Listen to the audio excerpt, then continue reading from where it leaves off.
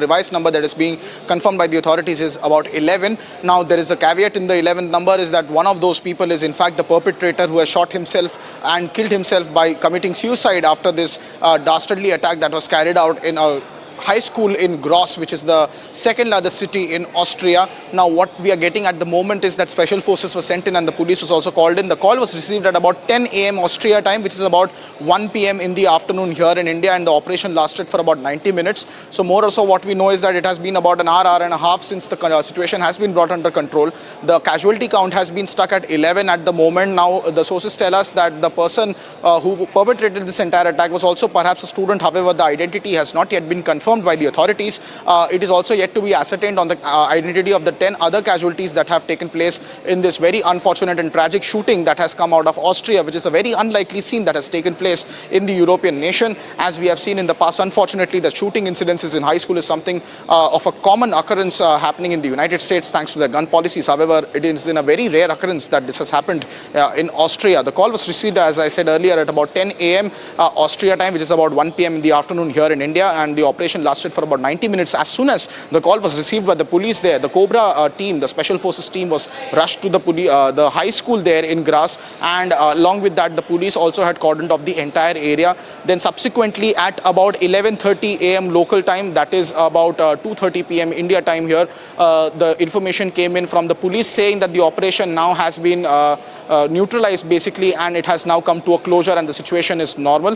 However, subsequently now there are a lot of ambulances lined up outside that high school at the moment, and casualties are being counted and bodies are being removed from the crime scene at the moment, which is why the number is getting revised. But the latest revisions and the numbers that we have got so far is that 11 casualties have been reported, one of which is also the perpetrator of this entire attack.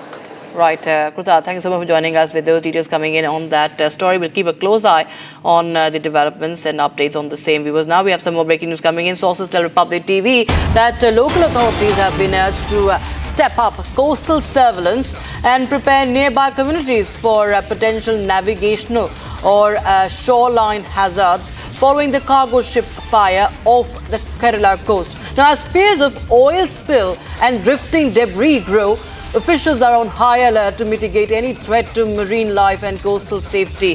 So remember, we will be very closely tracking what's happening off the Kerala coast. This is a Singapore ship, cargo ship that has been ablaze, and the firefighting efforts continue, and hazardous material on that ship fire triggers the hazard alert. Shada joins us on the broadcast for more. Shada, tell us more details, because the coastal surveillance has also now been stepped up.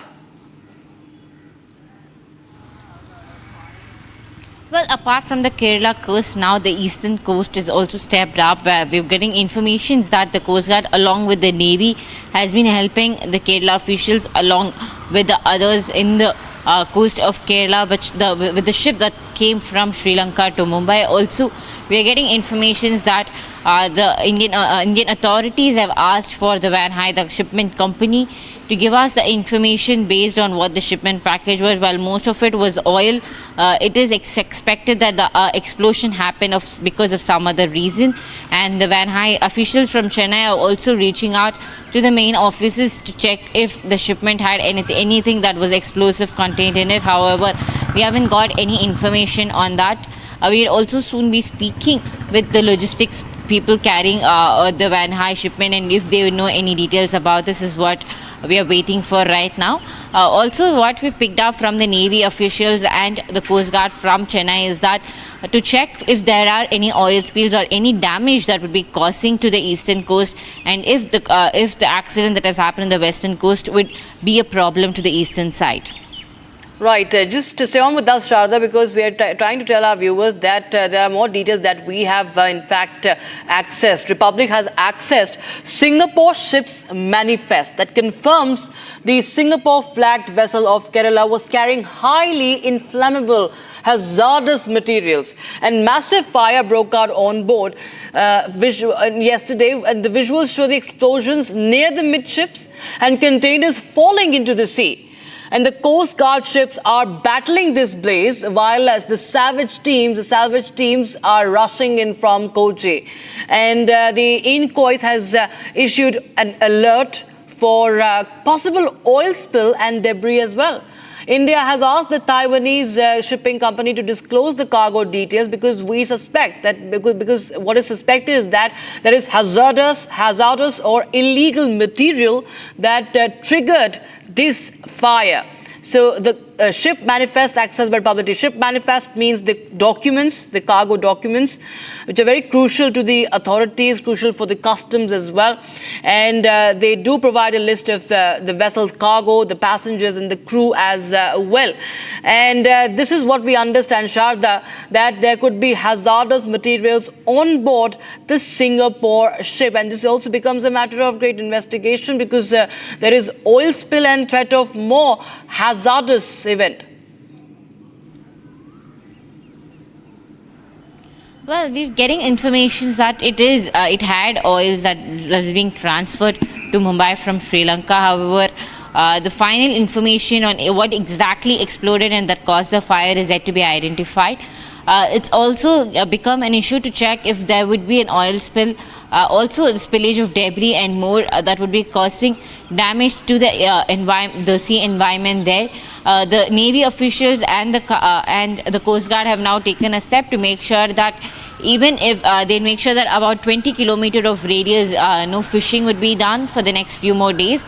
And also a proper checking is also happening right at the moment if the oil spillage would be spread everywhere else or it's just the part of 20 kilometer radius where the ship was caught on fire.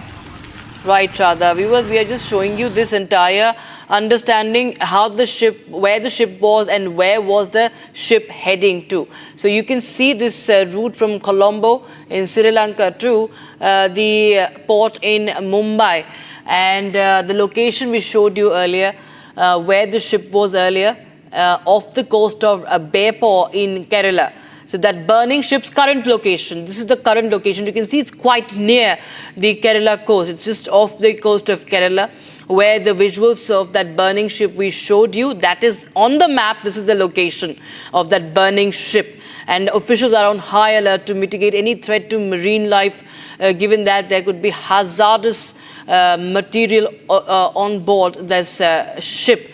And this is the route that we are also showing you where this ship was heading. And Republic has also accessed exclusive details as to what was there, what was on board. We have accessed the ship manifests. And you can see that huge plumes of smoke billowing from that ship. And it continues, viewers. The rescue efforts continue and there are many of the crew. In fact, we also understand that INS Surat has also been deployed for the same. In INS Surat visuals on your screens, Indian Navy deploying the destroyer to carry out rescue operation. Now, this is of course a mystery as to what really has happened. But is there any illegal substance that was being carried? A matter of course, that's something that's under the lens. But yes, INS Surat, that is the fourth ship of the Vizag-class stealth-guided missile destroyers of the Indian Navy that has been deployed so as to conduct the rescue efforts. And more breaking news coming in right now. The Indian Army has now destroyed all 10 UBGL grenades recovered from the terror hideout in Rajouri using controlled explosion. This is news coming in from Jammu's Rajouri. Army busting a terror hideout in Rajouri of Jammu and Kashmir. Of course, another success for the Indian Army, destroying 10. You can see those dramatic visuals, controlled explosion being conducted by the Indian Army as the terror hideout has been busted, and the UBGL grenades have been also destroyed. These are the under-barrel grenade launchers.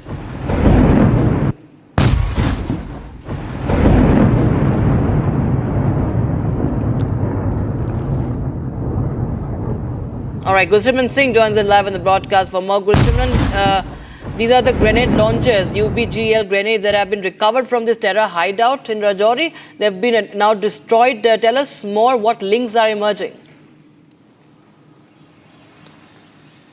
See, it was in the Barachara area of the Thana Mandi that, based on some specific intelligence input, Indian Army 61 Rashtra Rifle launched a search operation. And during the search operation in the forested area of Barachara, they found a hideout. This was an old hideout used by the terrorists. In the area, they have recovered 10 active UBGL grenades that were to be used with the underbarrel grenade launcher. They have been recovered by the Indian Army, along with other items that includes some of the tarpaulins, some of the batteries and other essential items for day-to-day work that have been recovered from this terror hideout. Now, using the controlled explosion, the 61 Rashtra Rifles of the Indian Army has disposed of this cache of ammunition that was there. This also suggests that there could be possibly that has been kept by the terrorists, but due to the active security grade that is there in place, they have not been able to reach this very place again, and that's why it was left there. Now, the Jammu and Kashmir Police has also taken the cognizance of the incident that has taken force, and now the searches are also underway in the general area of the Thana Mandi Barachara. It's important to mention that this area has seen multiple terror attacks in the nearby vicinity, so nothing can be ruled out. But yes, Indian Army has averted a major tragedy that 10 UBGL grenades that were found by the security forces during busting a terror hideout have now been detonated using the controlled explosion. Right. Thank you so much for joining us on the broadcast, Gursimran Singh, with those details. Army destroying 10 UBGL grenades in Jammu's Rajouri. And now, viewers, orbiting nearly 400 kilometers above the Earth, the International Space Station is a marvel of modern science and global cooperation. But what exactly is it, and why is it so important to humanity's future in space? As we build up to Shubhanshu Shukla's Axiom 4 mission, let us understand with this full explainer as to what really is the International Space Station. Far above the Earth, in the vacuum of space, flies a man-made wonder, the International Space Station. The ISS is a giant laboratory orbiting Earth at over 28,000 kilometers per hour. It travels around the planet 16 times every single day. The floating science station is the result of collaborations between 5 space agencies: NASA, Roscosmos, ESA, JAXA and CSA. Built piece by piece in space since 1998, the ISS is made up of modules that were launched and assembled in orbit. Together, they form one of the most complex engineering projects in the history. Astronauts from around the world live and work here, usually 6 at a time. They spend months conducting experiments that can't be done on Earth. From studying how the human body reacts to zero gravity, to testing new technologies for Mars mission, what happens abroad the ISS helps shape the future of space exploration.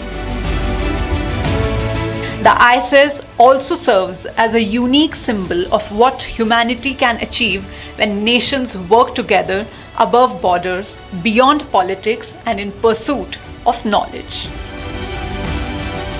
But its journey may soon end. With aging infrastructure and new players in the game, countries are now preparing for the next era of space stations: commercial, national, and even lunar. For now, the International Space Station remains a beacon of science and shared dream to reach beyond our world.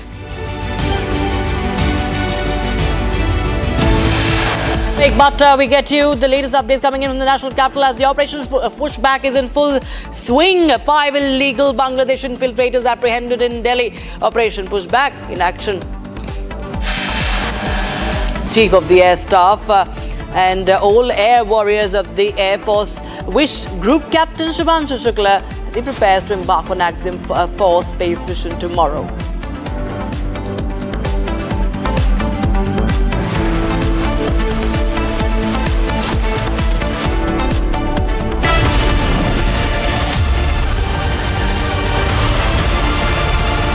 विमल में गुलिस्तां के ये कुछ लजीज फरिश्ते जब साथ घुलें तो जी लग जाए और दिल कहे कि स्वाद की जुबान में खुद को ऐसे डुबाऊं कि निकल ना पाऊं। विमल की जुबान कुछ है ही ऐसी, मानते हैं? विमल बोलो जुबान कैसी MDH की देगी मीरज, देगी मिर्च का तड़का, अंग अंग फड़का। MDH की देगी Miraj.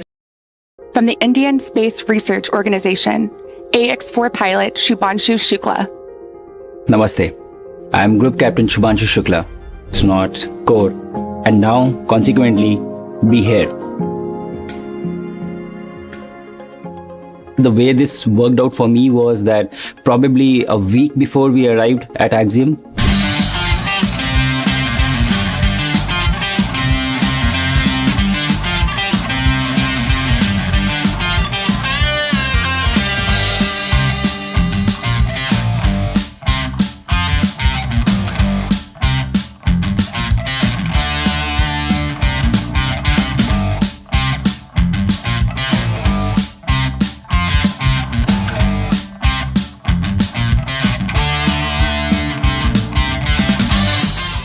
This is the first day of emergency training as a crew for us. We've been learning about all the systems and putting all the pieces together. Depressurizations in the modules or fire or the worst case ammonia in the cabin.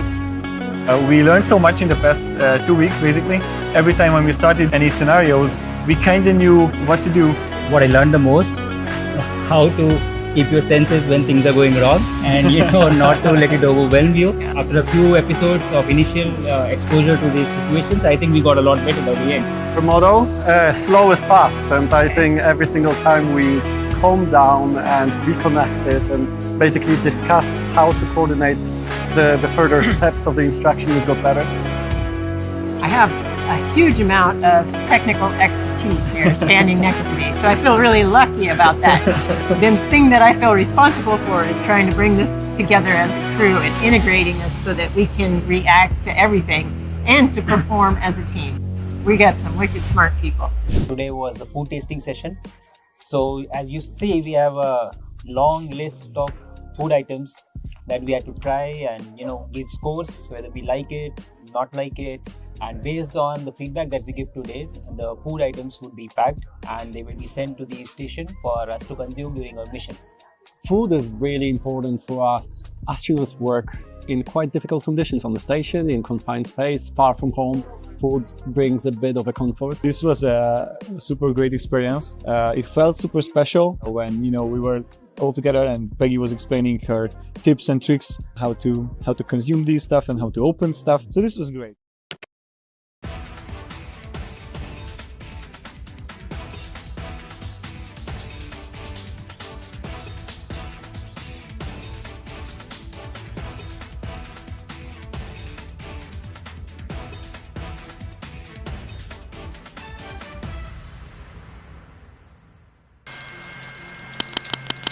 Squadron leader Rakesh Sharma,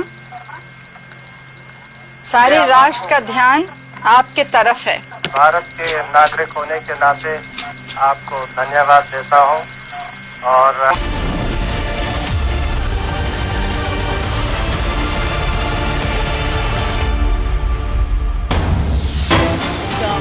Manipur right now. The Arambai Tengol has announced the relaxation of its ongoing 10-day statewide shutdown. The Methi group has called off the protest and the decision was made public during a press conference held at the general headquarters of the group on Tuesday. However, the group affirms that it will continue to engage in other forms of protest. It says it will engage in democratic forms of protest, other democratic forms of protest, it says. On the other hand, the curfew imposed by the government is still active as of now. Remember, there have been massive protests against the arrest of the Arambai Tengol leader and the protests continued. Even the internet was cut, curfew put in place. We have a reaction coming in right now from the group. Listen in. His arrest, the Arambai Tengol was very much frustrated, and then we are calling a burn of 10 days from the midnight of 7 June itself. But due to the request of the general public, as the state is facing a very critical problem right now due to all these floods and due to the communal conflicts which was happened between Maite and Poki. As the provisions of essential items was risen in the Impal city, as the farmers did not get any diesels from the petrol pumps, so the general public, they were requesting us to kindly lift the ban if so necessary. So thinking of all this, we are having a very high level meeting. And on the other hand, the Arambai did not encourage in all the violent movements. So in the name of Arambai Tengol, there are youths around the cities, around the valley areas of 5 districts, that they were destroying the houses, that they were attacking the central forces, that they were attacking the state forces, state police, then they were burning the civilian vehicles, then they were attacking who were coming for a marriage ceremony. So looking in all these matters, the Arambai Tengul Central Committee has Time for a short break, but we'll get you more details on the 5 illegal Bangladeshi infiltrators who have been apprehended in the national capital as the Operation Pushback is in action.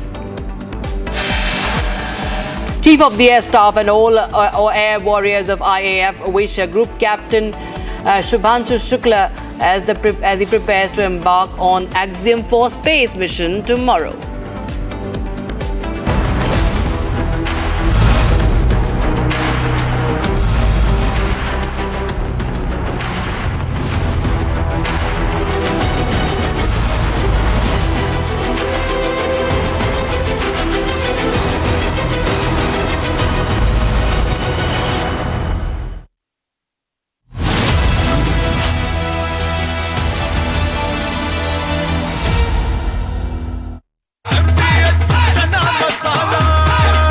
अब छोलिया हो या लोबिया, सफेद चने या काले चने, सब कुछ मजेदार बने।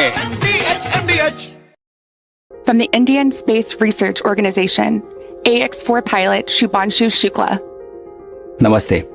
I am Group Captain Shubhanshu Shukla. It's not core, and now consequently be here. The way this worked out for me was that probably a week before we arrived at Axiom,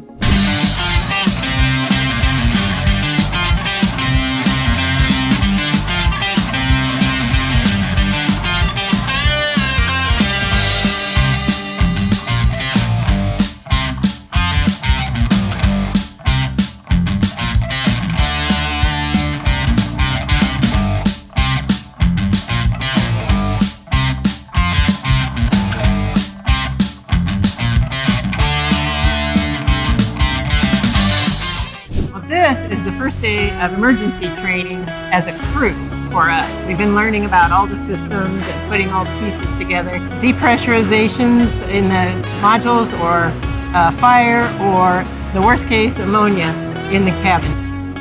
We learned so much in the past 2 weeks, basically. Every time when we started any scenarios, we kind of knew what to do. what I learned the most, how to keep your senses when things are going wrong, and not to let it overwhelm you. After a few episodes of initial exposure to these situations, I think we got a lot better by the end.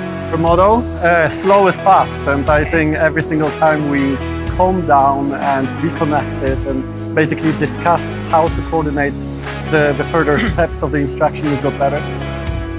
I have a huge amount of technical expertise here standing next to me, so I feel really lucky about that.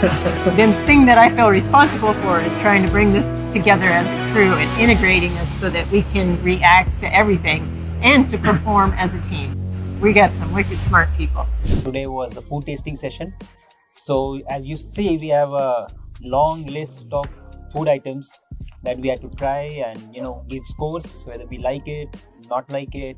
And based on the feedback that we give today, the food items would be packed and they will be sent to the station for us to consume during our mission.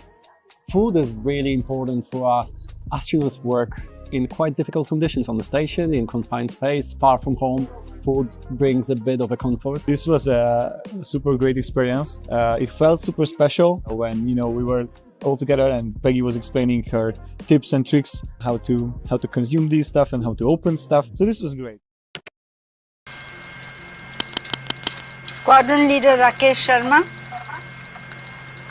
सारे राष्ट्र का ध्यान आपके तरफ है। भारत के नागरिक होने के नाते आपको धन्यवाद देता हूं और मेरे क्रू मेंबर्स भी मेरे साथ आपको धन्यवाद देते हैं। ऊपर से भारत कैसा दिखता है आपको? जी मैं बगैर किसी झिझक के कह सकता हूं कि सारे जहां से Name of Group Captain Shubhangshu Shukla will be on the lips of every single Indian. As he flies out to the International Space Station, he will be the first Indian since Rakesh Sharma in 1984 to go to space, marking India's return to human space flight after 41 years. Axiom 4 and the takeoff for the International Space Station of Group Captain Shubhangshu Shukla is a vital precursor to Gaganyaan, which is going to be India's entry into human space flight. That is the next on the radar. It also shows India's growing role and in the future even bigger role in commercial and international space missions. This makes us a major space power. This will boost India's ambitions and it will build confidence. What a huge step. How much we can achieve when we come together as one.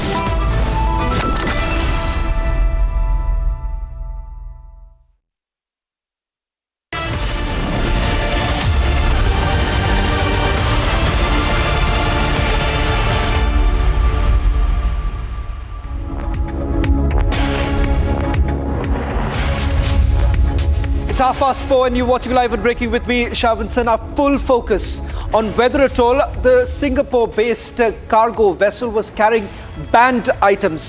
We'll take you all through the latest details, but first let me take you through the headlines we're tracking at this hour. Republic accesses manifest of the vessel that shows the Singapore vessel was carrying hazardous substances.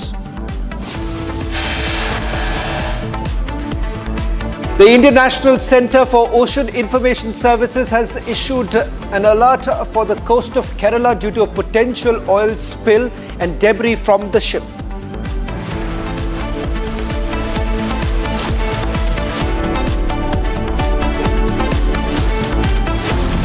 Party कल ये झुग्गियां तोड़ने वाली है और आज मुझे jail में लेके जा रही है क्योंकि मैं इन झुग्गी वालों की आवाज उठा रही हूँ। गरीबों की हाय लगेगी झुग्गी वालों। Action on illegal immigrants protest in Kalkaji in the national capital. Police detains the protesters. 5 illegal Bangladeshi infiltrators apprehended in the national capital. Operation Pushback continues.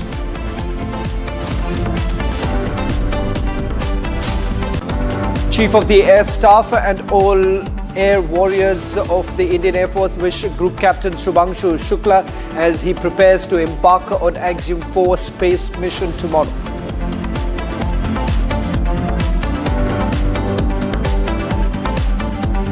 Yo.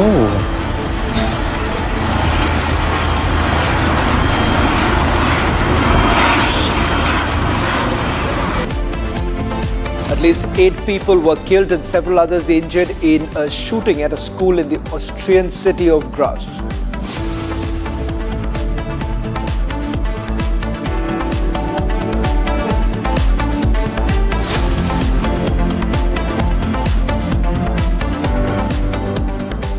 Multiple explosions are reported from a Singapore-based vessel which had left from Colombo and was en route to Nhava port in Mumbai.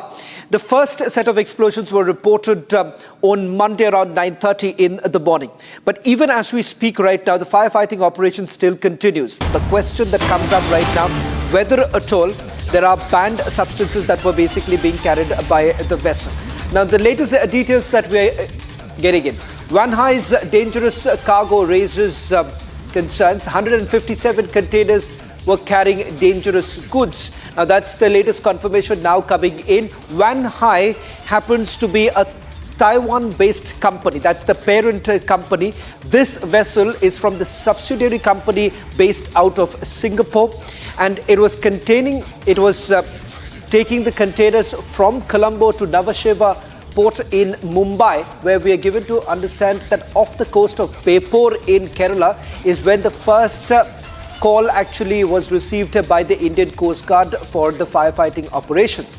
In fact, we are given to understand that immediately thereafter the Indian Coast Guard had dispatched multiple vessels and Dornier aircrafts to contain the fire. It turned out that it is much more than what meets the eye. It's just not any other random fire that broke out at the vessel. There were explosions that were taking place at multiple frequency.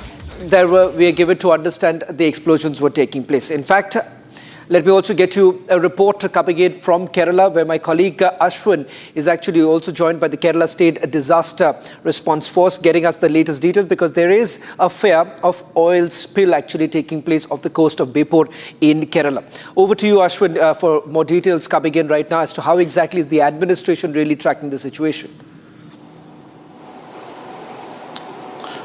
Shravan, right now joining me is Mr. Shekhar Kuriakose, who is the Secretary of the Kerala State Disaster Management Authority, and he has released the details of what are these 157 containers all about. Let's hear from him. Sir, this 157 containers said to have hazardous chemicals or substances. What exactly are the hazardous chemicals that are there?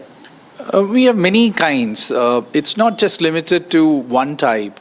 We have nitrous cellulose, we have resin solutions, we have polymer beads. We see that there is a number of material which are raw materials for pesticide manufacturing. You said nitrous cellulose. Isn't that used for making bombs, and it's part of the TNT, right? I don't know whether they make bombs out of it and whether the intention was to make bombs. These are all speculations, but that is a chemical that is there. So let's not presume the use of that. As of now, we know that that is a chemical, and that chemical is widely known as a material used for some explosive manufacturing or whatever. And there could be other uses also, which we are not familiar with. Nevertheless, this ship is not anywhere near the coast of Kerala. It is far away. It is actually about 90 kilometers away from Kerala coast, from any point of Kerala coast.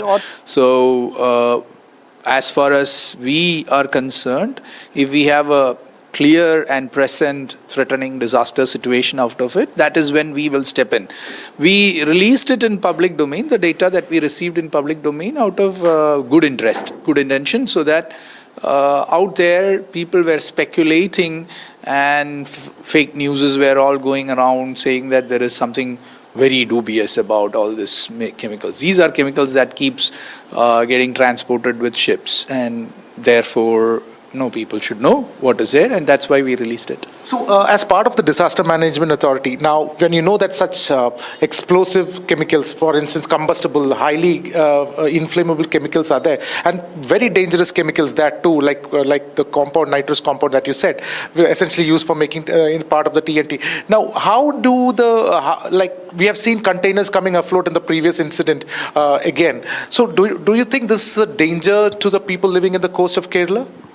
Let's put it like this. From the public interest perspective, we have already warned public in the case of MSC ELSA 3 itself that there is don't touch, don't go near, keep a 200-meter distance from any of these things that you suspect as from any shipwreck, and inform 112. This is all what we want to tell public repeatedly.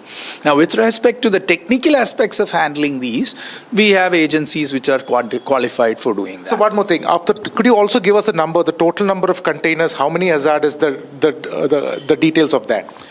So in the case of Vanhai 503, we know that inside the deck there were 1,083 containers, and on the deck there were 671 containers, of which in the first day we were informed that about 20 containers fell off because of the explosion.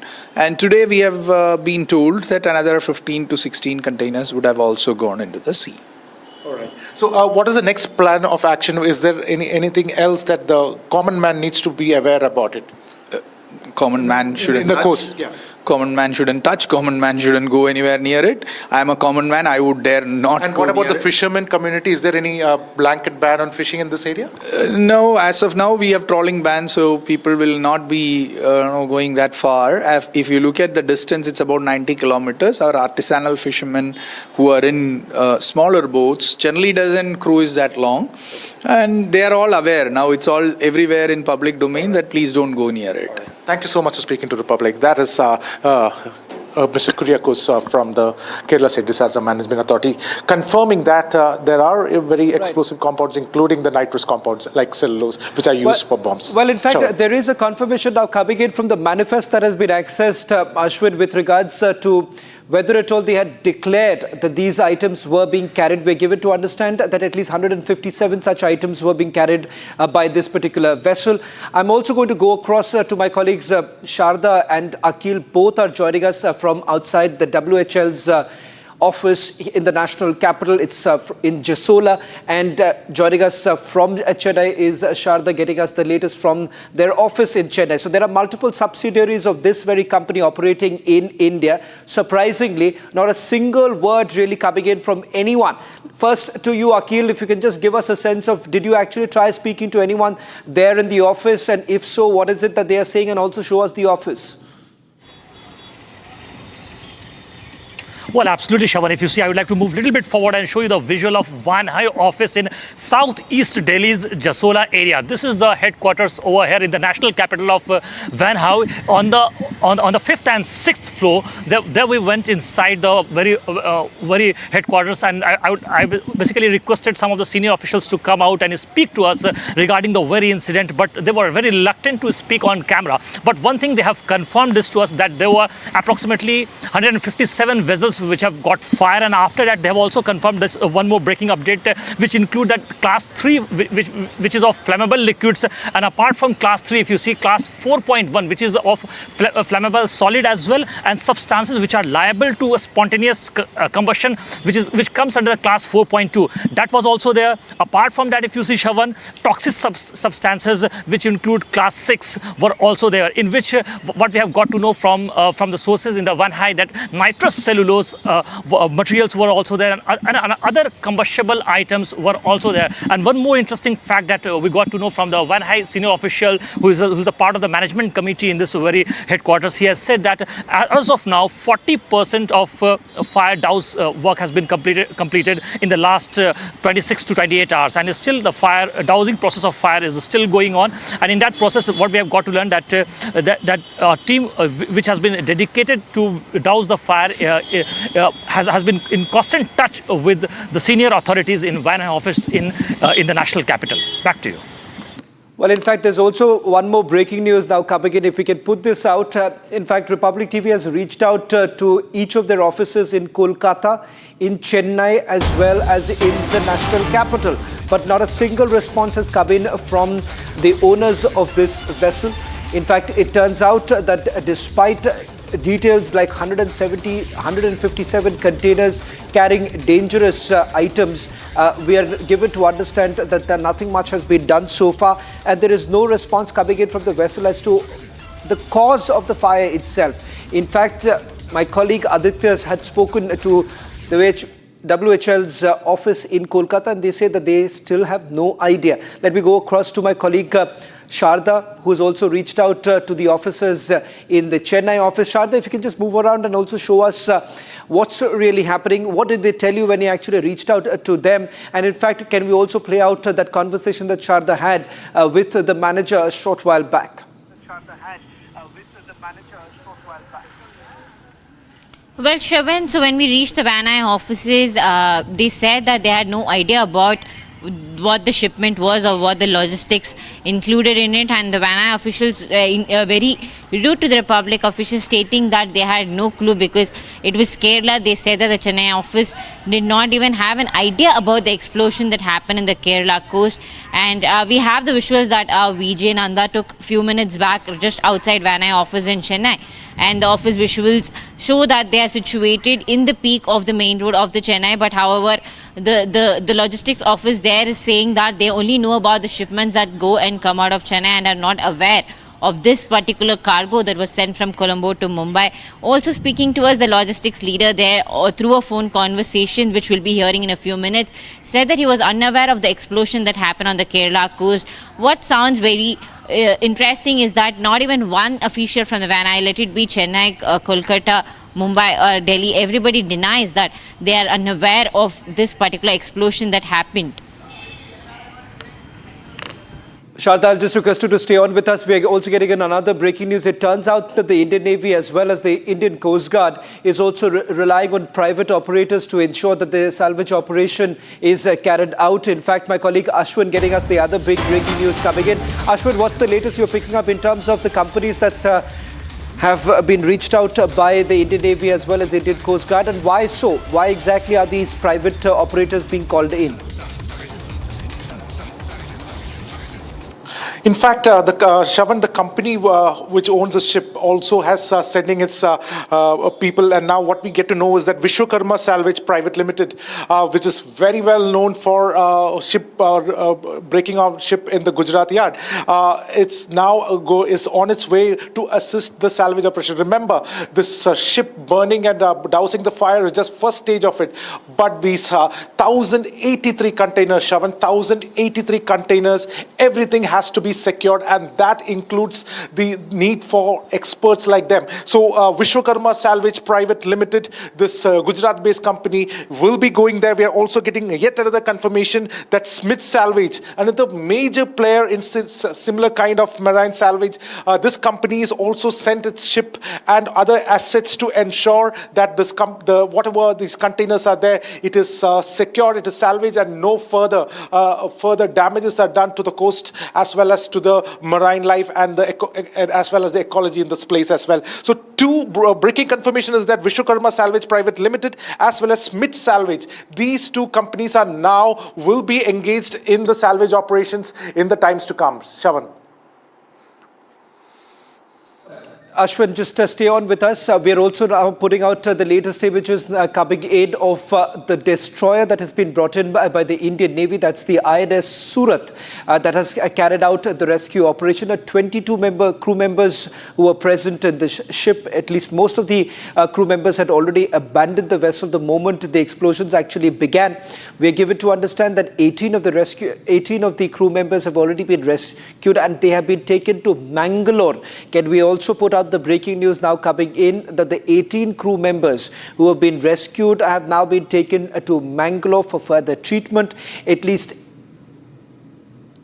8 of them happen to be Taiwanese, rest are Chinese and Myanmarese nationals who were present there.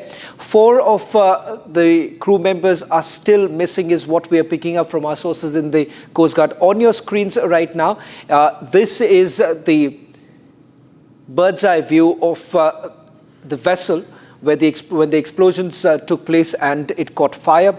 This is a closer look of the containers that were present there. We are being told that over 200 containers are there. Now, the number could actually fluctuate given the fact there is no clarity. Now, this is the situation that was reported around 11 o'clock this morning. And just the latest update that I have from the Coast Guard as well as the Indian Navy that the operation is still underway. And right now, the biggest fear essentially happens to be whether at all this is going to lead to some sort of an oil spill. And that is the reason why you have had the state disaster response looking into this entire issue. Some alerts have already been issued here. Let me also once again quickly go back to my colleague Ashwin getting us the latest details. Ashwin, with regards to where did the container really come from, and the shipment was for multiple companies, or do we have any clarity as to whether a single company was receiving the shipment? Shravan, what we know, if you look at the history of the entire ship operation, what we understand is vessel is in fact part of the China-India Express service. It is called as CIX. And this vessel has had a pattern. It normally travels if you look at the history between May 23rd and 25th, it has gone to Hong Kong. Then it has gone to China on May 27th. Then multiple ports in Singapore between May 25th and 26th and June 1st. Then it has gone to Malaysia on June 2nd and 3rd. From from Malaysia, it arrived in Colombo. And from Colombo, it arrived on June 7th. And then from Colombo, when it left, that is when this incident happened, when it was on its way to Nhava Sheva in India, or in Mumbai, when this incident has happened. It is part of this China-India Express service. And this ship is, when we look at the entire history through some of these websites which are dedicated to track such vessels, we see that the same pattern, the ships always travel between Malaysia, India, Colombo, as well as China. So this ship has this pattern. It has been always been traveling within this area itself, in the waters of connecting India, China, as well as Malaysia, and of course Sri Lanka as well. And what we also know, Shravan, we are getting another update, is that of the 18 members who have reached Mangalore, 2 are said to be also very critical as well. Their conditions remain very critical, and the work the experts, the medical experts, are trying to save their lives as well. Ashwin, another details now coming in. This is a big breaking news being brought in by my colleague Ashwin. We are being told that chemicals that are basically used to make explosives were also found on the ship. Ashwin, we're just going to put this breaking news coming in. 157 containers. We have also seen the manifest here. There's a clear link emerging right now. The fact that you have inflammable materials, hazardous materials, and there is a declaration that has now been given. But you are saying that there was chemical that is used to make explosives. That too has been found. Is that the correct interpretation? Yes. Yes, Shravan, the chemical that is used is nitrous cellulose. Now, we have got official confirmation that this nitrous cellulose is largely used for making explosives. It is part of the TNT, what we know as very important part of construction of bomb as well. So certainly, nitrous cellulose is definitely present. It was part of the ship itself, and certainly it needs to be ascertained whether it is this nitrous cellulose which was being carried, which has caused this combustion. Apart from nitrocellulose, there are several other chemicals which were being carried of different category. Category 3, which is liquid inflammables. Category 4, which are solid inflammables, and as well as category 9, which includes various petroleum-related chemicals as well. But the most important one, most dangerous one, is the nitrocellulose, which is present over there. We are still looking whether how many containers of nitrocellulose was there. If that be the case, this is certainly to get back that particular container to ensure that nitrocellulose is not lost, and all those hazardous chemicals that are used for making bombs are not floating in the sea, and that has to be salvaged. That is certainly one of the important part of this entire operation, Shravan. Ashwin, I'll request you to stay on with us, because we are going to now take our viewers through some of the latest images that are coming in. This we have accessed from the Indian Navy with regards to the operations that have been carried out so far. In fact, the destroyer that has been moved, that is the INS Surat, that has reached the spot on the rescue operation, has been carried out. There are about 7 images that have been accessed by Republic TV, and I'm going to quickly take you through some of the details that have been shared so far in terms of the operation that has been carried out. We are given to understand that the Indian Navy is basically carrying out the operation along with the Coast Guard, the DG Shipping, and a few other stakeholders. 18 out of the 22 crew members, we are being told, have been rescued already.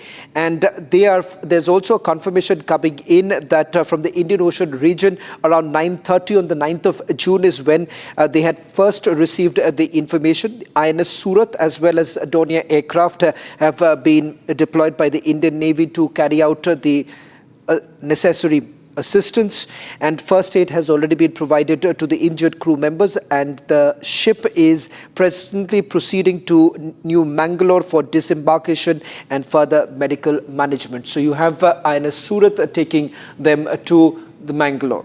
In fact, the big story basically emerging at this hour, ladies and gentlemen, you have a Singapore vessel in which explosions have been reported, fear being that contraband may have been carried by the crew members of this particular vessel. The Indian Ocean Centre for Ocean Information Services has also issued an alert for the coast of Kerala due to the potential oil spill and debris from the ship. Action on illegal immigrants. Protest in Kalkaji in the national capital. Police detains protesters.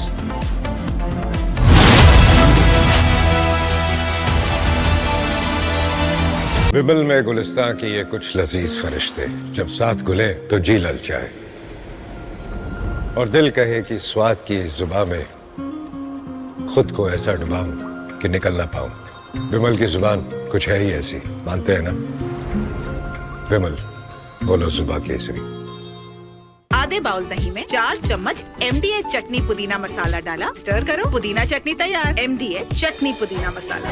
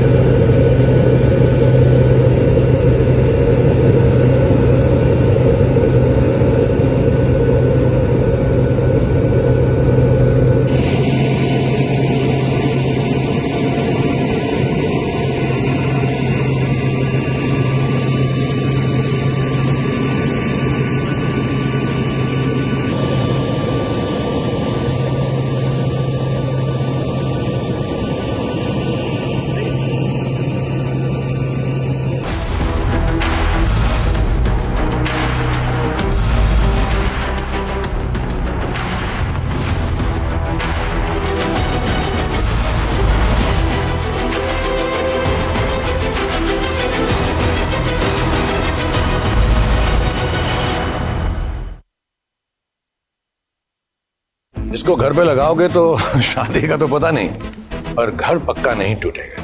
Rungta नहीं तो घर strong नहीं। Rungta steel TMT बार एकदम solid. पहाड़ों में एक hiking stick भी बन सकती है। ये है सीक्रेट रेसिपी MDH का जीरा सिप जल जीरा मसाला। सिप सिप जीरा सिप MDH का जल जीरा सिप MDH का जल जीरा SIP.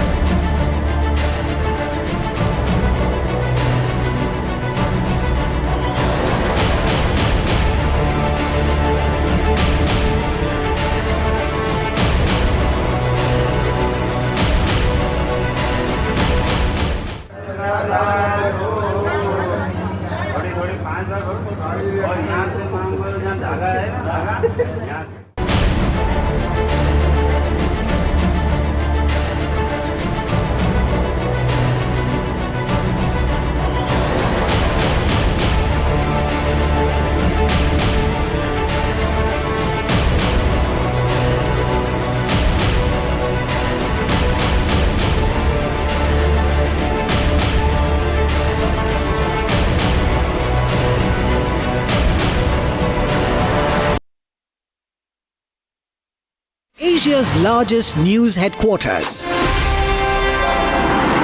setting the agenda for Bharat.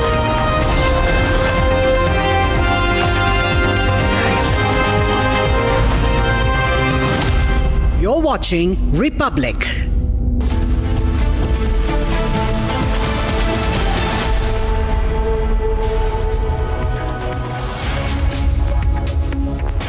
It's 5 p.m. and you're watching Live and Breaking with me, Shavan. Our top focus, burning ship off the coast of Kerala. Was the vessel from Colombo carrying banned items? That's the focus tonight. But first, let me take you through the headlines we're tracking at this hour.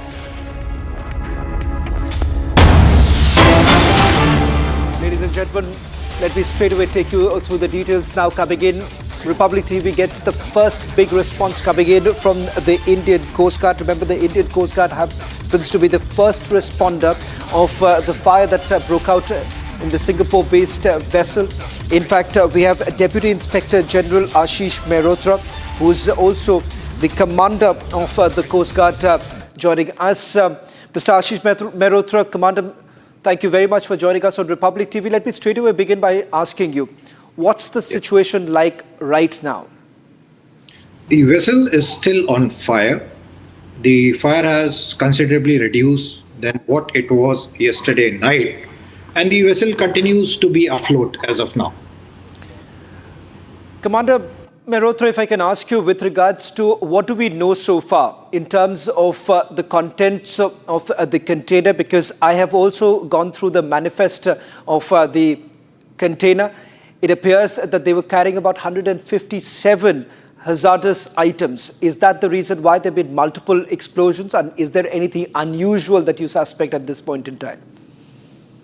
That could be one of the reasons for the multiple explosions. As of now, we are not very sure as to what initiated the explosions and what was causing them to be, what was causing those chain reactions.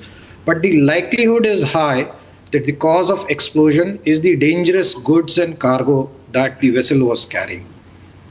Is there any preliminary understanding, Commander, with regards to what really happened? Because the fire broke out around 9:30. The Coast Guard here, with whom I spoke to in the national capital, they clearly indicated that there were multiple explosions that were taking place at the upper deck area. Can you help us understand in the last 24 hours, what essentially transpired?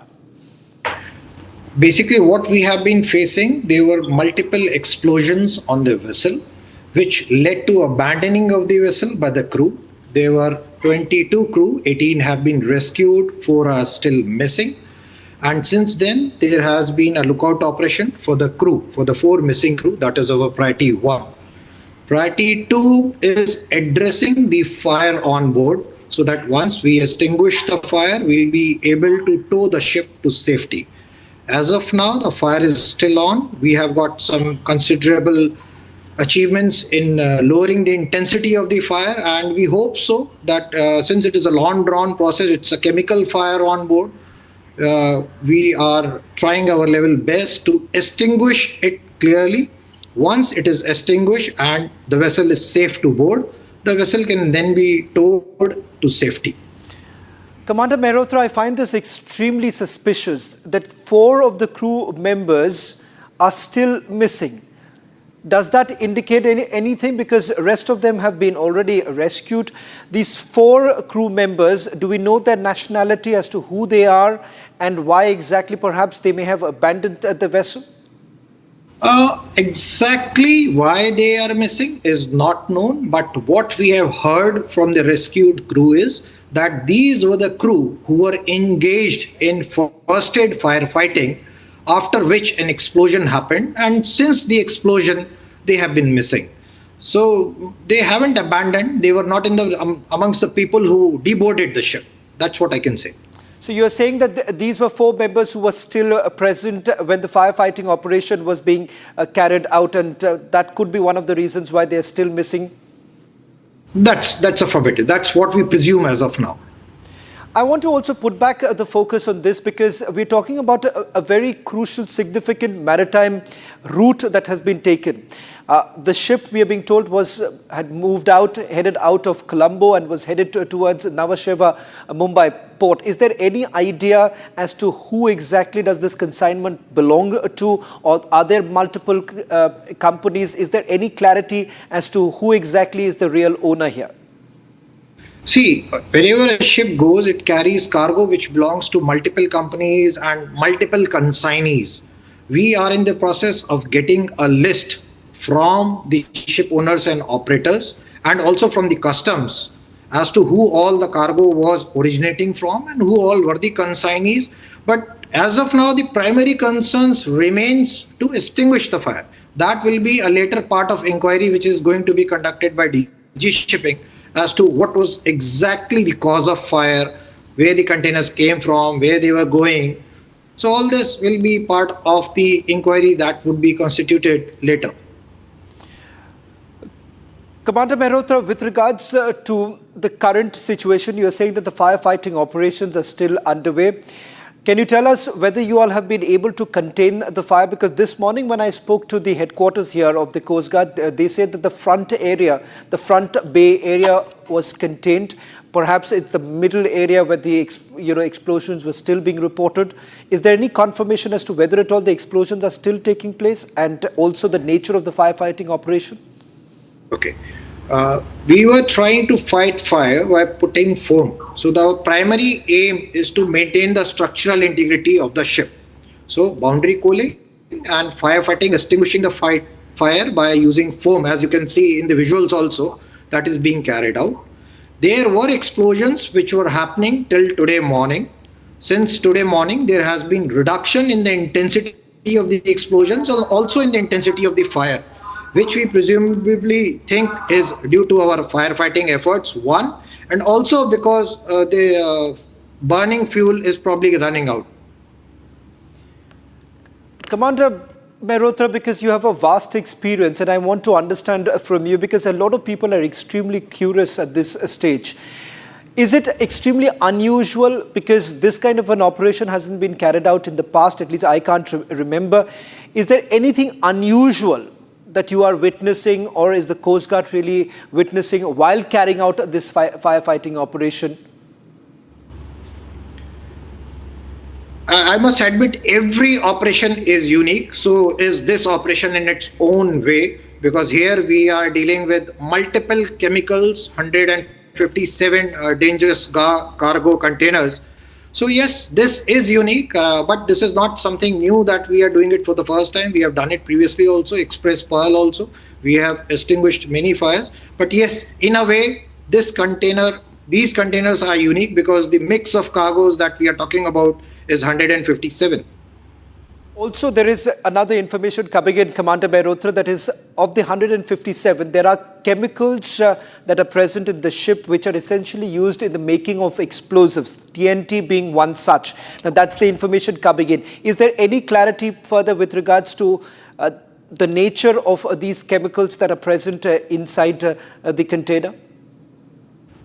We have got a list of the goods that were there in the containers, but exactly which one have caught fire is what remains to be investigated.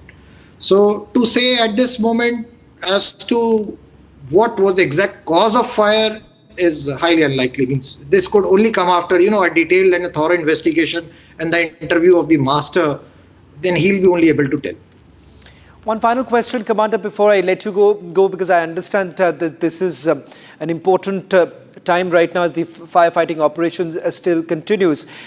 From the list that you have actually gone through, from the manifest, is there anything that suggests that is prohibited from the maritime laws, or you believe it's too early at this point in time? Is there some clarity with regards to any items that were being carried by them which is being prohibited under the maritime law? I won't say any of the items were prohibited because they are all declared cargo. We have a cargo manifest. We have a list which is being produced by the ship, and they are all legitimate DG cargo that were being carried. To say that there was something illegitimate on board is too preliminary to say. So I won't say that. Well, thank you very much, Commander Mehrotra, for joining us on this broadcast and helping us understand. Undoubtedly, this is a challenging time, even for the Coast Guard, given the fact that the firefighting operation still continues. Explosions are still being heard, is what we've got to know a short while back. Thank you very much, Commander, for joining us. Thank you very much for having me. Should we focus now, getting you some more breaking news on this big story that we are tracking right now, as the commander of the Coast Guard now confirming that the firefighting operation still continues. They haven't been able to douse it because there are multiple explosions that are still being reported. That's the big breaking news coming in. Investigation and questioning of the shipmaster is currently underway. Also a confirmation coming in from the Coast Guard that 157 dangerous items were being shipped by this particular vessel that left from Colombo all the way to Nhava Sheva port. Now that's also another big confirmation coming in from the Coast Guard. That's the first big response coming in from the Indian Coast Guard. This in fact is the first response coming in from the Coast Guard. Let me also take you through some more details coming in with regards to the movement of this ship itself. Ashwin, you've also been able to track the movement of this particular vessel. What are the details are you picking up? What are the routes that it had essentially taken? When we'd also put out some of the graphics that we have just got it made for the benefit of our viewers. Any further details that you're getting in?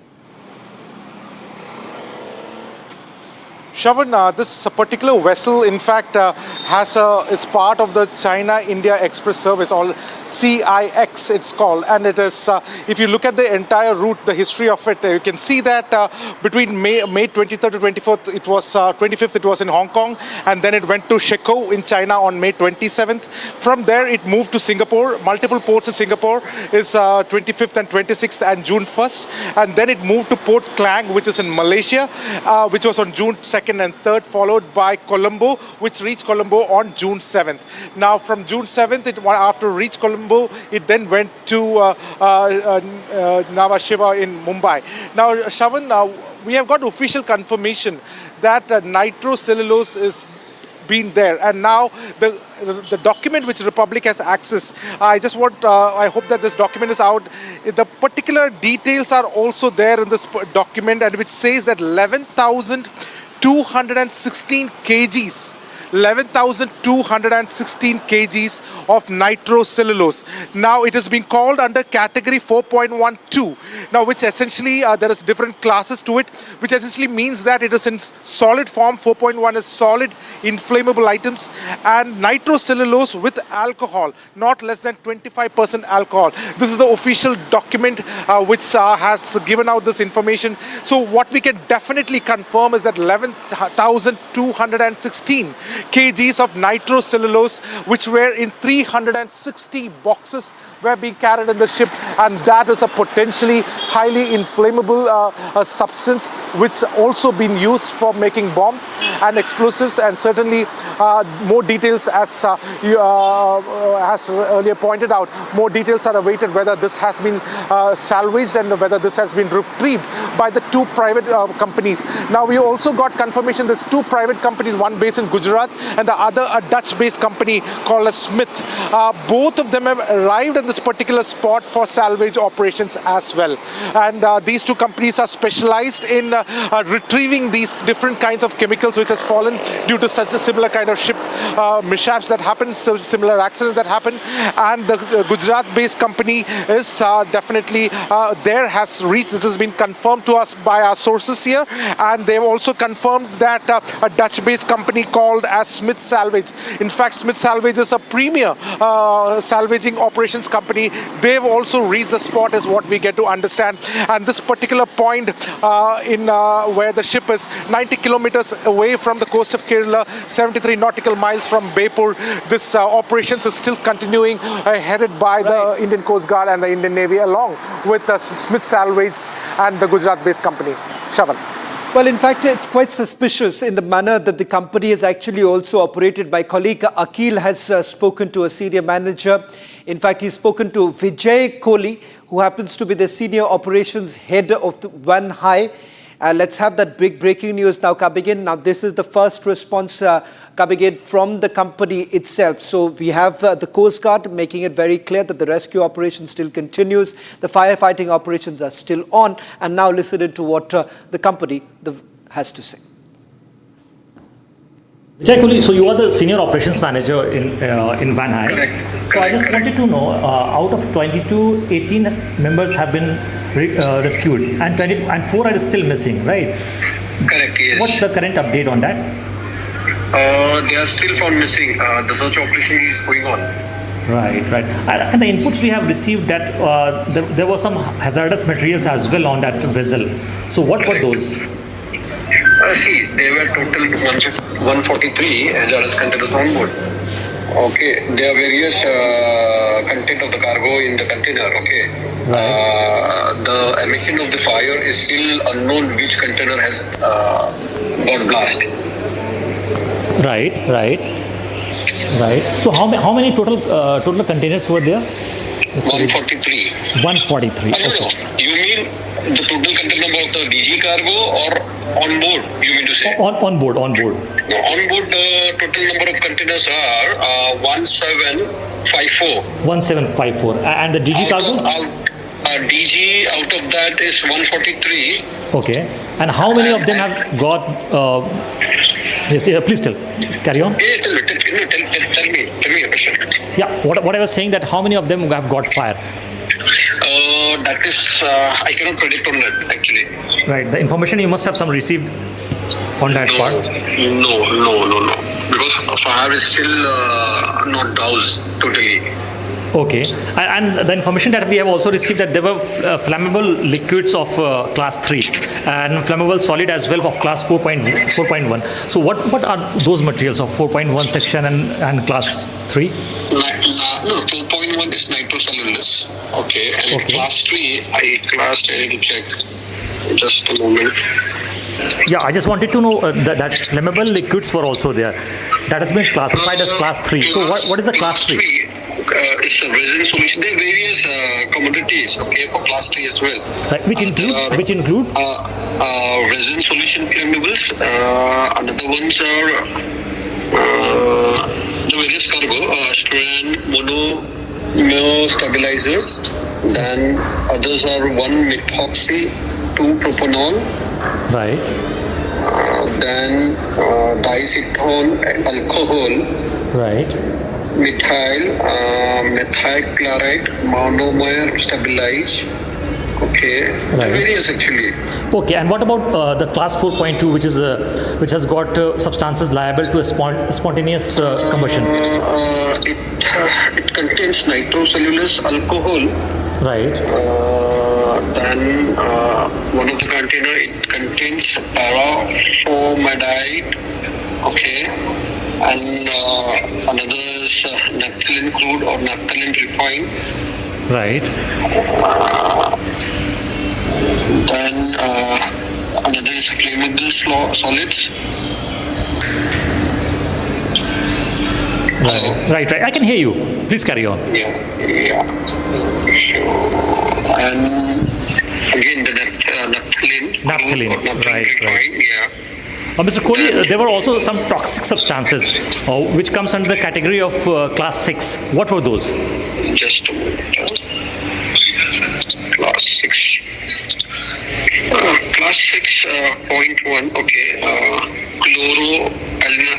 Chloro-alliance liquid. Then ammonium metavanadate. Ethyl chlorofluoride. Right. Then deep pesticide liquid toxins. These are the toxics one. Right. And how much is the quantity of those substances? The quantity I can guess based on the tonnage is 15 metric ton. 15 metric ton, right. And how much, if you talk about the percentage, how much fire percentage has been doused so far in the last 24 hours? 40%. Still 60% fire is still left. This is what you're saying? Yes. Okay. And the latest update that you have got from Van Hai senior officials from Singapore, any update on that direction? Still the rescue operation is still on. Even the salvage are reaching to the incident place. And hope so we could hear some good news by evening or maybe by tomorrow morning. Right. Mr. Kohli, we have got some information also that there was some contraband also which were part of those containers. What was those? There was some contraband as well which were part of that cargo. So what were those? Do you have any inputs on that? No idea about that, sir. Okay, no worries. Thank you so much. Really appreciate your time. Well, in fact, the first big confirmation coming in, now questions are being raised whether at all contraband was being shipped or not. The company now says that they're not sure. Can we have that breaking news also coming up? That's the first response coming in from the company saying that they do not know whether at all contraband was being carried or not. There is no emphatic no really coming in from the company with regards to what was being carried. Now, it almost appears to be a clear chemical dump. If you really take a look at the number of containers, we're being told that there is a disparity here. About 1,700, over 1,700 containers were there. Now, let me just quickly take you through the timeline of when it all started and what is it that we know so far. Now, the first was around 9:20 in the morning on 9th of June when from the Indian Ocean region, you have the Indian Navy as well as the Indian Coast Guard getting the information that a vessel has caught fire. Let's move on. 4 Coast Guard ships were thereafter immediately mobilized. These 4 vessels are essentially the ones that can help in firefighting operations. They were immediately sent. The fire thereafter started spreading to the other containers. Now, important to point out here, I'm going to just stay with this particular visual. If you can see, this is the mid area, the mid section of the ship, and the underdeck area is where from the explosion actually started, and this was thereafter started spreading to the other areas. We are now given to understand only 40% of it has been covered. Rest, as I'm being told, that it still continues. The fire still rages on. The vessel thereafter started drifting. The firefighting operation still continues. This was around 2:30 in the afternoon. 9 o'clock in the night, we were given to understand that there were 2 more Dorniers, the aircraft that were dispatched, because there were also aerial methods that were being used to douse the fire. This morning, around 11:23 is when we got another information coming in from the Coast Guard saying that the fire and the explosions persist. So these are the front area. This was the only area which was safe. There wasn't any explosion that was reported from here, but particularly from the midsection and the rear section is where the explosions were taking place. Around 2:50 this afternoon, the other update came in from the International Center for the Ocean Information Services when they've actually issued an alert, and that alert was of oil spill, the fear of oil spill. Authorities around 3 o'clock in the afternoon said that there were direct appointment of salver and firefighting expert, because it now turns out that there are other professionals, need of other professionals at this point in time to ensure that there is no oil spill. Coastal surveillance has also been stepped up. This was around 3:23 this afternoon. And the final confirmation coming in from the Coast Guard that the rescue operation, the firefighting operation still continues. The crew members, some of them are still missing. At least 4 of them are still missing. 18 of them have now been taken to Mangalore. This is a developing story, and we'll keep a very close watch as you have authorities now putting out another alert with regards to a possible oil spill in that area.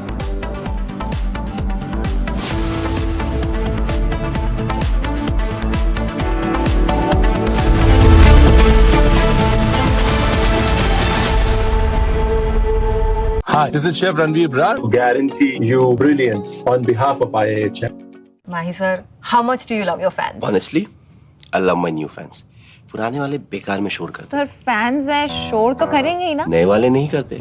And they listen to what I say. The new generation Orient BLDC fans. Super silent performance with voice control. Silly me, I thought. Cricket fans.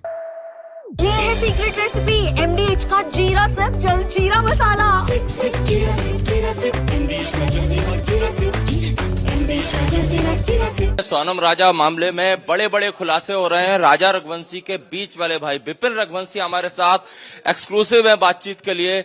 Vipin भाई, ये बताइए, ये जो खुलासा हुआ है पूरा देश इसको सुनने का चौंक गया है, आप क्या कहेंगे? पहला रिएक्शन क्या है पहले तो आप? देखिए, पहले लगती बात तो ये सत्य है इसमें, तो सोनम ने सिलेंडर नहीं किया गया है और ना ही इसको पुलिस ने ढूंढा है। हम लोगों ने रात को 1:45 बजे पुलिस को फोन लगाया था कि सोनम से बातचीत करने के बाद सोनम ने कहा था मैं जंगल में हूँ भैया, मैं ढाबे से फोन लगा रही हूँ और मैं जो है मतलब इस जगह पे खड़ी हूँ। तो सोनम के भाई ने उसको बोला था ठीक है बिट्टी, मैं जो है मैं तेरे लिए वहाँ पे पुलिस भेज रहा हूँ। पुलिस ने सोनम को नहीं ढूंढा है। यूपी पुलिस जो है उसको हमने आगे रह के फोन लगाया था, गोविंद ने फोन लगाया यूपी पुलिस को, यूपी पुलिस वहाँ पहुंची है। वो पहुंचने के बाद में सोनम को वहां से लेके गए थाने पे। कितने बजे रात की बात? करीब सोनम की किससे बात हुई थी? सोनम की बात हुई थी गोविंद रघुवंशी उसके भाई से। कितने बजे रात में? करीब अपने 1:45 बजे करीब। गोविंद ने यूपी पुलिस को फोन लगाया है और फोन लगा कंफर्म कर रहा है सोनम रघुवंशी मेरी बहन जो है वहाँ पे अकेली है, आप वहाँ पे आप लोग चले जाइए और जाके वहाँ से उसको सेफ लेके थाने पे ले आइए। हाँ, क्योंकि इसके बाद ज्यादा बातचीत हुई भाई हमारे कुछ इस बारे में। सोनम से बातचीत हुई आप? मेरी बातचीत सोनम से नहीं हो पाई। अच्छा, लेकिन अब तो कुछ और दावे कर रही है मेघालय पुलिस। देखिए, मेघालय पुलिस तो कुछ भी दावा कर सकती है, क्योंकि मेघालय पुलिस में जो एसपी साहब जो है विवेक सिंह जी जो है वो हमारा 4 दिन फोन उठा रहे हैं, तो हम उनकी बात में भरोसा कैसे करना है अभी? वो तो ये कह रहे हैं कि मध्य प्रदेश के 3 लड़के इस हत्या में शामिल हैं। मध्य प्रदेश के 3 लड़के शामिल इसमें है कभी, तो उनकी टिकट बुक होगी, ये ट्रेन से या प्लेन से किसी चीज से गए होंगे, वो कंफर्म कीजिए पहले तो। दूसरी बात, सोनम को यहाँ पर आने दीजिए, सोनम कंफर्म करेगी, सोनम को वो कंफर्म करेंगे। इसके कंफर्म होने के पहले जो है आरोप लगाना गुनाह है। ये भी देखिए, गाइड ने बोला था, आप भी बता रहे थे कि राजा के साथ 3 लोग चल रहे थे पहाड़ पर। जब राजा के साथ 3 लोग थे और सोनम पीछे पीछे थी, और इस हत्या में भी 3 लोगों का नाम आ रहा है। देखिए, जो गाइड है उस गाइड ने उसको सोनम के जो पीछे राजा चल रहे दोनों चल रहे थे, तो जो 3 लोग थे उसको गाइड ने पीछे से देखा था, तो वो कैसे बोल सकता है? तो एमपी के थे वो लोग, पहली चीज तो ये है। और गाइड में देखा भी होगा कभी तो उसको कंफर्म नहीं हो सकता ना, सिर्फ हिंदी में बात कौन कौन कर रहे थे, एक कर रहा कि 2 कर रहा था। गाइड ने पीछे से देखा, क्या देखा गाइड में? वो सोनम पे लगे आरोपों को खारिज कर रहे हैं। सोनम के पिता, आपका भाई इसमें हत्या हुई उसकी, और ये आ रहा है कि कॉन्ट्रैक्ट किलिंग है और सोनम ने ही करवाई है, आप क्या कहेंगे? देखिए, जब तक कोई बातें सिद्ध नहीं हो सकती है, आरोपी जब तक पकड़ा ही नहीं गए, आरोपी पकड़ा गए हैं, वो सोनम जब तक ये सारी चीजें मुंह से कबूल नहीं करेगी, जब तक हम लोग मानने को राजी नहीं इस बात को। सोनम तो अभी बेसुध हालत में है, तो वही तो हम कह रहे हैं, जब तक सोनम कबूल नहीं करेगी और सोनम की जब तक जांच नहीं हो पाएगी, तो सोनम के साथ में ये लोग जो थे, इन सोनम ने इनको भेजा है क्या नहीं भेजा है, जब तक हम लोग मानने को राजी नहीं बात को। अच्छा, ये बताइए, शादी जो है वो आपकी राजा की सोनम से अरेंज मैरिज हुई थी? दोनों की शादी जो है अरेंज मैरिज है, वो दोनों के पसंद से शादी की गई है। इसमें दोनों को जो है पसंद शादी करने के बाद में अभी तक हम लोगों ने ऐसा कहीं डाउट नहीं क्लियर करा है, तो कहीं सोनम और राजा में कैसे कुछ भेदभाव हुआ है, कुछ भी लड़ाई झगड़े हुए, कैसे कुछ भी नहीं हुआ अभी तक में।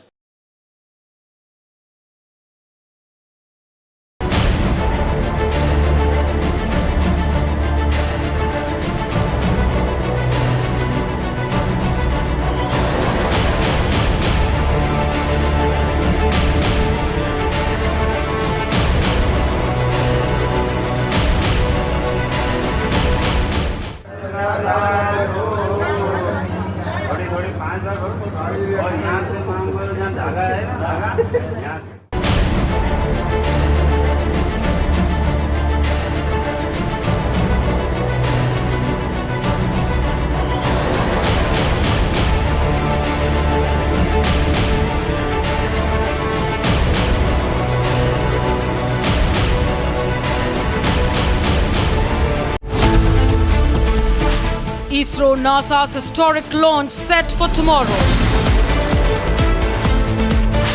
Indian to return in space after 41 years long wait. Countdown to Group Captain Shubhanshu Shukla's takeoff tonight at 8 p.m.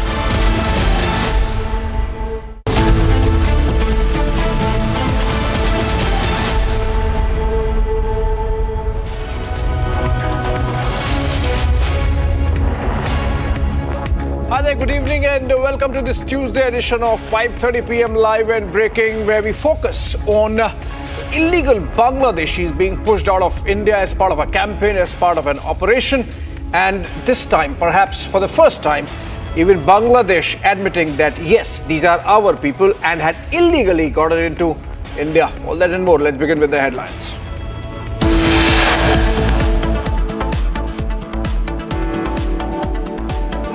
Republic accesses exclusive documents which show the Singapore vessel was carrying hazardous substances.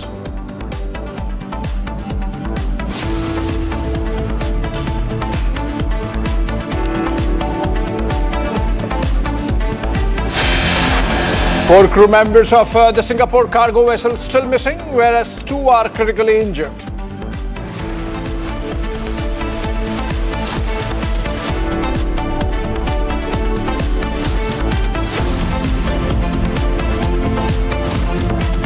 Five illegal Bangladeshi infiltrators apprehended in the national capital as Operation Pushback in action.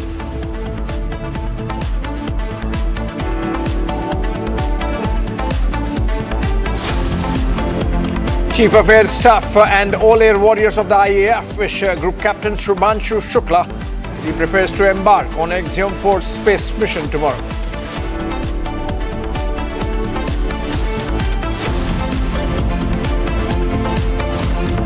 At least 8 people were killed and several others injured in a shooting at a school in the Austrian city of Graz.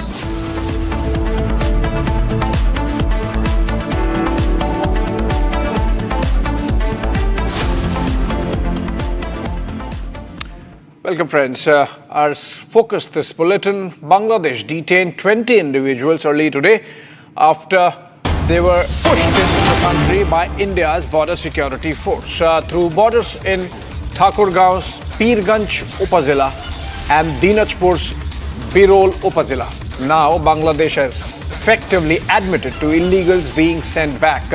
Border guards Bangladesh detained 20 illegal Bangladeshis after they were sent packing from India. In fact, of these 27 were sent from various parts of Haryana and as many as 13 from New Delhi. This comes on a day when Operation Pushout is continuing, and in fact we have more illegals being nabbed in Delhi, and they would of course be sent back. But this is a big development. This is coming in from Bangladesh, where officially the Bangladesh administration is now admitting that these were Bangladeshi citizens who had illegally crossed over to India and are being sent back. So this issue that there are no illegal Bangladeshi, that it is all figment of imagination, stands broken. We'll try and connect.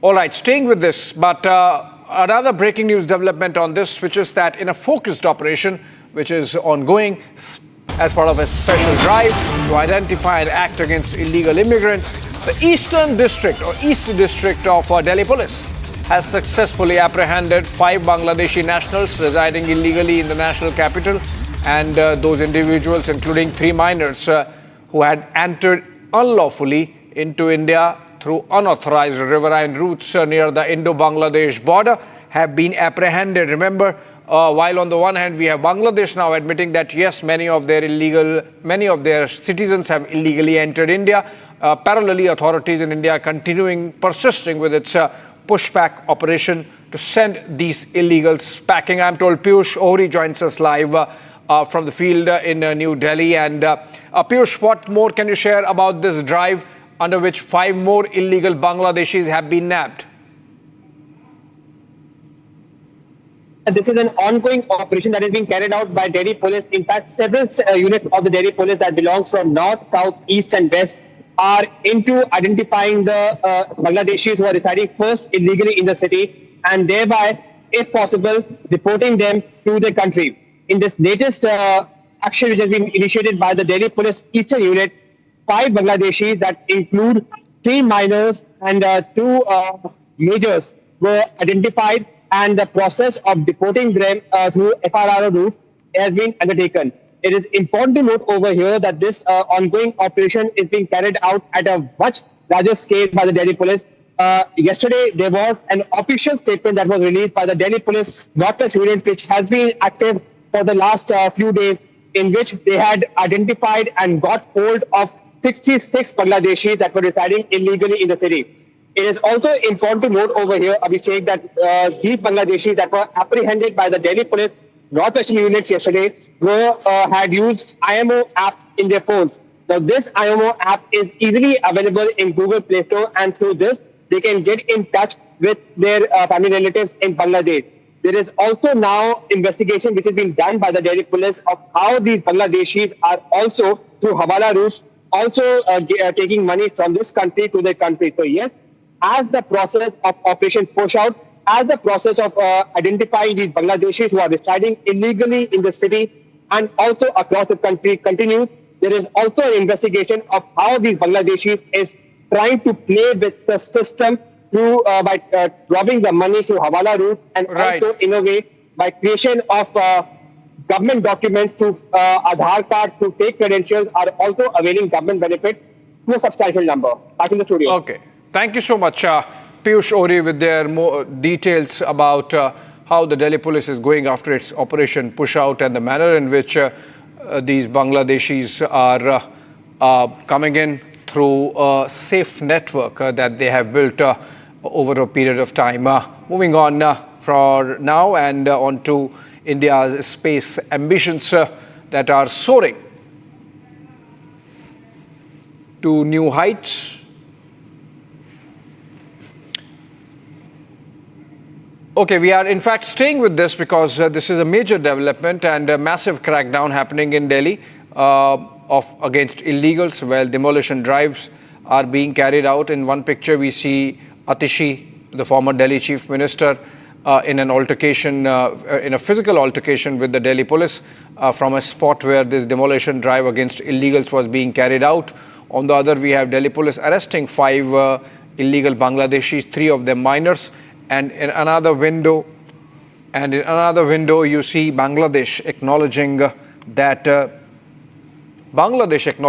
yes, our citizens illegally entered. In fact, there is another breaking news development for which hopefully we'll have somebody live from the newsroom. 92 illegal Bangladeshi nationals held in a day. That's a big one. Delhi police has nabbed 92 illegal Bangladeshis, taking the total tally this year to 242. And remember, out of 242, 92 nabbed in just the last 24 hours. A total of 92 Bangladeshi illegals, including 31 men, 22 women, 24 minor boys, and 15 minor girls. They were detained. That's on June 9, in the last 24 hours. Can we get Rakshita live with more details on this? Or go to Piyush Ori, is there on the ground working on this story? Okay, we in fact have Rakshita live from the newsroom on this. Rakshita, it keeps getting bigger. India's Operation Push Out against illegal Bangladeshi nationals residing illegally in India, getting bigger with this number. 92 illegals arrested, detained, captured in just last 24 hours. Absolutely, in just today, and this takes the total tally, the tally for this entire year so far to 242, Abhishek. So of course, it's only getting bigger. The operation pushback is in full swing. And yes, as you mentioned, 92 Bangladeshi nationals in outer Delhi have been detained. So this of course shows the clear intent of our authorities, the investigative authorities and the law and order enforcement agency, the law enforcement agency. They are leaving no stone unturned to in fact push back these nationals. We just showed how the BSF had also pushed back many of these infiltrators. Bangladesh has now itself,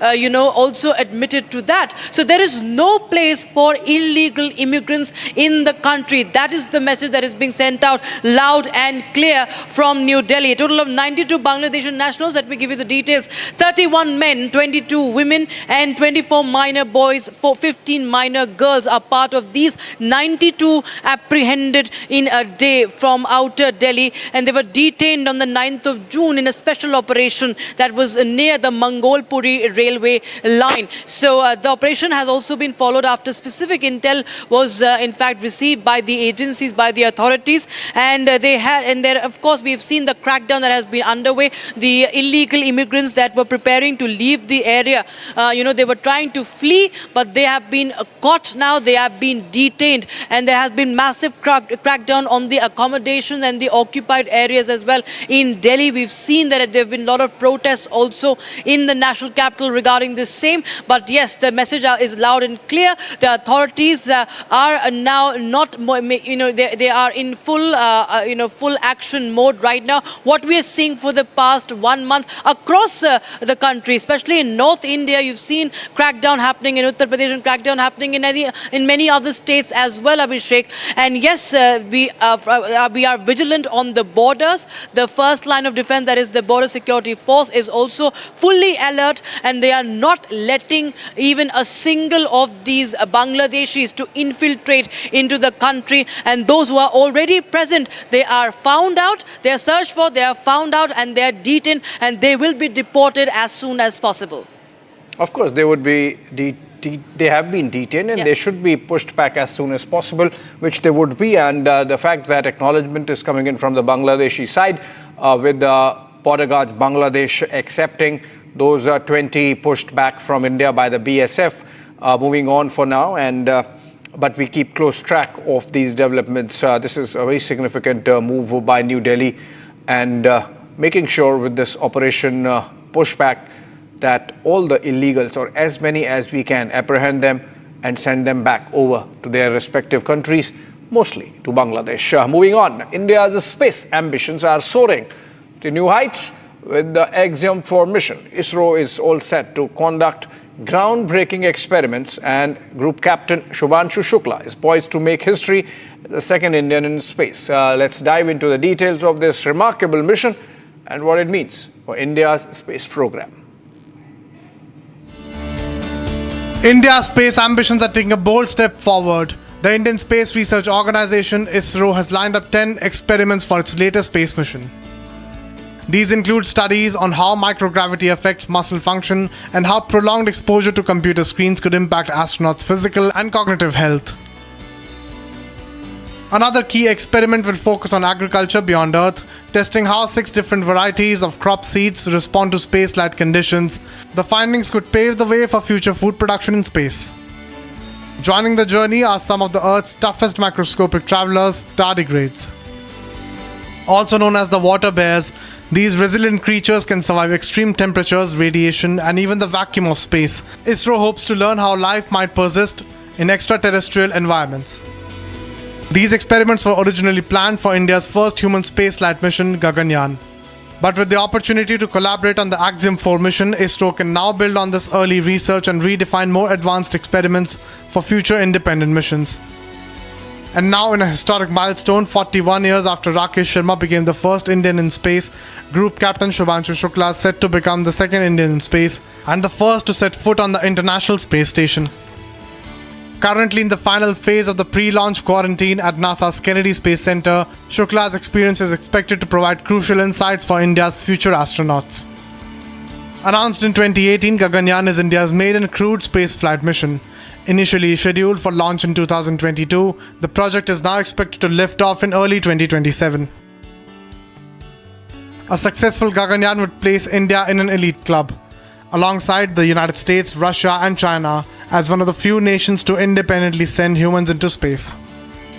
According to ISRO, the immediate goal is to demonstrate human spaceflight to low Earth orbit. The long-term vision to establish a sustained Indian human presence in space. At the heart of the mission is the aim to prove that India can indigenously develop the complex technologies needed for human space exploration.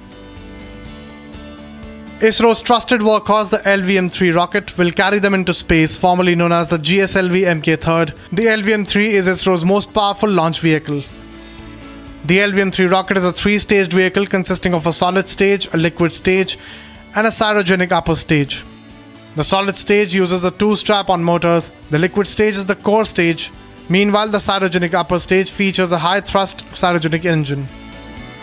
India's space journey is no longer just about satellites and science. It's now a human story of endurance, ambition, and the pursuit of something far greater than the Earth itself. All right, a bit of a breaking news development there. Amid the tariff wars launched by President Donald Trump, the United States is holding talks with China and those talks are happening in London.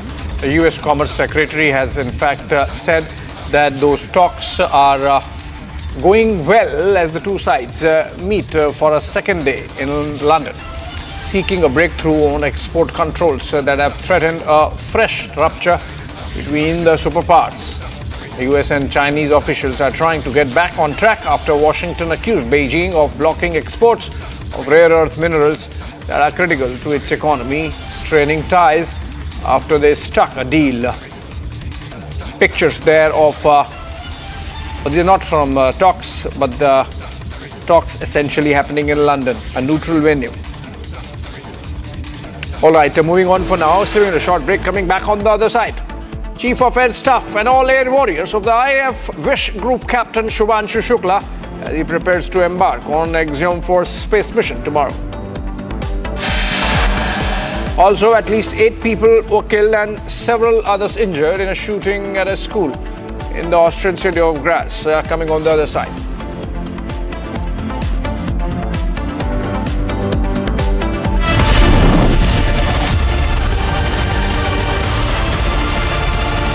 इसको घर पे लगाओगे तो शादी का तो पता नहीं, पर घर पक्का नहीं टूटेगा। रुंगटा नहीं तो घर स्ट्रॉन्ग नहीं। रुंगटा स्टील TMT बार एकदम सॉलिड।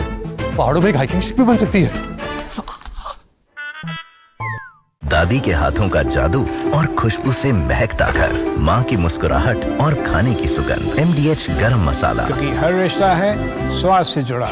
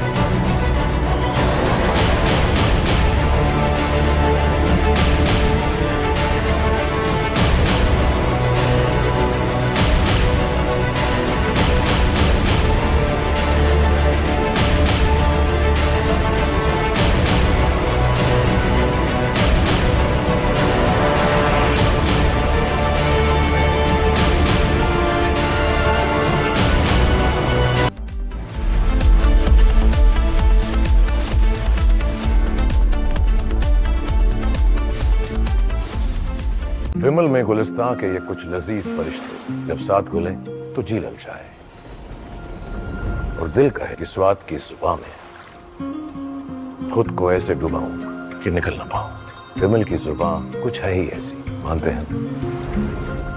विमल बोलो जुबान कैसी? MDH की देगी मिर्च, देगी मिर्च का तड़का, अंग अंग फड़का। MDH की देगी मिर्च।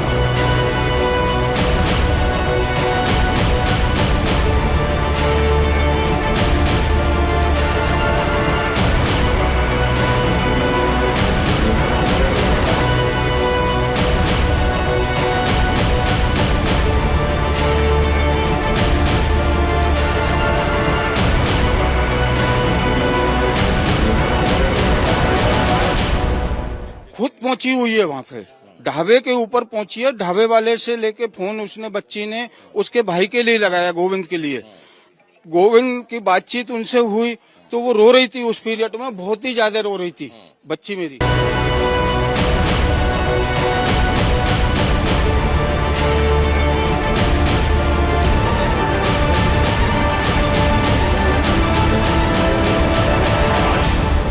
अभी भी सोनम के मुंह से उगलाओ कि राजा के साथ क्या हुआ था, क्योंकि लास्ट टाइम वही थी। और जब मैंने सोनम से बात करी थी, इसके बाद मैं राजा से बात करी थी 15 मिनट बाद, तो सोनम ने मेरे से हेलो नहीं बोला था कि मम्मी लो इनसे बात कर लो, डायरेक्ट उसको फोन दिया गया था।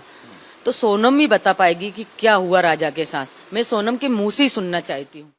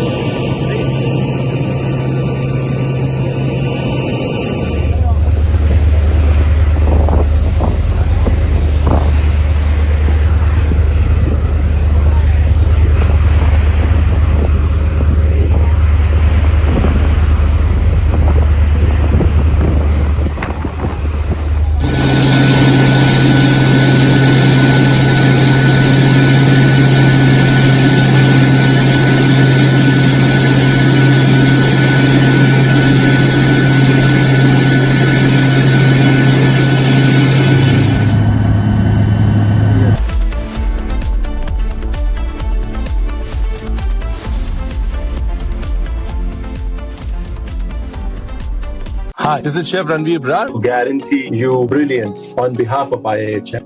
MDH की हल्दी मिर्ची धनिया करे कमाल, ये रंग दे, ये खुशबू दे, ये तीखा, ये कम पड़े, क्या निराला MDH मसाला।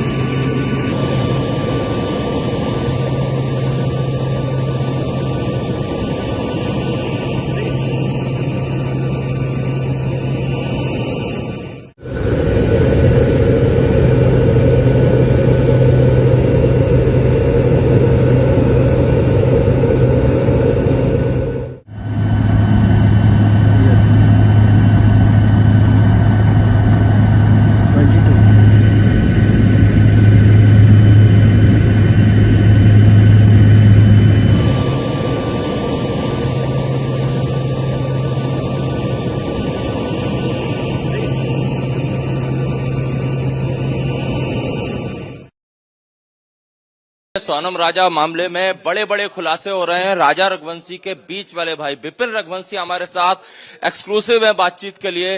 विपिन भाई, ये बताइए, ये जो खुलासा हुआ है पूरा देश इसको सुनने का चौंक गया है, आप क्या कहें, पहला रिएक्शन क्या है? पहले तो आप देखिए, पहले लगती बात तो ये सत्य है इसमें, तो सोनम ने सिलेंडर नहीं किया गया है और ना ही इसको पुलिस ने ढूंढा है।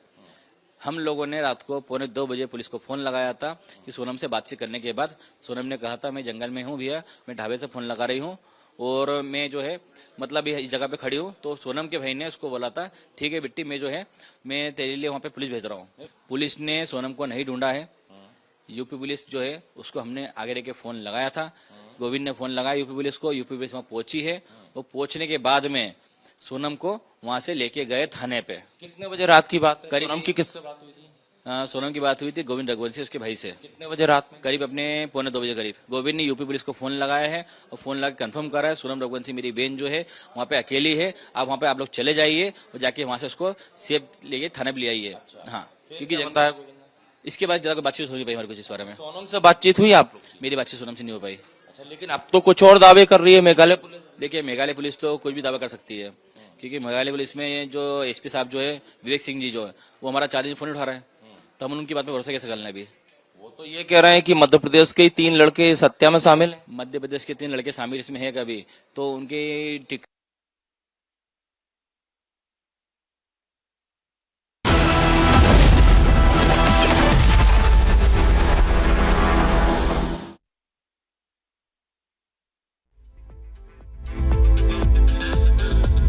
Mahi sir, how much do you love your fans? Honestly, I love my new fans. पुराने वाले बेकार में शोर करते। सर फैंस हैं, शोर तो करेंगे ही ना। नए वाले नहीं करते। And they listen to what I say. The new generation Orient BLDC fans. Super silent performance with voice control. सिली में आए तो Cricket fans. इसको घर पे लगाओगे तो शादी का तो पता नहीं, पर घर पक्का नहीं टूटेगा। रूंगटा नहीं तो घर स्ट्रॉन्ग नहीं। रूंगटा स्टील TMT बार एकदम सॉलिड। पहाड़ों में एक हाइकिंग स्टिक भी बन सकती है। MDH की हल्दी मिर्ची धनिया करे कमाल, ये रंग दे, ये खुशबू दे, ये तीखा, ये कम पड़े, क्या निराला MDH मसाला। विमल में गुलिस्तां की ये कुछ लजीज फरिश्ते जब साथ घुले तो जी ललचाए और दिल कहे कि स्वाद की इस जुबान में खुद को ऐसा डुबाऊं कि निकल ना पाऊं। विमल की जुबान कुछ है ही ऐसी, मानते हैं ना? विमल, बोलो जुबान केसरी। सोनम राजा मामले में बड़े बड़े खुलासे हो रहे हैं। राजा रघुवंशी के बीच वाले भाई विपिन रघुवंशी हमारे साथ एक्सक्लूसिव है बातचीत के लिए।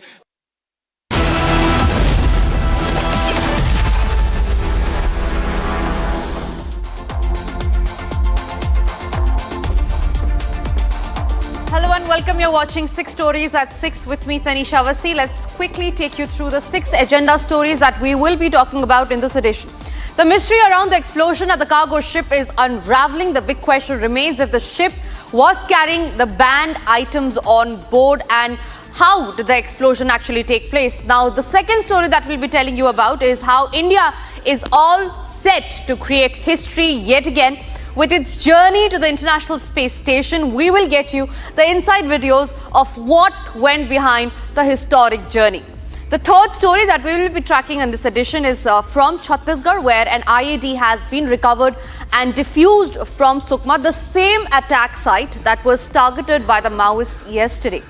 And even as India continues to fight red terror, the CPI is backing the Maoists. We'll get you the statement of D. Raja on what he said. Meanwhile, in the United States, an Indian student was handcuffed and pinned to the ground and then deported. The video has now sparked a huge outrage. And the last story that we will be telling you on this edition is how the violence continues to grip Los Angeles.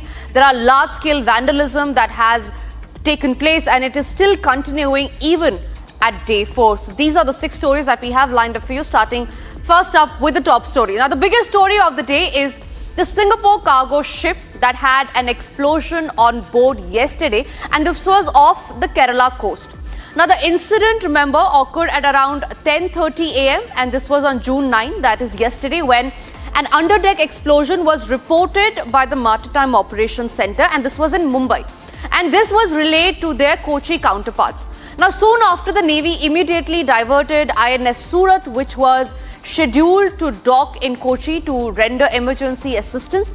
But the question, ladies and gentlemen, to ask here is, was the ship carrying banned substance? And if yes, where was it headed to, and who actually is the owner of the ship? Let's first take you through the crucial and the preliminary details that Republic has accessed. Now, let us tell you the ship's route. The ship started from Colombo in Sri Lanka, and it was headed to the Mumbai port. Now, we learned that this was a 270-meter long cargo ship, and the explosion that happened under the deck, and it was under very mysterious circumstances. Where's the current location of the ship? The current location where the cargo ship is off the coast of Jaipur in Kerala. Now remember, this has also created high alert off the Kerala coast, keeping in mind the oil spillage that could take place. There are firefighting operations that are still underway as we talk. Now, the ship manifest of the Singapore flagged vessel MV Vanhai 503, which exploded off the coast in Kerala, and this happened on Monday morning, has been accessed by Republic. The manifest reveals the container ship was carrying flammable liquids, corrosive substances, toxic chemicals, and environmentally hazardous materials. Here's the full story. A devastating fire has completely gutted a cargo vessel off the coast of Kerala. Thick black plumes of smoke can be seen billowing from the vessel as flames continue to rage. The Indian Coast Guard has mobilized 3 ships working relentlessly to extinguish the blaze. The dramatic action is unfolding in the Arabian Sea off the Jaipur coast of Kerala.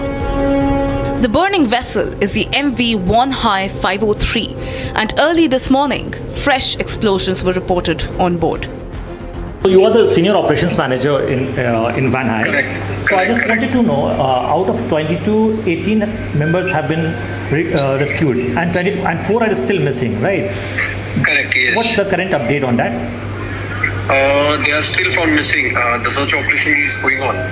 Right. And the inputs we have received that there were some hazardous materials as well on that vessel.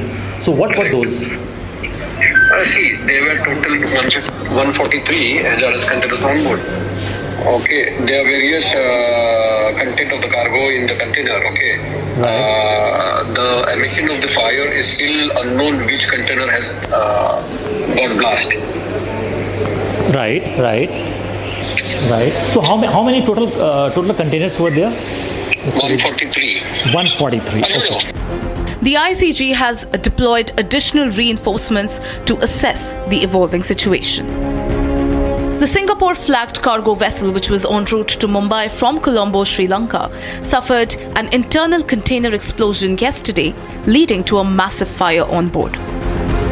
The vessel was carrying 22 crew members. 18 have been rescued so far, while 4 remain missing. When the fire broke out, the crew abandoned the ship in life rafts and were later rescued by a Navy ship. The rescued crew members suffered major burn injuries and are being treated at a medical facility in New Mangalore city. The fire, which broke out at around 9:30 a.m. yesterday, was reported 88 nautical miles off the Jaipur coast. The vessel had departed from Colombo and was bound for the Nhava Sheva port in Mumbai, India. The Indian Coast Guard immediately diverted its assets to the sea, coordinating rescue efforts for the crew. At 12:40 p.m., the fires had spread to multiple containers and the crew had abandoned the ship. MV One Marvel, another merchant vessel, rescued 18 of the 22 crew members, but 1 is reported to have suffered serious injuries. The search for the 4 missing crew members, 2 Taiwanese, 1 Indonesian and 1 Myanmarese, continues with aerial surveillance by ICG Dornier aircraft. The MV Vanhai 503 is now adrift, and the ICG's firefighting operations are ongoing to bring the blaze under control. The cargo on board is being carefully assessed to understand the potential risks involved in firefighting operations. ICG is in constant coordination with the Directorate General of Shipping, State Administration and the vessel owners to devise a comprehensive response plan. ICG ships Samudra Prahari and Sachit are conducting firefighting operations while the ICG ship Samarth, along with salvors from Kochi, have been deployed to assist in the efforts. The priority remains to save the lives of crew, contain the fire and prevent environmental hazards. Ladies and gentlemen, India stands on the brink of a historic leap in its space journey, with Group Captain Shubhanshu Shukla of the Indian Air Force poised to become the first Indian astronaut in over 4 decades to travel to space. Now, selected under ISRO's human spaceflight program, Group Captain Shukla's upcoming role as the mission pilot on the AX-4 to the International Space Station not only revives the legacy of Rakesh Sharma's 1984 mission, but also signals a bold new chapter in India's ambitious Beyond Earth. Now, there are 4 crew members of AX-4 mission who will head to International Space Station tomorrow, but it takes a big team on ground to make the mission successful.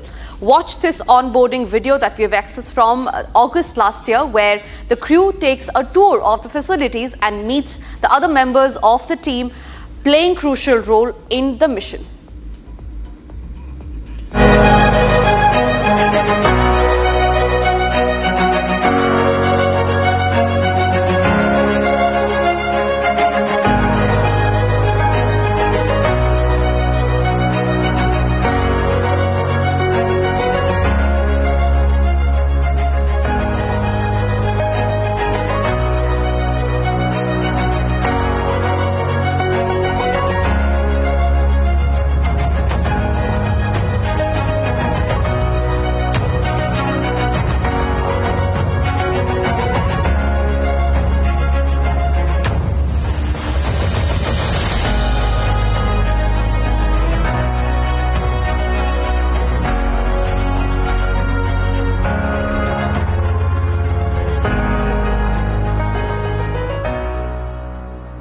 From suiting up to spacewalks, every moment aboard the International Space Station is meticulously planned. In this special video, A Day in the Orbit, we take a closer look at the AX-4 mission and the fascinating process of ingress and egress, how astronauts enter and exit the ISS.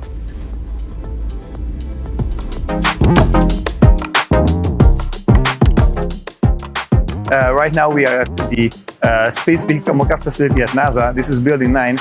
Today we learned how to ingress and egress to ISS. So basically when we come to the station, we need to go into the station, and in case of, for example, an emergency, we have to know how to go out and close all the hatches. So that's exactly what we train today. It is something else to feel for it yourself once you walk into the mock-up and you realize there is a lot of space inside, right? It's not a small station at all. I enjoyed it tremendously today because it was the first practical class we had. So the first time we really could use some wrenches and tools, as well as touch basically the hatch. It's a little bit harder than, when you arrive to your neighbor and knock on the door. It's something similar, but it just has, more steps. Now, an improvised explosive device was recovered from the same site in Sukma in Chhattisgarh, where additional SP Akash Rao was martyred in a Maoist-triggered blast. The bomb disposal squad destroyed the device on spot. Now, the improvised explosive device blast occurred near the Dondra on the Konta Erabora road, in which ASP of Konta division of the Sukma district Akash Rao sustained injuries, to which he later succumbed yesterday. Now, several other officers and Jawans were also injured in the blast. On this, I have my colleague Bharat, who is joining us live from Bijapur in Chhattisgarh. Bharat, हमें बताइए the IED that was planted by the Maoist terrorist, what was it aimed for? क्या हमें details मिल रही है इस IED के बारे में? क्या था Maoist का target? देखिए कुंटा थाना क्षेत्र के अंतर्गत डोंडरा एक इलाका पड़ता है। उस इलाके के नजदीक पे ही जेसीबी को माओवादियों के द्वारा आगजनी की गई थी, जिसकी सूचना मिलने पे पुलिस के जो अधिकारी हैं वो उस इलाके पे निकले थे।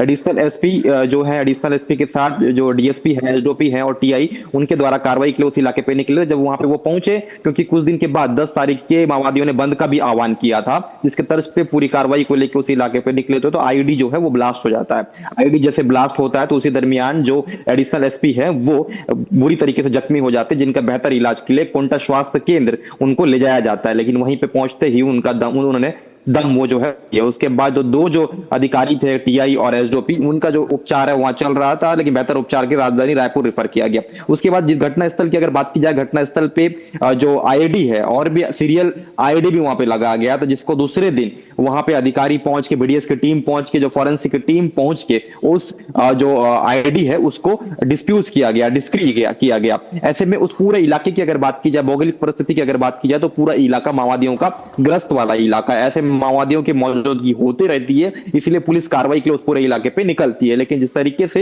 एक जो एडिशनल एसपी है, हमारे जो अधिकारी हैं वो शहीद हो गए हैं, 2 अन्य जो अधिकारी हैं उनकी अभी स्थिति पहले से बेहतर बताई जा रही है। जी बिल्कुल, बहुत बहुत धन्यवाद भारत आपका हमारे साथ सारी जानकारी शेयर करने के लिए। Now India has pledged to eradicate red terror with the ongoing anti-Maoist operation in Chhattisgarh gaining momentum. It was just last weekend when Union Home Minister Amit Shah held a high-level meeting in the national capital with senior police officials that were leading these operations back to back. Now, the Home Minister had emphasized then that the Narendra Modi government is fully committed in eradicating the threat of Maoism from India. However, the left has come out in complete support of the Maoist terrorists. This time it is CPI's D. Raja who has called the crackdown of Maoist judicial killing. Listen in. It is not the issue that government of the day can kill everybody in the name of encounter. After all, India is a country which is a democracy, which believes in rule of law. And what is happening in the name of Operation Kagar, it is to target the Adivasis, terrorize Adivasis in the name of encounter. In the recent period, number of people have been killed. How many of them are Maoists? How many of them are tribal people? We do not know. That is why our party has also demanded there must be an high-level inquiry. Now it continues and it continues. It all is exposed as extrajudicial killings.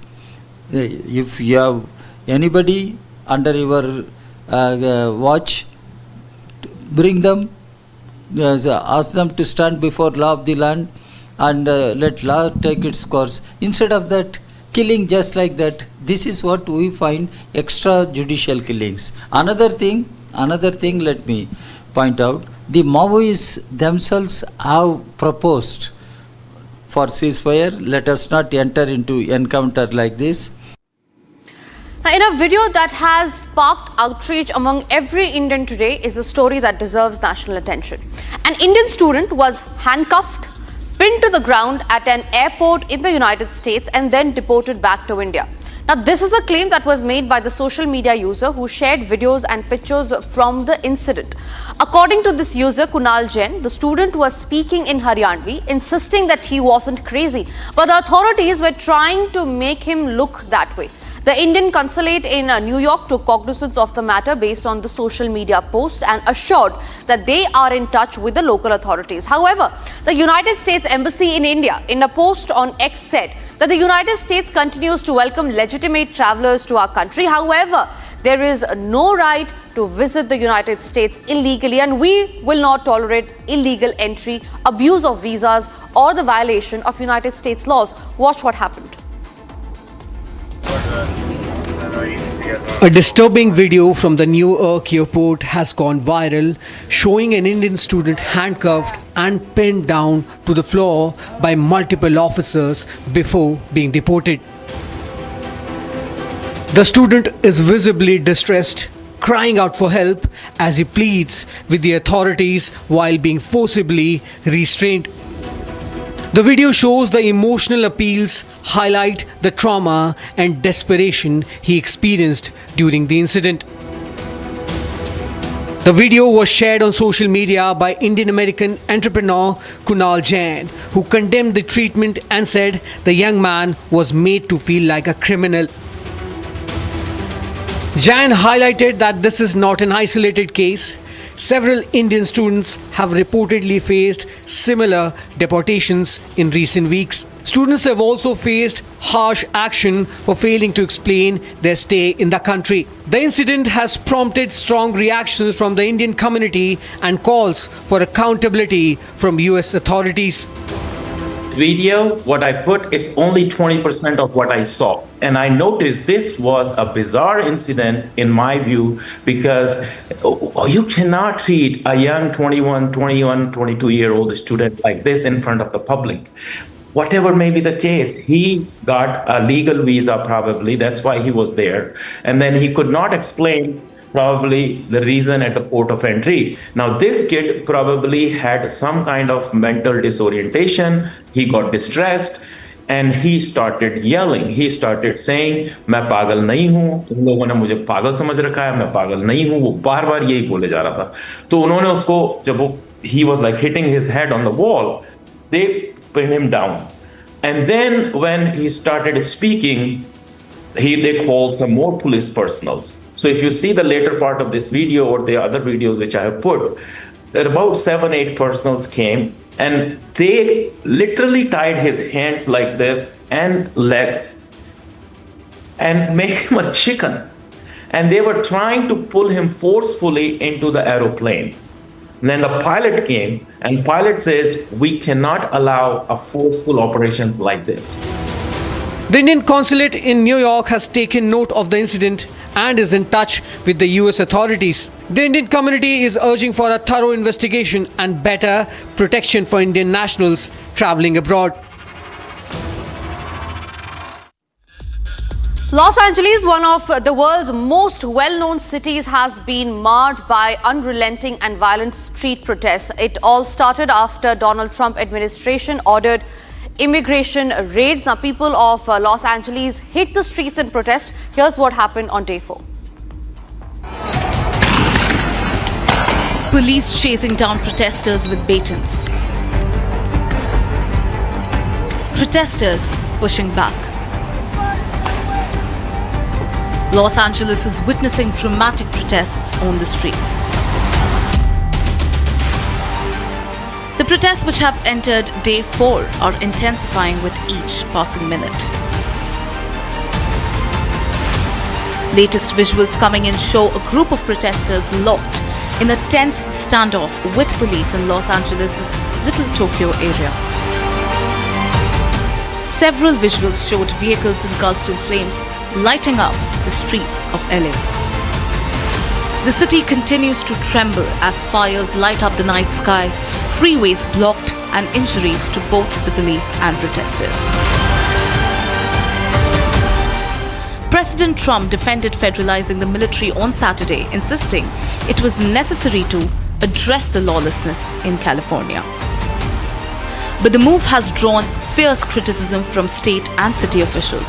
Los Angeles' mayor, Karen Bass, pushed back, pointing out that nothing was happening in the city before the immigration raids began. Oh, I meant Thursday, meaning before the raid. The raid happened on Friday. Everything was fine in this city. Just think about that. We weren't having problems with protests. There were no problems with violence. The raids happened on Friday, and in response to especially the arrest of David Huerta, one of the most respected labor leaders that we have in the city, him being injured, going to a hospital. Los Angeles has transformed into a flashpoint of national tension. The city's immigrant communities and their supporters vow to keep up the fight and restore normalcy.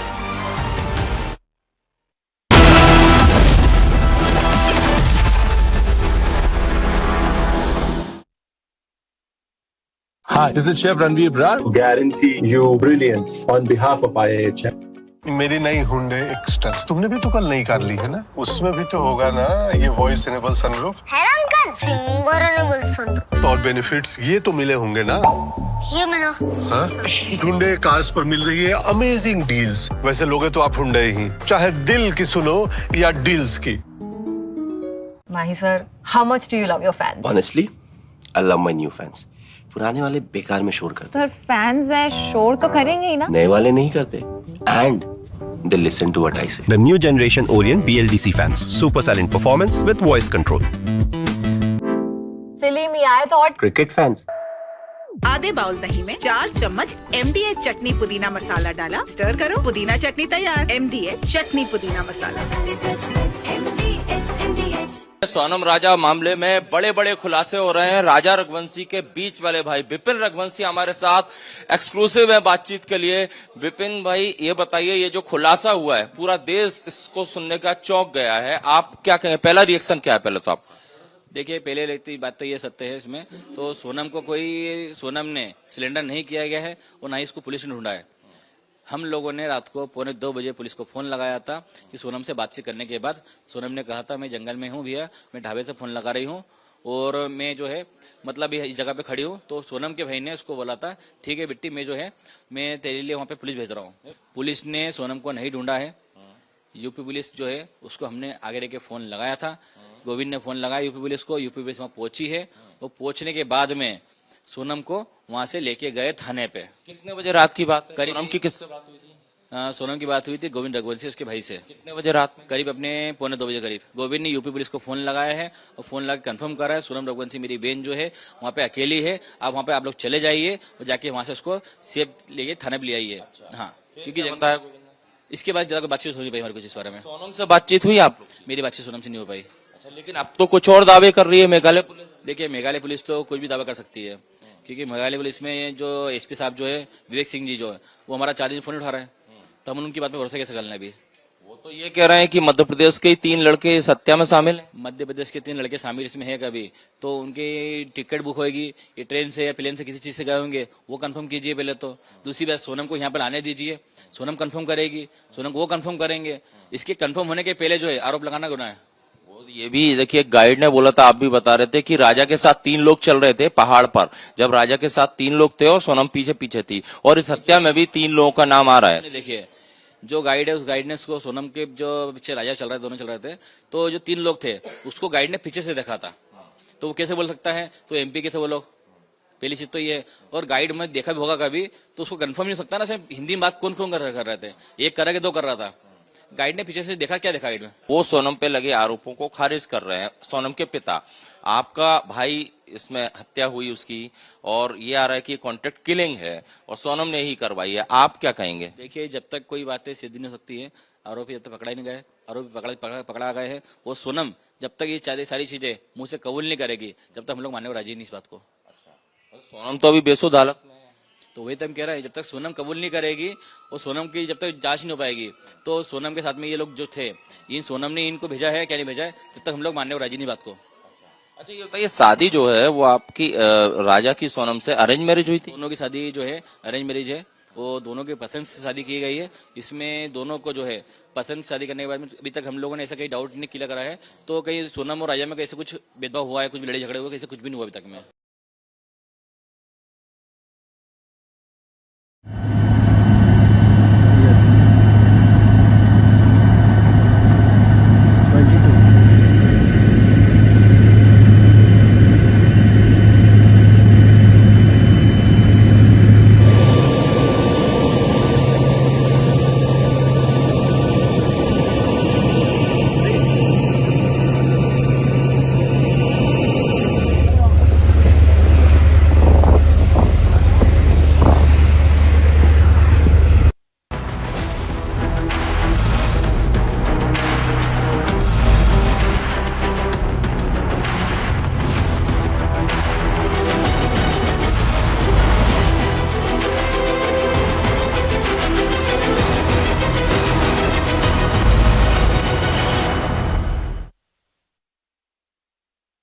आपकी favourite Hyundai cars पर मिल रही है amazing deals.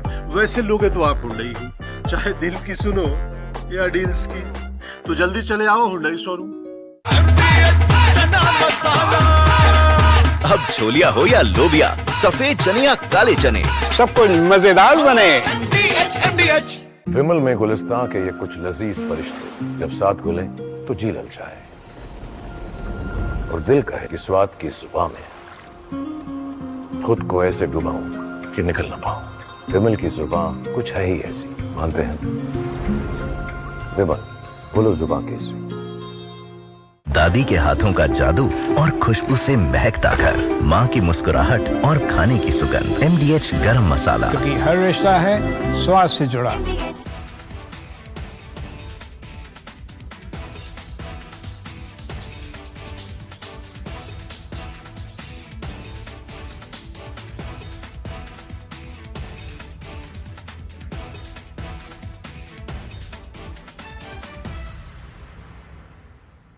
Sonam राजा मामले में बड़े बड़े खुलासे हो रहे हैं। राजा रघुवंशी के बीच वाले भाई विपिन रघुवंशी हमारे साथ एक्सक्लूसिव है बातचीत के लिए। विपिन भाई, ये बताइए, ये जो खुलासा हुआ है पूरा देश इसको सुनने का चौंक गया है, आप क्या कहें? पहला रिएक्शन क्या है पहले तो आप? देखिए, पहले लगती बात तो ये सत्य है इसमें, तो सोनम ने सिलेंडर नहीं किया गया है और ना ही इसको पुलिस ने ढूंढा है।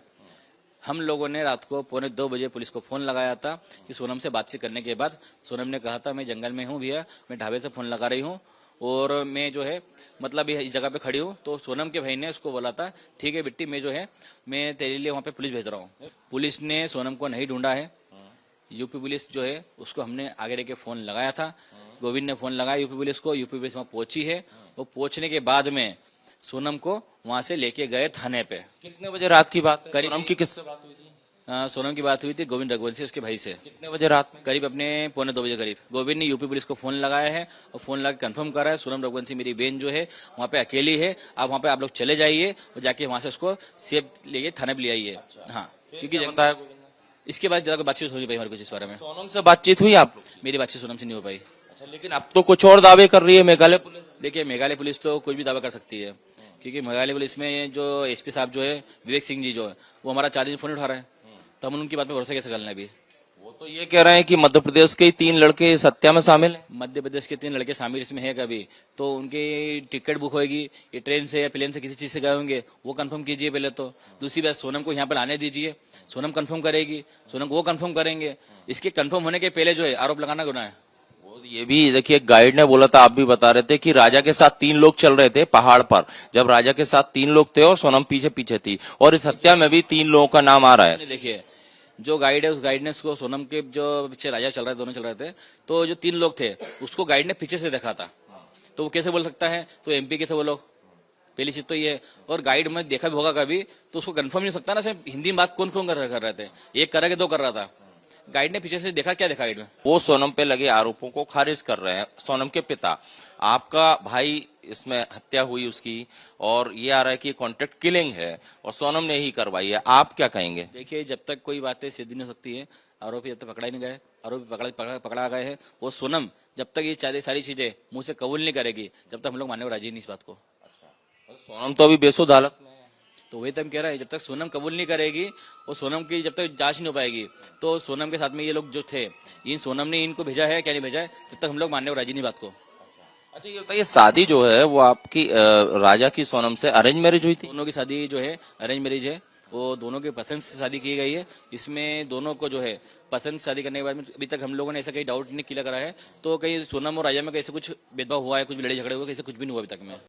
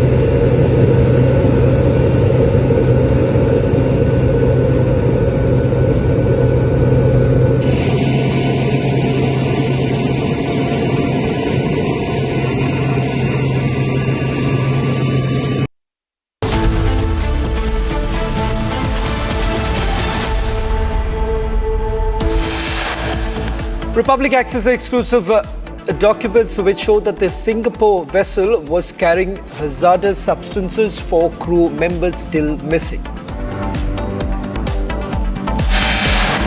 External Affairs Minister has warned, asserting that there will be retribution against the terrorist outfits and their leaders in case barbaric attacks like the Pahalgam attack continues. 92 illegal Bangladeshi infiltrators apprehended in one day in the national capital. Operation Pushback continues. Chief of the Air Staff and all Air Warriors of the Indian Air Force wishes Group Captain Subhangshu Shukla as he prepares to embark on Axiom 4 space mission tomorrow. At least 8 people were killed and several others injured in a shooting at a school in the Austrian city of Graz.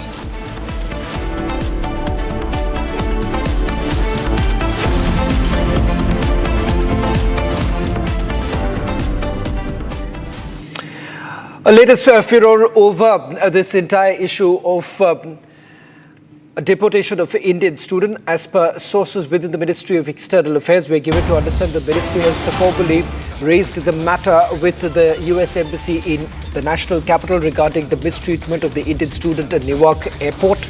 In fact, the Indian Embassy in Washington, D.C. and the Indian Consulate in New York have also been in touch with the US authorities to ascertain the details. We have so far not received any details about the incident or the circumstances under which he was restrained. This is what the embassy has to say. The flight he had to board or has already boarded and his final destination. In fact, the embassy says that they continue to follow up on this entire matter. In fact, remember, these visuals did actually send the shockwaves of an Indian student who was deported. Remember, he was handcuffed, and what you're essentially looking at right now, these visuals that came in. That's the latest coming in with regards to the US student, Indian student who was deported.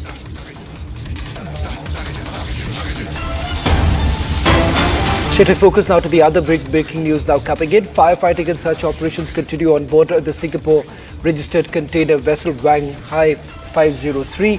Currently off the coast of Kerala, the Maritime and Port Authority of Singapore says 2 more firefighting vessels are being deployed to support the Indian efforts at the site. Singapore authorities are working closely with Indian agencies, providing technical data to help them contain the fire, monitor vessel stability and assess any environmental risk. Of the Kerala coast, these are the visuals now coming in.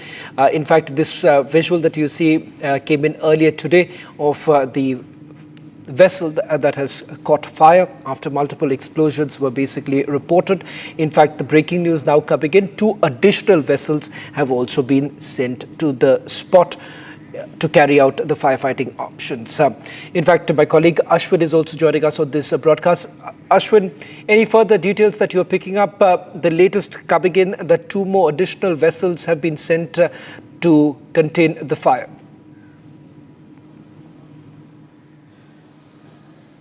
Shravan, what we know is that the company has in fact asked private companies also to come, and one of very important Dutch-based company, Smith, has sent its assets, and that has already confirmed it has reached over there in this very spot for the salvage operation, because essentially over there are 157 containers which are hazardous, and to handle them needs expert hands. So that has also been confirmed. We are also getting the names of the 4 of the missing crew members, and their names have also been there. Yu Bom Fong, who is known to be the 2nd engineer from Taiwan, is missing. San Win, who's a Myanmar national, is missing, as well as Zainal Abidin from Indonesia, Indonesian national, is missing, as well as a motorman by name Sa Chia Wen from Taiwan. So these are the 4 crew members who are missing.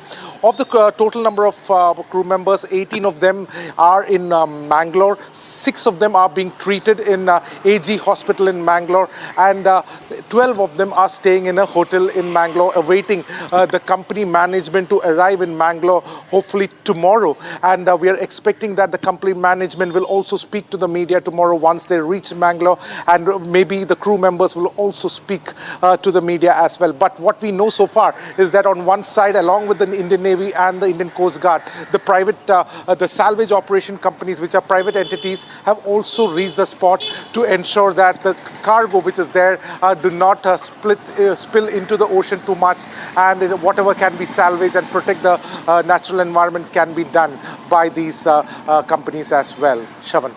Well, thank you very much, Ashwin, for getting us the latest details. We're also going to get you more exclusive information and visuals in a short while from now that have been accessed as the firefighting operation still continues. Let me also take you through the other breaking news now coming in. External Affairs Minister Dr. S. Jaishankar, who is in Europe, slammed Pakistan for sponsoring cross-border terrorism. Dr. S. Jaishankar made a strong statement on India-Pakistan tensions, clarifying that the issue is not a conflict between two nations, but a response to terrorism. He also urged the global community to see it not as India versus Pakistan, but as India versus Terroristan, reaffirming India's firm position. Jaishankar emphasized that terrorism in any form must not be tolerated and warned against yielding to any form of nuclear blackmail. Listen in to what the External Affairs Minister had to say. I want you to understand, this is not a conflict between two states per se. This is actually a response to the threat and to the practice of terrorism. So I would urge you to make it, don't think of it as India-Pakistan, think of it as India-Terroristan. You will then appreciate. I'd like you to understand, this is not a conflict between two states per se. This is actually a response to the threat and to the practice of terrorism. So I would urge you to make it, don't think of it as India-Pakistan, think of it as India-Terroristan. You will then appreciate it. I'd like you to understand, this is not a conflict between two states per se. This is actually a response to the threat and to the practice of terrorism. So I would urge you to make it, don't think of it as India-Pakistan, think of it as India-Terroristan. Days after the Operation Sindhu, politics still continuing on this entire issue. West Bengal Chief Minister Mamata Banerjee has now raised serious concerns over the security arrangements following the Pahalgam terror attack. Speaking at the State Assembly, the Chief Minister slammed the centre and security agencies, alleging a complete failure of intelligence and preparedness. She also questioned the absence of police deployment at the site and demanded immediate action against the attackers. Mamata then went on to say that the BSF and the other forces need to tighten up, questioning our own forces yet again by the Chief Minister. Listen in to what the Chief Minister had to say in the State Assembly. In fact, this comes at a time when multiple delegations were sent by the centre. This was an all-party delegation addressing various nations. In fact, you've also had Abhishek Banerjee, who has been part of one such delegation and has actually gone ahead establishing the fact that this was a response to the terror attack that was carried out by the Pakistanis. In fact, now you have West Bengal Chief Minister Mamata Banerjee questioning this entire purpose of the delegations that were sent and the fact that the focus basically lies on this. Shifting focus now to the other story that we're getting here. Police officials have also paid a tribute to late Additional Superintendent of Police Akash Rao. In fact, he lost his life due to the IED blast which took place in Sukma. The tribute was held yesterday in Raipur in Chhattisgarh. Take a look at this detailed report.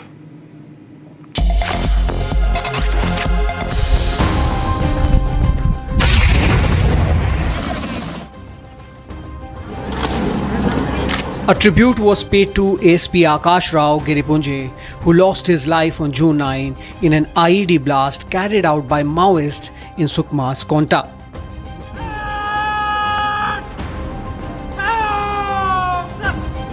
Chhattisgarh Chief Minister Vishnu Dev Sai, Assembly Speaker Raman Singh and police officials paid their last respects to ASP Akash Rao.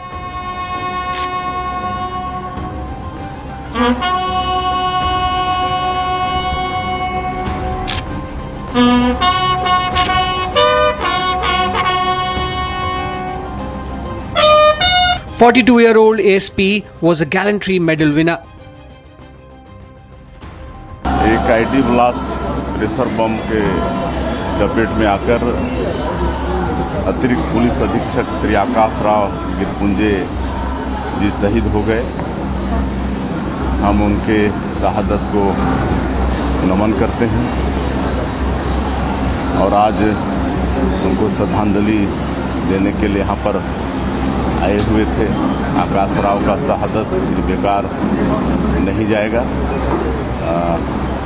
नक्सलवाद अंतिम सांसें ले रहा है।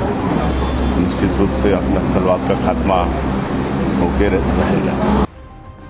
ASP was leading a foot patrol in an area where Maoists had torched vehicles in the previous night.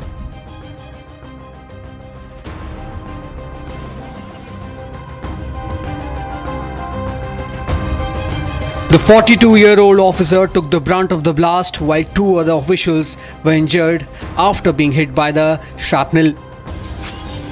Slain officers' mortal remains have been brought to Raipur and the last rites will be performed today.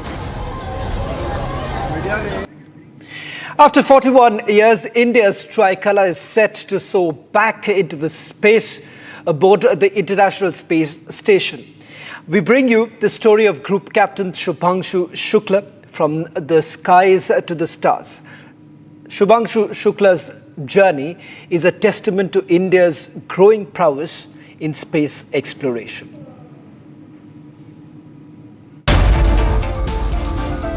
After a wait of 41 long years, the tricolour is set to return to space, and this time it will fly aboard the International Space Station. Group Captain Shubhangshu Shukla, a decorated test pilot in the Indian Air Force, is poised to make history as the first Indian astronaut to board the International Space Station. A defining moment not just for him but for 1.4 billion Indians. Inside, but outside will be the civil. As the mission pilot for Axiom Space's AX-4 mission, Shukla will lift off from NASA's Kennedy Space Center in Florida. This marks Axiom's fourth human spaceflight and India's bold new leap in commercial space exploration. A journey built on discipline, courage and dedication.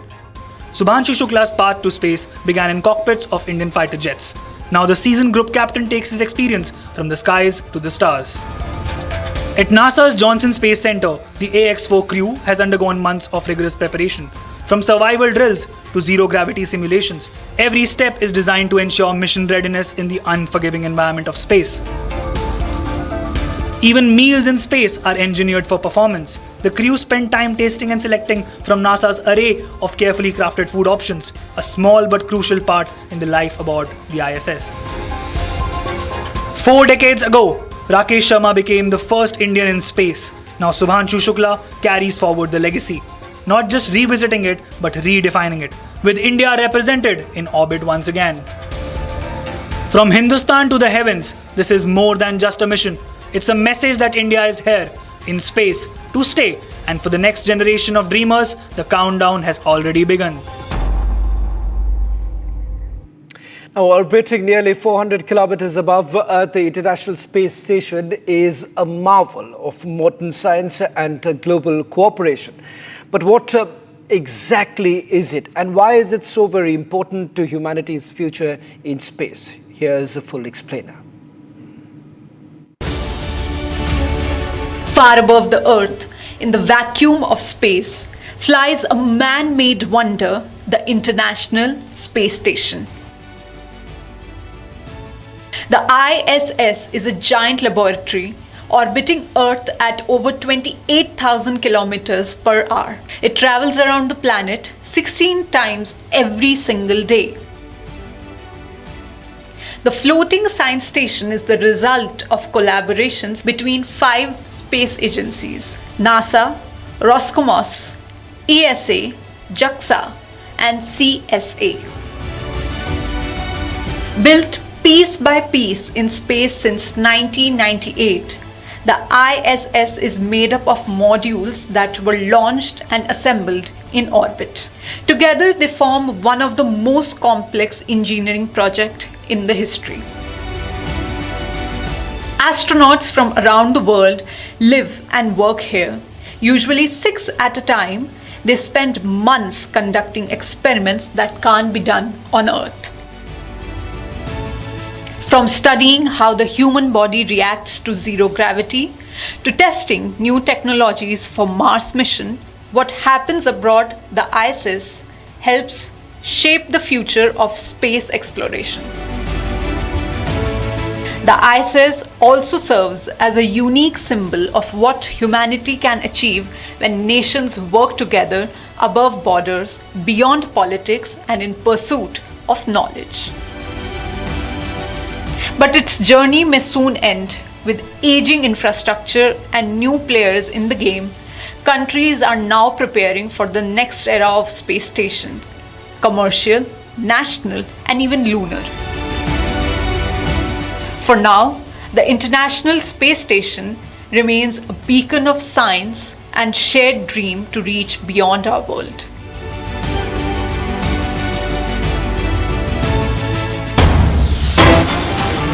Right now, a major safety scare was reported at the Chennai airport after a Pune to Chennai Air India Express flight carrying 178 passengers was hit by a laser beam while attempting to land. The laser caused momentary disorientation in the cockpit, forcing the pilot to hover for nearly 10 minutes before a safe landing could be made.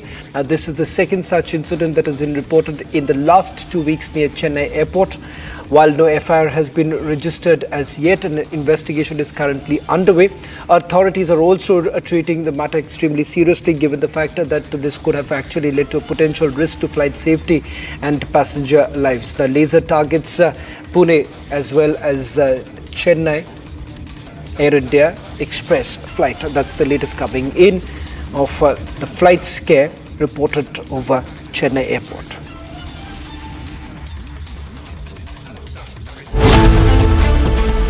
Mysterious fire on Singapore flagged container ship. Unending blasts reported for the last 36 hours. Were there banned items on the ship? Debating tonight at 9 p.m. Mahi sir, how much do you love your fans? Honestly, I love my new fans. पुराने वाले बेकार में शोर करते sir fans हैं शोर तो करेंगे ही ना नए वाले नहीं करते and they listen to what I say. The new generation Orient BLDC fans. Super silent performance with voice control. Silly me, I thought Cricket fans. Hi, this is Chef Ranveer Brar. Guarantee you brilliance on behalf of IIHM. ये है secret recipe MDH का जीरा SIP जल जीरा मसाला। SIP SIP जीरा SIP MDH का जल जीरा सिप MDH का जल जीरा सिप। इसको घर पे लगाओगे तो शादी का तो पता नहीं, पर घर पक्का नहीं टूटेगा। रुंगटा नहीं तो घर स्ट्रॉन्ग नहीं। रुंगटा स्टील TMT बार एकदम सॉलिड। पहाड़ों में एक हाइकिंग शिप भी बन सकती है। MDH की हल्दी मिर्ची धनिया करे कमाल, ये रंग दे, ये खुशबू दे, ये तीखा, ये कम पड़े, क्या निराला MDH मसाला। सोनम राजा मामले में बड़े बड़े खुलासे हो रहे हैं। राजा रघुवंशी के बीच वाले भाई विपिन रघुवंशी हमारे साथ एक्सक्लूसिव है बातचीत के लिए। विपिन भाई, ये बताइए, ये जो खुलासा हुआ है पूरा देश इसको सुनने का चौंक गया है, आप क्या कहेंगे? पहला रिएक्शन क्या है पहले तो आप? देखिए, पहले लगती बात तो ये सत्य है इसमें, तो सोनम ने सिलेंडर नहीं किया गया है और ना ही इसको पुलिस ने ढूंढा है। हम लोगों ने रात को 1:45 बजे पुलिस को फोन लगाया था कि सोनम से बातचीत करने के बाद सोनम ने कहा था मैं जंगल में हूँ भैया, मैं ढाबे से फोन लगा रही हूँ और मैं जो है मतलब इस जगह पे खड़ी हूँ। तो सोनम के भाई ने उसको बोला था ठीक है बिट्टी, मैं जो है मैं तेरे लिए वहाँ पे पुलिस भेज रहा हूँ। पुलिस ने सोनम को नहीं ढूंढा है। यूपी पुलिस जो है उसको हमने आगे रह के फोन लगाया था, गोविंद ने फोन लगाया यूपी पुलिस को, यूपी पुलिस वहाँ पहुंची है। वो पहुंचने के बाद में सोनम को वहां से लेके गए थाने पे। कितने बजे रात की बात है? करीब सोनम की किससे बात हुई थी? सोनम की बात हुई थी गोविंद रघुवंशी उसके भाई से। कितने बजे रात में? करीब अपने 1:45 बजे करीब गोविंद ने यूपी पुलिस को फोन लगाया है और फोन लगा कंफर्म करा है सोनम रघुवंशी मेरी बहन जो है वहाँ पे अकेली है, आप वहाँ पे आप लोग चले जाइए और जाके वहाँ से उसको सेफ लेके थाने पे ले आइए। हाँ, क्योंकि बताया इसके बाद ज्यादा बातचीत हो नहीं पाई हमारे कुछ इस बारे में। सोनम से बातचीत हुई आप लोग? मेरी बातचीत सोनम से नहीं हो पाई। अच्छा, लेकिन अब तो कुछ और दावे कर रही है मेघालय पुलिस। देखिए मेघालय पुलिस तो कुछ भी दावा कर सकती है, क्योंकि मेघालय पुलिस में जो एसपी साहब जो है विवेक सिंह जी जो है वो हमारा 4 दिन फोन उठा रहे हैं, तो हम उनकी बात में भरोसा कैसे करना है? अभी वो तो ये कह रहे हैं कि मध्य प्रदेश के 3 लड़के इस हत्या में शामिल हैं। मध्य प्रदेश के 3 लड़के शामिल इसमें है कभी, तो उनकी टिकट बुक होगी, ये ट्रेन से या प्लेन से किसी चीज से गए होंगे, वो कंफर्म कीजिए पहले तो। दूसरी बात, सोनम को यहाँ पर आने दीजिए, सोनम कंफर्म करेगी, सोनम को वो कंफर्म करेंगे। इसके कंफर्म होने के पहले जो है आरोप लगाना गुनाह है। ये भी देखिए, गाइड ने बोला था, आप भी बता रहे थे कि राजा के साथ 3 लोग चल रहे थे पहाड़ पर, जब राजा के साथ 3 लोग थे और सोनम पीछे पीछे थी, और इस हत्या में भी 3 लोगों का नाम आ रहा है। देखिए जो गाइड है उस गाइडनेस को सोनम के जो पीछे राजा चल रहा है, दोनों चल रहे थे, तो जो 3 लोग थे उसको गाइड ने पीछे से देखा था, तो वो कैसे बोल सकता है? तो एमपी के थे वो लोग, पहली चीज तो ये है। और गाइड में देखा भी होगा कभी तो उसको कंफर्म नहीं हो सकता ना, सिर्फ हिंदी में बात कौन कौन कर रहे थे, एक कर रहा है 2 कर रहा था। गाइड ने पीछे से देखा, क्या देखा गाइड में? वो सोनम पे लगे आरोपों को खारिज कर रहे हैं। सोनम के पिता, आपका भाई इसमें हत्या हुई उसकी, और ये आ रहा है कि कॉन्ट्रैक्ट किलिंग है और सोनम ने ही करवाई है, आप क्या कहेंगे? देखिए जब तक कोई बातें सिद्ध नहीं हो सकती है, आरोपी जब तक पकड़ा ही नहीं गए, आरोपी पकड़ा गए हैं, वो सोनम जब तक ये सारी चीजें मुंह से कबूल नहीं करेगी, जब तक हम लोग मानने को राजी नहीं इस बात को। अच्छा, सोनम तो अभी बेसुध हालत में है, तो वही तो हम कह रहे हैं, जब तक सोनम कबूल नहीं करेगी और सोनम की जब तक जांच नहीं हो पाएगी, तो सोनम के साथ में ये लोग जो थे, इन सोनम ने इनको भेजा है क्या नहीं भेजा है, जब तक हम लोग मानने को राजी नहीं बात को। अच्छा, ये बताइए, शादी जो है वो आपकी राजा की सोनम से अरेंज मैरिज हुई थी? दोनों की शादी जो है अरेंज मैरिज है, वो दोनों के पसंद से शादी की गई है। इसमें दोनों को जो है पसंद से शादी करने के बाद में अभी तक हम लोगों ने ऐसा कहीं डाउट नहीं क्लियर करा है, तो कहीं सोनम और राजा में कैसे कुछ भेदभाव हुआ है, कुछ भी लड़ाई झगड़े हुए, कैसे कुछ भी नहीं हुआ अभी तक में।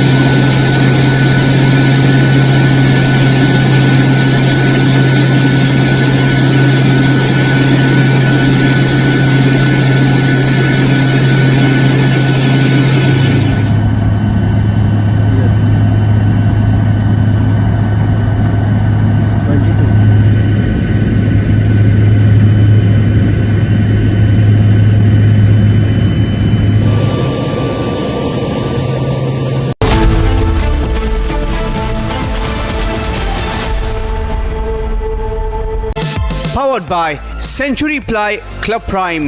रहो बेफिक्र। पैसा लगाना है तो सेंचुरी प्लाई क्लब प्राइम पे लगाओ, डूबेगा नहीं, जलेगा भी नहीं, कोई खा नहीं जाएगा, धोखा नहीं देगा, ऊपर नीचे भी नहीं होगा, सेफ रहेगा, सिक्योर्ड में मिनिमम 30 साल का रिटर्न देगा। अब इससे बेटर इन्वेस्टमेंट है तो बताओ। सेंचुरी प्लाई क्लब प्राइम, रहो बेफिक्र। Hi, this is Chef Ranveer Brar. Guarantee you brilliance on behalf of IIHM. आधे बाउल दही में 4 चम्मच MDH चटनी पुदीना मसाला डाला, स्टर करो, पुदीना चटनी तैयार। MDH चटनी पुदीना मसाला। विमल में गुलिस्तां की ये कुछ लजीज फरिश्ते जब साथ घुले तो जी ललचाए, और दिल कहे कि स्वाद की जुबान में खुद को ऐसा डुबाऊं कि निकल ना पाऊं। विमल की जुबान कुछ है ही ऐसी, मानते हैं ना? विमल, बोलो जुबान केसरी। MDH की हल्दी मिर्ची धनिया करे कमाल, ये रंग दे, ये खुशबू दे, ये तीखा, ये कम पड़े, क्या निराला MDH मसाला। सोनम राजा मामले में बड़े बड़े खुलासे हो रहे हैं। राजा रघुवंशी के बीच वाले भाई विपिन रघुवंशी हमारे साथ एक्सक्लूसिव है बातचीत के लिए। विपिन भाई, ये बताइए, ये जो खुलासा हुआ है पूरा देश इसको सुनने का चौंक गया है, आप क्या कहें, पहला रिएक्शन क्या है पहले तो आप? देखिए, पहले लगती बात तो ये सत्य है इसमें, तो सोनम ने सिलेंडर नहीं किया गया है और ना ही इसको पुलिस ने ढूंढा है। हम लोगों ने रात को 1:45 बजे पुलिस को फोन लगाया था कि सोनम से बातचीत करने के बाद सोनम ने कहा था मैं जंगल में हूँ भैया, मैं ढाबे से फोन लगा रही हूँ और मैं जो है मतलब इस जगह पे खड़ी हूँ। तो सोनम के भाई ने उसको बोला था ठीक है बिट्टी, मैं तेरे लिए वहाँ पे पुलिस भेज रहा हूँ। पुलिस ने सोनम को नहीं ढूंढा है। यूपी पुलिस जो है उसको हमने आगे रह के फोन लगाया था, गोविंद ने फोन लगाया यूपी पुलिस को, यूपी पुलिस वहाँ पहुंची है। वो पहुंचने के बाद में सोनम को वहां से लेके गए थाने पे। कितने बजे रात की बात? करीब सोनम की किससे बात हुई थी? सोनम की बात हुई थी गोविंद रघुवंशी, उसके भाई से। कितने बजे रात में? करीब अपने 1:45 बजे करीब। गोविंद ने यूपी पुलिस को फोन लगाया है और फोन लगा कंफर्म कर रहा है सोनम रघुवंशी मेरी बहन जो है वहाँ पे अकेली है, आप वहाँ पे आप लोग चले जाइए और जाके वहाँ से उसको सेफ लेके थाने पे ले आइए। हाँ, क्योंकि इसके बाद ज्यादा बातचीत हो नहीं पाई हमारे कुछ इस बारे में। सोनम से बातचीत हुई आप? मेरी बातचीत सोनम से नहीं हो पाई। अच्छा, लेकिन अब तो कुछ और दावे कर रही है मेघालय पुलिस। देखिए, मेघालय पुलिस तो कुछ भी दावा कर सकती है, क्योंकि मेघालय पुलिस में जो एसपी साहब जो है विवेक सिंह जी जो है वो हमारा 4 दिन फोन उठा रहे हैं, तो हम उनकी बात में भरोसा कैसे करना है अभी? वो तो ये कह रहे हैं कि मध्य प्रदेश के 3 लड़के इस हत्या में शामिल हैं। मध्य प्रदेश के 3 लड़के शामिल इसमें है कभी, तो उनकी टिकट बुक होगी, ये ट्रेन से या प्लेन से किसी चीज से गए होंगे, वो कंफर्म कीजिए पहले तो। दूसरी बात, सोनम को यहाँ पर आने दीजिए, सोनम कंफर्म करेगी, सोनम को वो कंफर्म करेंगे। इसके कंफर्म होने के पहले जो है आरोप लगाना गुनाह है। ये भी देखिए, गाइड ने बोला था, आप भी बता रहे थे कि राजा के साथ 3 लोग चल रहे थे पहाड़ पर, जब राजा के साथ 3 लोग थे और सोनम पीछे पीछे थी, और इस हत्या में भी 3 लोगों का नाम आ रहा है। देखिए, जो गाइड है उस गाइडनेस को सोनम के जो पीछे राजा चल रहे दोनों चल रहे थे, तो जो 3 लोग थे उसको गाइड ने पीछे से देखा था, तो वो कैसे बोल सकता है? तो एमपी के थे वो लोग, पहली चीज तो ये है। और गाइड में देखा भी होगा कभी तो उसको कंफर्म नहीं हो सकता ना, सिर्फ हिंदी में बात कौन कर रहे थे, एक कर रहा कि 2 कर रहा था। गाइड ने पीछे से देखा, क्या देखा गाइड में? वो सोनम पे लगे आरोपों को खारिज कर रहे हैं। सोनम के पिता, आपका भाई इसमें हत्या हुई उसकी, और ये आ रहा है कि कॉन्ट्रैक्ट किलिंग है और सोनम ने ही करवाई है, आप क्या कहेंगे? देखिए, जब तक कोई बातें सिद्ध नहीं हो सकती है, आरोपी जब तक पकड़ा ही नहीं गए, आरोपी पकड़ा गए हैं, वो सोनम जब तक ये सारी चीजें मुंह से कबूल नहीं करेगी, जब तक हम लोग मानने को राजी नहीं इस बात को। अच्छा, सोनम तो अभी बेसुध हालत में है, तो वही तो हम कह रहे हैं, जब तक सोनम कबूल नहीं करेगी और सोनम की जब तक जांच नहीं हो पाएगी, तो सोनम के साथ में ये लोग जो थे, इन सोनम ने इनको भेजा है क्या नहीं भेजा है, जब तक हम लोग मानने को राजी नहीं बात को। अच्छा, ये बताइए, शादी जो है वो आपकी राजा की सोनम से अरेंज मैरिज हुई थी? दोनों की शादी जो है अरेंज मैरिज है, वो दोनों के पसंद से शादी की गई है। इसमें दोनों को जो है पसंद से शादी करने के बाद में अभी तक हम लोगों ने ऐसा कहीं डाउट नहीं क्लियर करा है, तो कहीं सोनम और राजा में कैसे कुछ भेदभाव हुआ है, कुछ भी लड़ाई झगड़े हुए, कैसे कुछ भी नहीं हुआ अभी तक में।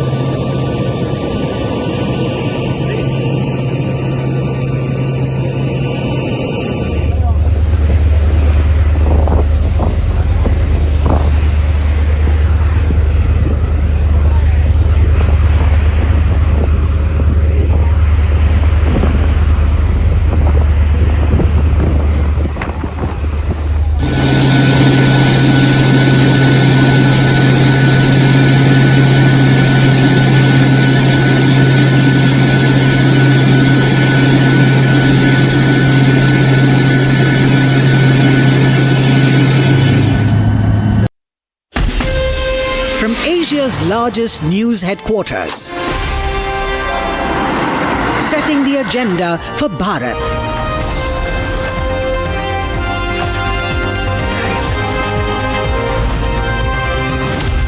You're watching Republic.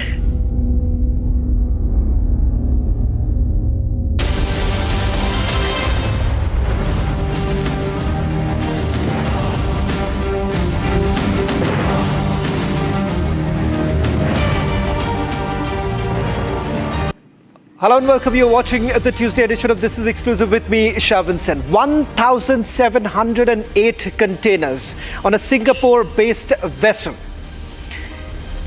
Chemicals that are used in making explosives now found. Multiple explosions have been reported, and this vessel had come from Colombo headed towards Nhava Sheva port. Tonight on This Is Exclusive, we peel out each layers coming in on this big story. Was there a national security concern? All this and much more on this edition of This Is Exclusive. But up first, let me take you through the headlines we're tracking at this hour.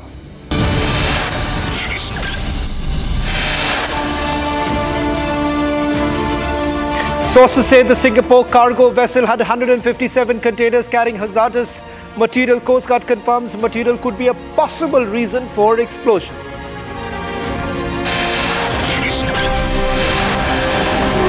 International Centre for Ocean Information Service issues alert for the coast of Kerala due to potential oil spill and debris from the ship. As Axiom 4 crew prepares for liftoff, Chief of Air Staff and all air warriors of the Indian Air Force wish Group Captain Shubhangshu Shukla ahead of the historic mission. 92 illegal Bangladeshi infiltrators apprehended in one day in the national capital. Operation Pushback in action.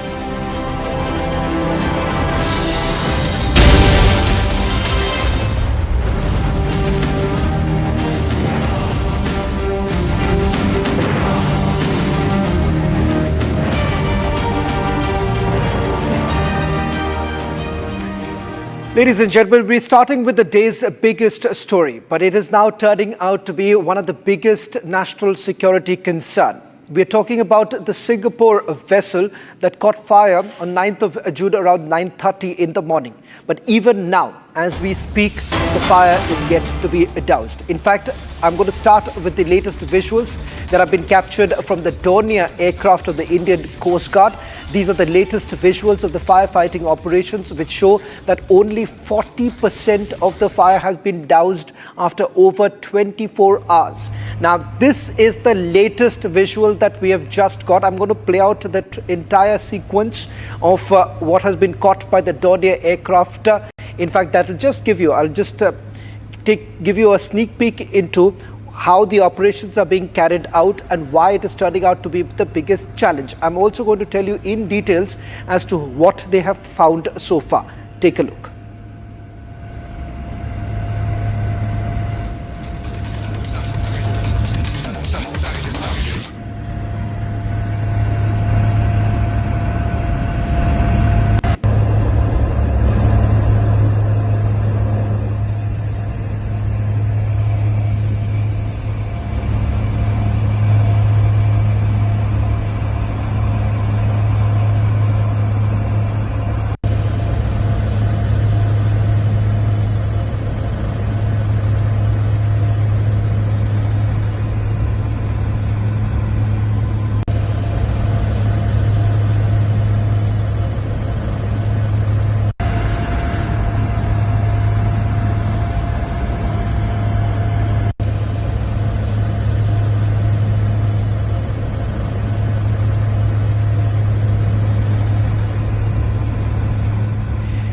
Well, now let me tell you what we know so far. The Indian Coast Guard is now still continuing with the fire and the attempt to bring the inferno under control. As we speak, visible flames may have reduced and thick smoke continues to emanate, is what the Indian Coast Guard has informed us. In fact, what you see right now on your screen, at least the middle portion of the ship as well as the rear end of the ship, explosions can still be heard, and that is the reason why this entire process is turning out to be far more challenging. Now, I'll tell you why it has taken so much time. That is because what you see, these containers, over 1,700 containers that have basically come in. Now, each of these containers contain hazardous substances. About 157 such hazardous substances are present. That is the latest information that we have got from multiple authorities. Let's take you through some of the details now coming in with regards to the firefighting operation. The Indian Coast Guard has confirmed that the operation is far from over. In fact, they're pegging this at just 40% of the work has been completed so far. They have also included 2 more vessels to ensure that the firefighting process still continues. Now, that gives you a sense that now it's almost going to be 36 hours and the firefighting operation still continues. Gives you a sense of what's really happening right now on the ground. Now, the fire was reported off the coast of Manipur in Kerala, and this vessel, which is based out of Singapore, had moved out of Colombo port and was headed towards the Navasheva port, and off the coast of Kerala is where this fire was first reported. Now, what I'm going to essentially do, ladies and gentlemen, which is, of course, the biggest story of the day, is this very cargo, that ship that had an explosion on board yesterday off the Kerala coast. The incident occurred around 9:30 in the morning on 9th of June when an underdeck explosion was reported by the Maritime Operations Centre in Mumbai and related to their Kochi counterparts. Soon after, you've had the Indian Coast Guard as well as the Indian Navy diverting multiple of their ships, in fact, multiple vessels, and the destroyer INS Surat, which was scheduled to dock in Kochi to render emergency assistance. But the question to ask is, was the ship carrying banned substance? And if yes, where was it headed to, and who is the real owner of this particular ship? First, take a look at the detailed report, and then we're going to break it down as to what we know in terms of the content of each of these containers.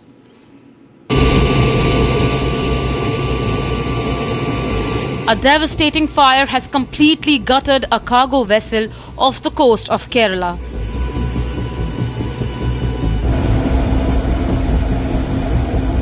Thick black plumes of smoke can be seen billowing from the vessel as flames continue to rage.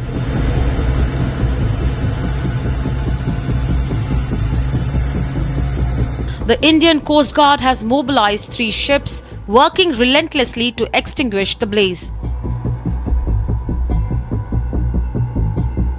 The dramatic action is unfolding in the Arabian Sea off the Manipur coast of Kerala.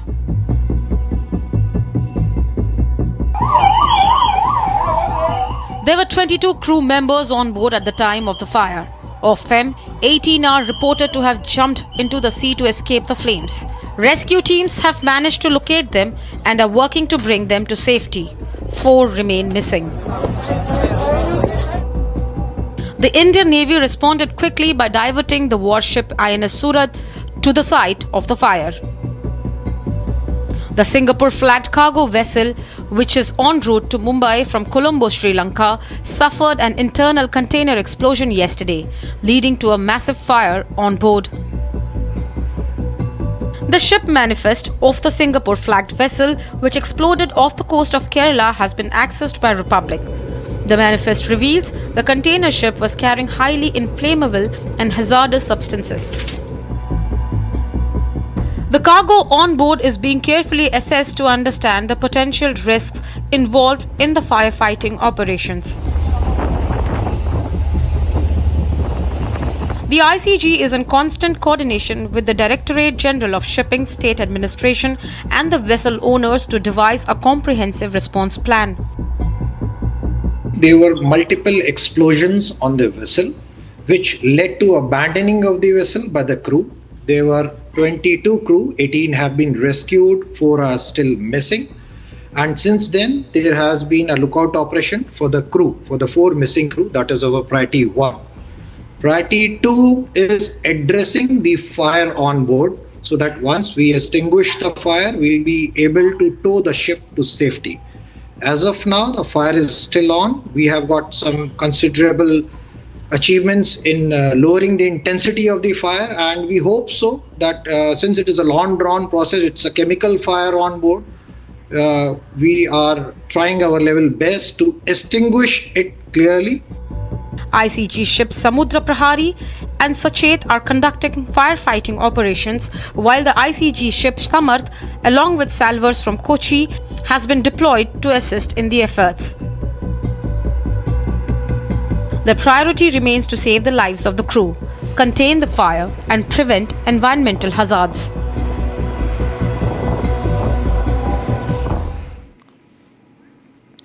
Well, in fact, the Republic has also accessed a new set of visuals of the Singapore cargo vessel, which has been battling a massive blaze in the aftermath of an explosion. These visuals were captured in the night. Now, these are visuals that no other network has, and we're just going to place each of these images so that you understand the magnitude of the fire that the Indian Coast Guard and the Navy is dealing with right now. And that takes us to the other big question as to what were they really carrying. Because this is just not any other random fire that broke out in a vessel, but we are looking at multiple explosions that have taken place right from the time this ship had first reported Mayday. And thereafter, what we are given to understand is that each of the areas from where the explosions have been reported, starting with the underdeck area where the first, what we are given to understand, the first blast actually took place, and thereafter it did actually start spreading. Now, this ship left from Colombo, and it was off the coast of Manipur in Kerala around 9:30 in the morning when the Maritime Coordination Agency first received the report that the ship had caught fire. And 4 of the crew members were actually behind this entire rescue operation till the time the Indian Coast Guard and the Indian Navy actually came in. 18 of them have already been rescued. Rest of them, at least 4 of them, are still missing. Now, that's a confirmation that came in from the Coast Guard a short while back that they are still missing right now. What are the 2 major causes of concern? One, a possible oil spill in that particular area, and that is the reason why private agencies are also being roped in. The second important concern is that how long perhaps it's going to take before they are able to douse the fire completely, because right now only 40% of the firefighting operation has been completed. Well, in fact, just a short while back, the Coast Guard confirmed to Republic that 18 crew members have been rescued, 4 are still missing. These are the latest visuals of the rescued crew members who are involved in the firefighting operations arriving at the Mangalore Port Authority. In fact, they have now been taken to the Mangalore Port Authority. They were brought in the INS Surat, that's Indian Navy's destroyer that was pressed into action for ensuring that the crew members are basically taken out. These are the images coming in of the crew members who were taken in. I'm also going to give you a breakdown of the nationality of each of the crew members. In fact, this is a confirmation now coming in from the Navy, where they have told us with regards to those who have been rescued so far. Of the 22, 18 have already been rescued, and we are being told this includes Myanmaris, Taiwanese, as well as Chinese nationals who have been rescued and have now been taken to the Bangalore Port Authority. What I'm also going to do right now, ladies and gentlemen, help you understand what has happened over the last few hours. 36 hours and the fire still continues. The firefighting operation still continues. That's because of the 1,700 containers that are present in this particular ship. Several of them contain extremely hazardous substances. In fact, this also includes chemicals that are essentially used in making explosives. TNT has also been reported. Now, let me just take you through the timeline of it. What is it that we know so far? On 9th of June, around 9:20 in the morning, the vessel caught fire. Immediately thereafter, 4 vessels were sent to the spot. In fact, these 4 happen to be one of the premier vessels of the Indian Coast Guard. Around 12:40 in the afternoon, the fire started spreading to the other containers. In fact, it started from here, what you see, the midsection of the ship, and from the underdeck area where the explosions took place, and thereafter it started spreading towards the rear end. Now, this part that you see, that the forward bay area of the ship still remains safe, is what we are being told. Around 2:30 in the afternoon is when the vessel started drifting, and the firefighting operation still continued. This was still about 2:30 in the afternoon. 9 o'clock in the night is when you've had more Dornier aircrafts being sent to the spot, because you're looking at aerial response coming in. 11:23 in the morning, that is today, we are being told that the fire and explosions still continued. And these boats that you see, these are boats of the Indian Navy that were basically being used for the rescue operation to be carried out. 2:50 in the afternoon is when the Indian National Center for the Ocean Information Services, they issued an alert, and this was basically for a possible oil spill that may have actually taken place. 3 o'clock a little after 3 o'clock when the authorities directed appointment of salvor and firefighting expert. These are private organizations that are being roped in, and that is only to ensure that if at all there is an oil spill, it is basically contained. 3:23 in the afternoon, the coastal surveillance was also stepped up. A short while back, I also spoke to the commander of the Indian Coast Guard. In fact, they have basically confirmed that the firefighting operations are also being carried out. Even as we speak, the firefighting operations are still going on. And not just that, they've also confirmed the fact that there are hazardous substances, and that is the reason why this entire process is becoming even more challenging.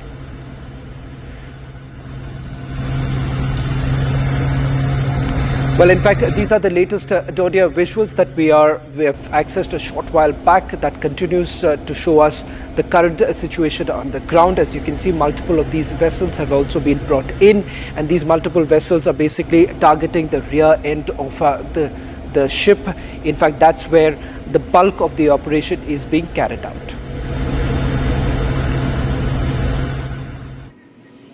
Well, in a moment that will be etched in the annals of Indian space exploration forever, Group Captain Shubhangshu Shukla is poised to make history as he prepares to embark on the Axiom Mission 4 to the International Space Station.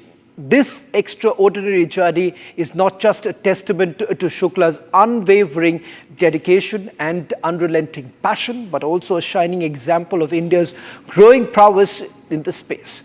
From the quiet streets of Lucknow to the vast expanse of space, Shukla's story is one of dreams, perseverance, and the unbridled potential of the Indian spirit. In fact, joining us on this broadcast is Zahir Ali.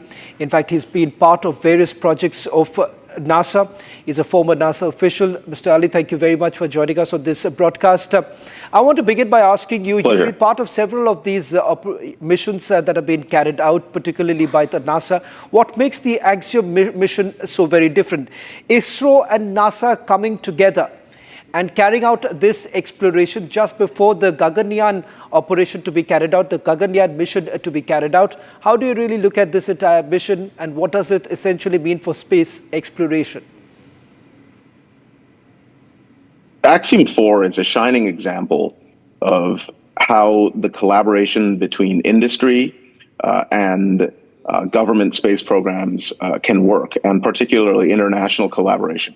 So you have two American companies, Axiom and SpaceX, providing the capability to go to a national resource, which is actually an international resource, the International Space Station, populated by an international team, and this crew is wonderfully international. Being a child of Indian immigrants to the U.S. myself, it's with a great deal of pride that we see that Commander Shukla is going to be the pilot for this, alongside Commander Whitson. And what your audience may not know is the company itself, Axiom, is now led as CEO by another Indian, Tejpal Bhatia. So it really goes to show what the future is going to look like. The future for space is international. The future for space is collaborations between nations, and collaborations between industry and governmental programs to provide the ability to take humanity to the stars and eventually to be present on other worlds. I believe in our lifetime we're going to see boots on Mars, we're going to see colonies on the moon, and those are going to be international collaborations. And India and the US are natural partners in many, many ways, and this partnership that you're seeing is just another expression of that.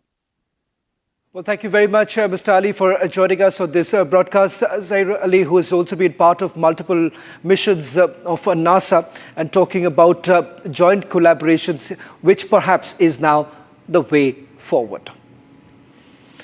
Well, that's all that we could pack in this edition of This Is Exclusive. Coming up, trending with my colleague Rakshita, as she also gets you exclusive conversation with the family members of Group Captain Subhanshu Shukla.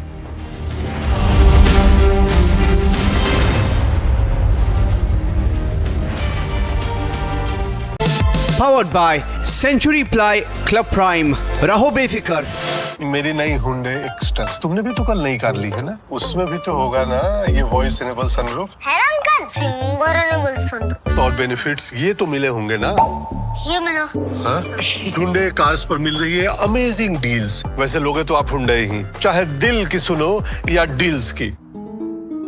Mahi sir, how much do you love your fans? Honestly, I love my new fans.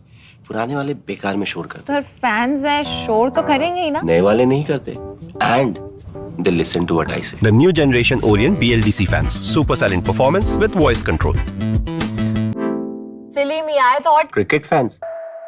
ये है secret recipe MDH का जीरा SIP जल जीरा मसाला। SIP SIP जीरा SIP जीरा SIP MDH का जल जीरा सिप MDH का जल जीरा सिप। विमल में गुलिस्तां की ये कुछ लजीज फरिश्ते जब साथ घुले तो जी ललचाए और दिल कहे कि स्वाद की इस जुबान में खुद को ऐसा डुबाऊं कि निकल ना पाऊं।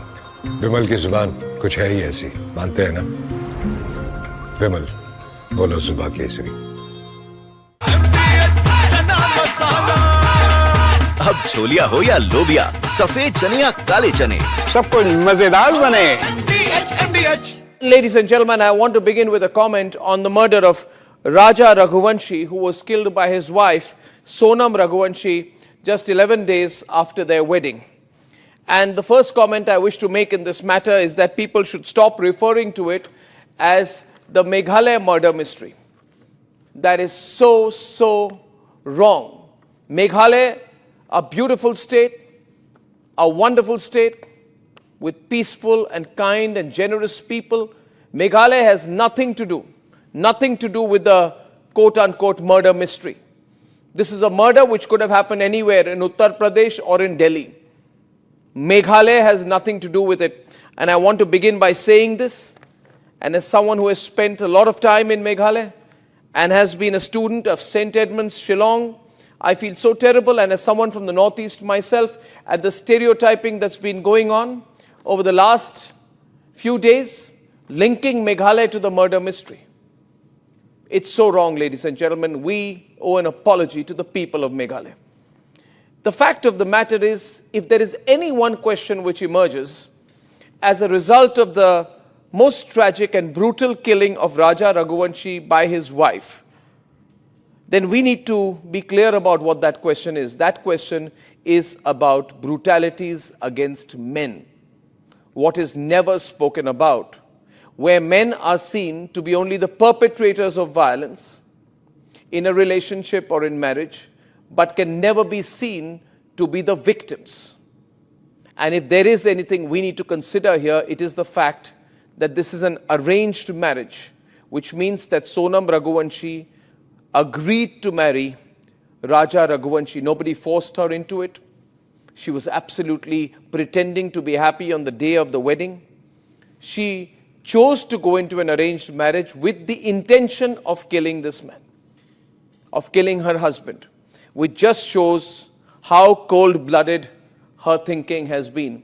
She made him wear jewelry, diamonds and gold worth over 10 lakh rupees when they left for their honeymoon. Now, who does that? Which means she intended to kill him and take away everything that he had from his corpse or from him before he died. She wanted to make money by marrying him and then by killing him. The fact that she was clear about wanting to kill the man she married 10 days back is evident from the fact that she never booked return tickets from Meghalaya, which means she knew that for the man she'd married a week earlier, it would be a one-way trip, that she would kill him. The trek they planned to go on was planned in advance, and she had told her boyfriend/lover to bring 3 people to help kill Raja Raghuvanshi. She hired contract killers, she brought them over, and she got together with this man and his accomplices to kill her husband. Now, viewers, Republic has always taken the strongest line and always been about crimes against women. But what about crimes against men? Have we become so woke and unrealistic in our approach that we do not see the trend that is emerging of late? Did we not see the trend where a 35-year-old Saurabh Rajput, who had returned from London to simply surprise his wife, who was working hard for his family, was murdered in Meerut by his wife, Muskan Rastogi, and her lover, and then his body was put into a drum? Ladies and gentlemen, did we not see the story in Bihar where a woman in her early 20s hung and killed her 25-year-old husband because he was questioning her fondness for making social media reels? Yet we think that men can never be the victim. We feel that it is all overhype. A 25-year-old man in Uttar Pradesh, Auraiya, was killed by a contract killer recently hired by his wife and her lover within 15 days of his marriage. A Mathura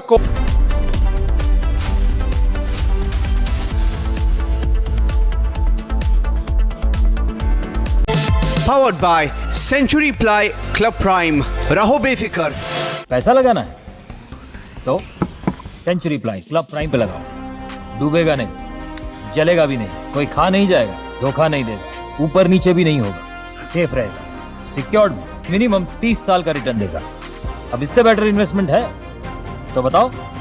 century ply club prime, रहो बेफिक्र. मेरी नई Hyundai extra तुमने भी तो कल नई car ली है ना, उसमें भी तो होगा ना ये वॉइस इनेबल सनरूफ है ना अंकल, सिंगर इनेबल सनरूफ. और बेनिफिट्स ये तो मिले होंगे ना. ये मिला. हाँ, हुंडई कार्स पर मिल रही है अमेजिंग डील्स. वैसे लोगे तो आप हुंडई ही, चाहे दिल की सुनो या डील्स की. MDH की देगी मिर्च, देगी मिर्च का तड़का, अंग अंग फड़का. MDH की देगी मिर्च. विमल में गुलिस्तां के ये कुछ लजीज फरिश्ते जब साथ गुलें तो जी ललचाए और दिल कहे कि स्वाद की जुबान में खुद को ऐसे डुबाऊं कि निकल ना पाऊं. विमल की जुबान कुछ है ही ऐसी, मानते हैं? विमल, बोलो जुबान कैसी? दादी के हाथों का जादू और खुशबू से महकता घर, माँ की मुस्कुराहट और खाने की सुगंध. MDH गरम मसाला, क्योंकि हर रिश्ता है स्वाद से जुड़ा.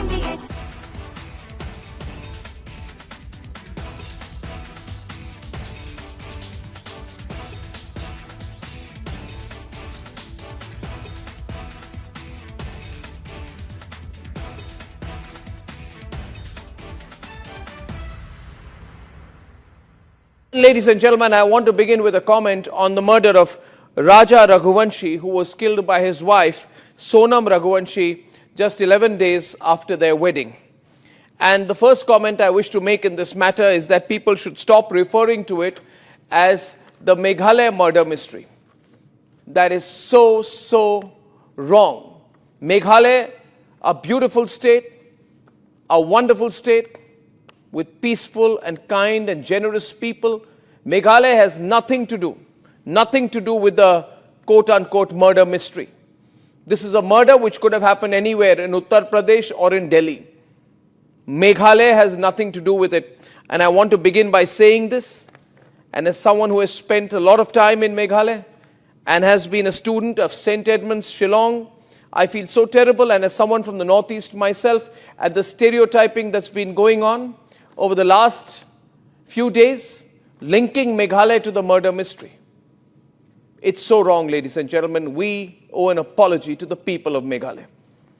The fact of the matter is, if there is any one question which emerges as a result of the most tragic and brutal killing of Raja Raghuvanshi by his wife, then we need to be clear about what that question is. That question is about brutalities against men.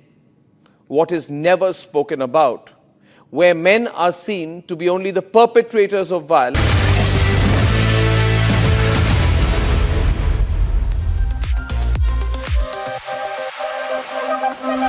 From your smartphones to your smart television, trending stories are breaking the internet. All eyes are on the Axiom 4 mission that is set for the liftoff tomorrow at 5:30 p.m. Indian Standard Time. We're also very closely tracking the story of the Indian student who was brutalized in the United States. Not just this, we'll also get you Indian Army's heartfelt tribute to our Kargil war heroes. On the other side will be Greta Thunberg, who seems to have roped herself in trouble once again. We will tell you exactly what has transpired in Israel.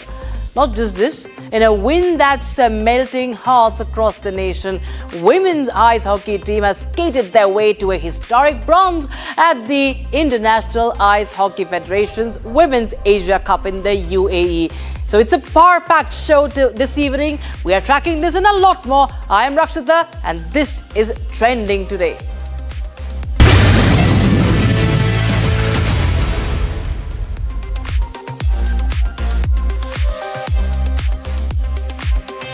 So now, after a wait of 41 long years, the tricolour is all set to return to space. And this time, it will fly aboard the International Space Station.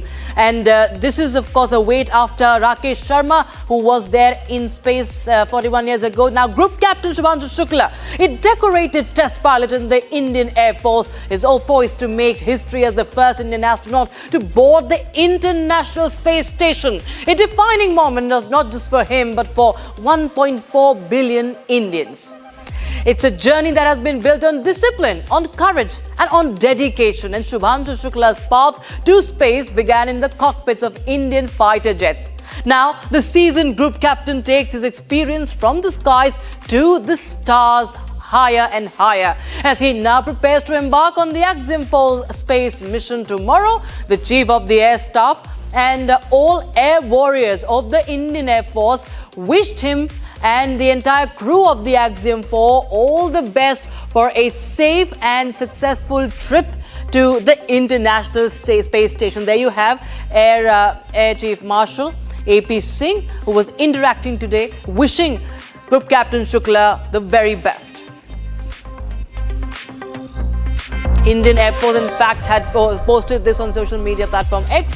Air Group Captain Shubhanshu Shukla prepares to embark on Axiom 4 space mission tomorrow. Chief of the Air Staff and all air warriors of IAF wish him and the entire crew of Axiom 4 all the best for a safe and successful trip to the International Space Station. This will add a new chapter to the Indian Space Odyssey. And they conclude by saying, touch the sky with glory. And at NASA's Johnson Space Center, the Axiom 4 crew has undergone months of rigorous preparations. From the survival drills to zero-gravity simulations, every step is designed to ensure mission readiness in the unforgiving environment of space.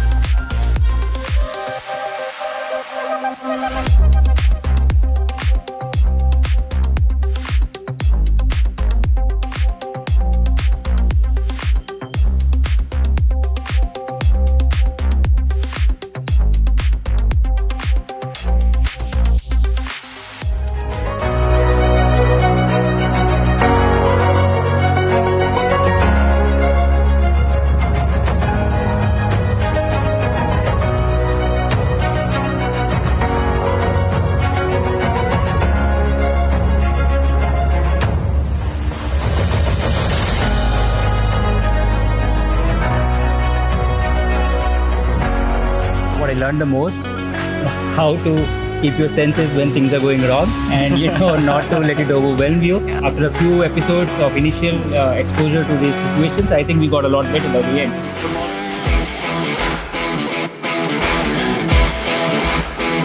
Today we are at Building 30 of Johnson Space Center, which, as you can see in my background, is called the Mission Control Center.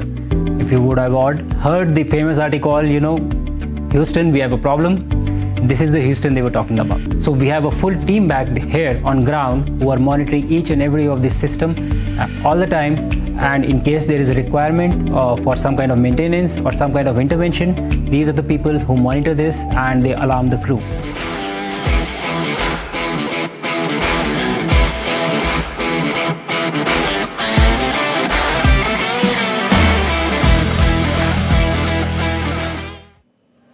And even meals in the space are engineered for performance. The crew spend time tasting and selecting from NASA's array of carefully crafted food options, a small but crucial part of life aboard the International Space Station. tasting session. So as you see, we have a long list of food items that we had to try and give scores whether we like it, not like it, and based on the feedback that we give today, the food items would be packed and they will be sent to the station for us to consume during our mission. Today was a food tasting session. So as you see, we have a long list of food items that we had to try and give scores whether we like it, not like it, and based on the feedback that we give today, the food items would be packed and they will be sent to the station for us to consume during our mission. And being a true Indian at heart, Group Captain Shubhanshu Shukla is set to carry the space-adapted Indian delicacies, including the amras, the gajar ka halwa, moong dal halwa, specially developed by the ISRO and the DRDO, customized for him for the Axiom 4 mission. Now, ISRO officials have confirmed that all the meals have been vacuum-packed, freeze-dried and engineered to preserve both taste and nutrition in a zero-gravity environment. In fact, viewers, I also spoke to Shubhanshu Shukla's school teacher just a short while back. Watch this as he reveals what he thinks about Shubhanshu Shukla as an individual, how he was as a student, and what he hopes for him. Thank you so much for joining us. And Nageshwar sir, tell us how you're feeling right now. कैसा लग रहा है कि आपके एक student space में जाने वाले, आपने उनको बहुत छोटे से देखा है और आज वो एक एयरफोर्स पायलट भी बने और टेस्ट पायलट बने और आज वो एस्ट्रोनॉट बन के भारत का झंडा फहराने जा रहे हैं इंटरनेशनल स्पेस स्टेशन में। जी मैम, उन्हीं के समर्थन के लिए मैं चारों धाम की यात्रा पे भी गया था और चारों धाम में भगवान से प्रार्थना भी करके आओ कि मिशन में जो भी जाएं बहुत अच्छी तरीके से उनका मिशन सक्सेस रहे और हम लोगों की जो है भावनाएं, अंतर्मन जो भी कल्पनाएं हैं वो साकार हों, देश का नाम रोशन करे। बच्चा देखे यदि जो भी प्रोग्रेस करता है वो सबसे पहले जो है माँ बाप के लिए होता ही होता है, गुरु के लिए बहुत अच्छी दक्षिणा होती है, क्योंकि गुरु का जो है उससे कुछ ऐसा ये भाव नहीं होता है कि उससे हमको कुछ मिलना है। वो जो कुछ भी करता है उसके लिए गुरु को सबसे बड़ी खुशी यही होती है कि बच्चा हमारा प्रोग्रेस करता रहे, हम गौरवान्वित होते रहें, देश का नाम रोशन करता रहे बच्चा। तो इतने करीब से आप जानते हो हाई स्कूल में, तो क्या ये थोड़े शरारती थे या मतलब बिल्कुल अच्छे बच्चे की तरह थे, बहुत डिसिप्लिन थे? मतलब नहीं, बहुत अच्छे बच्चों में तो नहीं कहेंगे, नटोरियस तो थे मैम, जो है बहुत अच्छे तो नहीं कि बहुत सीधे साधे। हाँ, ये है कि उस समय ये इंटेलिजेंट मैम है, लेकिन इंटेलिजेंट वाला ये है कि हाँ काम चल रहा है, हमारा काम चल जाएगा। अच्छा, तो एग्जाम के पर्पस होता है बच्चा की एग्जाम में ये लास्ट मोमेंट पे मेहनत करने वाले बच्चे हैं। अच्छा, तो जैसे हमने देखा कि किस तरह से गगनयान में उनका नाम आया था सबसे पहले 4 एस्ट्रोनॉट्स में से एक, और वो जो है सिलेक्ट हुए गगनयान के लिए पहले। उस वक्त जब ये खबर आई तो आपके जहन में क्या कुछ चला, कैसा लगा था? इसका देखिए मैम, इसके साले के जो है वो शादी पहले हो गई थी कोरोना काल में, लेकिन कोई फंक्शन नहीं हो पाया था।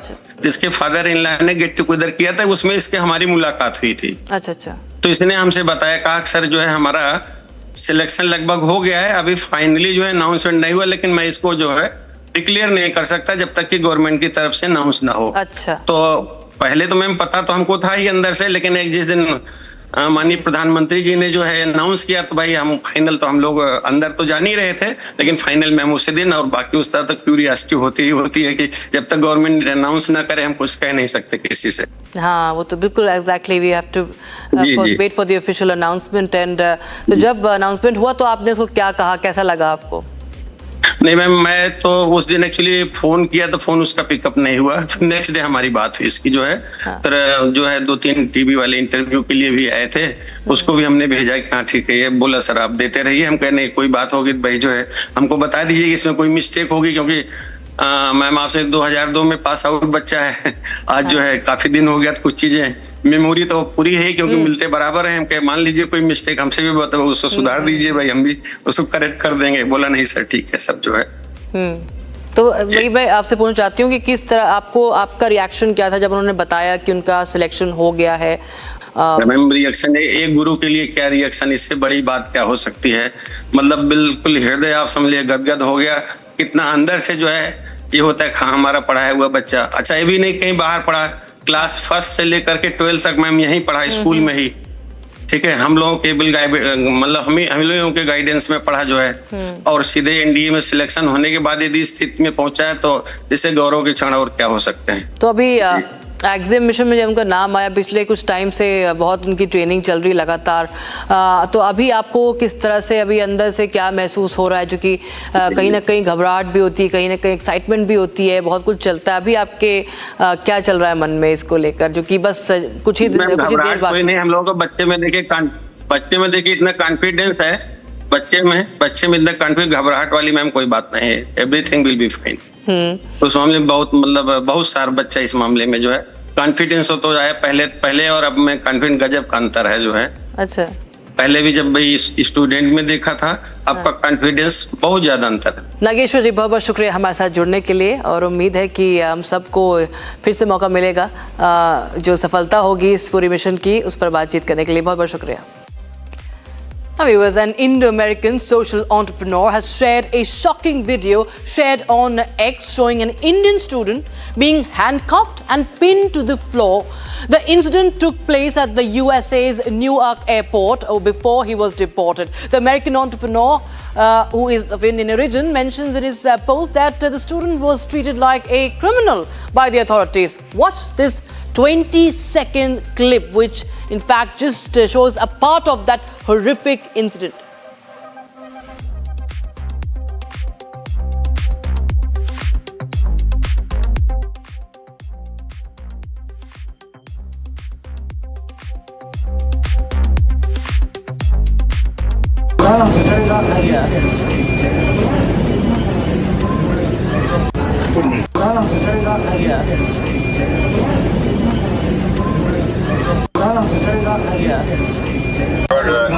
That our agency has on control. Not actively resisting anymore. Roger that. That our agency has on control. Not actively resisting anymore. Roger that. That our agency has on control. Not actively resisting anymore.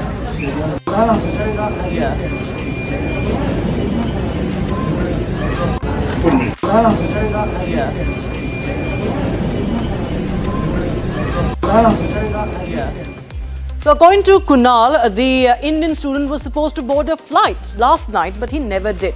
Now Kunal Jain claims that the student was based out of Haryana, and he said, and I quote, he quotes him as saying that I'm not mad, these people are trying to prove me mad. He was saying all this in Hindi, that ye log mujhe pagal sabit karne ki koshish kar rahe hain, main pagal nahi hu. Ministry of External Affairs, meanwhile, has now summoned US Embassy to raise the concern. In fact, Indian mission in DC has also taken it up with the State Department. And now I'm being joined by Kunal Jain, who is now in Jaipur, is back home in India, and he was the one who was an eyewitness to this police brutality and also shared this video. Kunal, if you could just recount quickly for us what really happened, what all did you see? So what you see on the camera, this is what I exactly saw. But I saw more than that, which I could not record it. I wish I could have recorded everything. But this was very unfortunate incident which happened in front of me. And the worst part is there were like 50, 60 or maybe 100 people who were standing with me in the queue, and no one was even paying attention except that they were like terrified what is happening near them. And when I tried to inquire, I asked them, they said, no, you're not allowed to this area, you just stay away.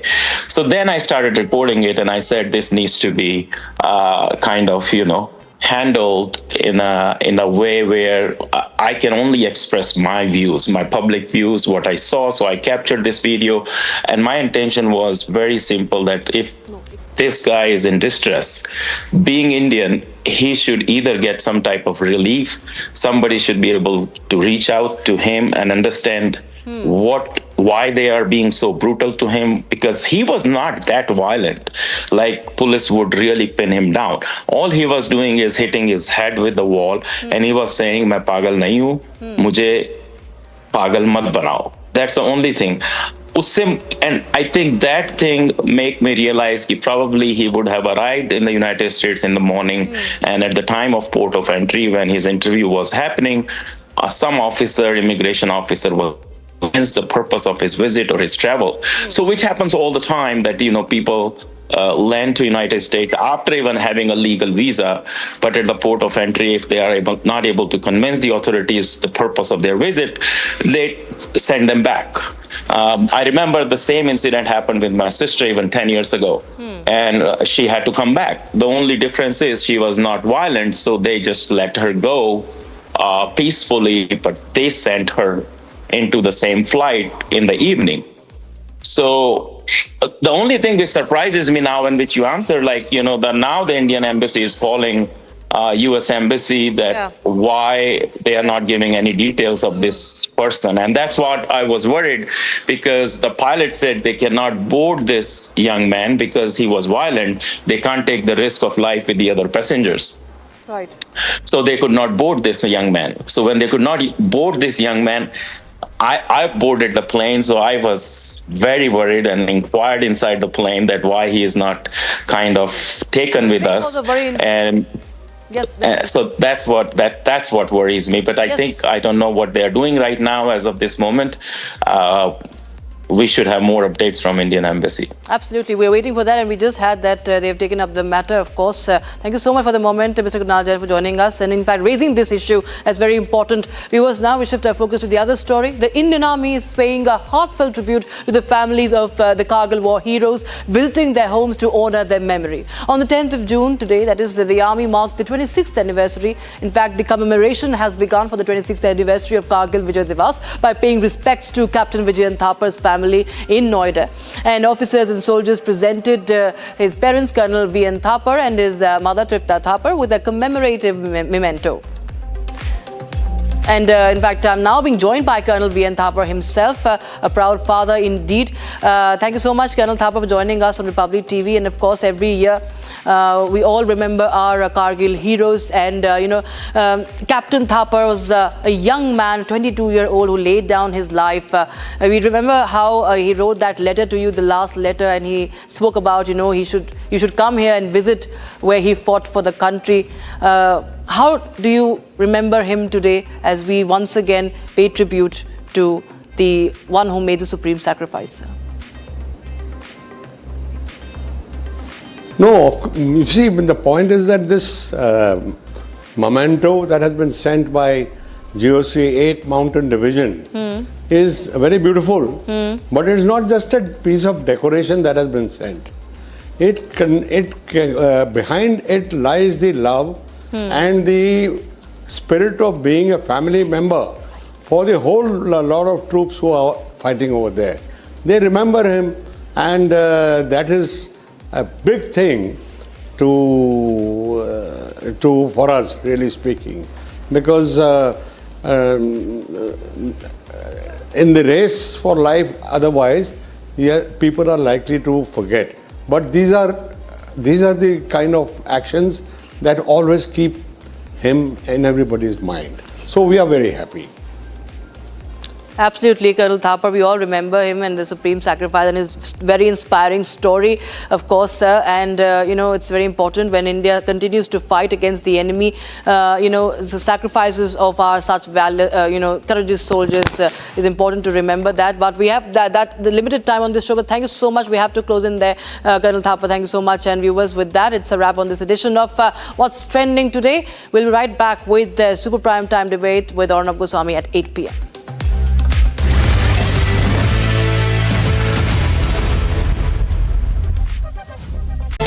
Powered by Century Ply Club Prime. रहो बेफिक्र.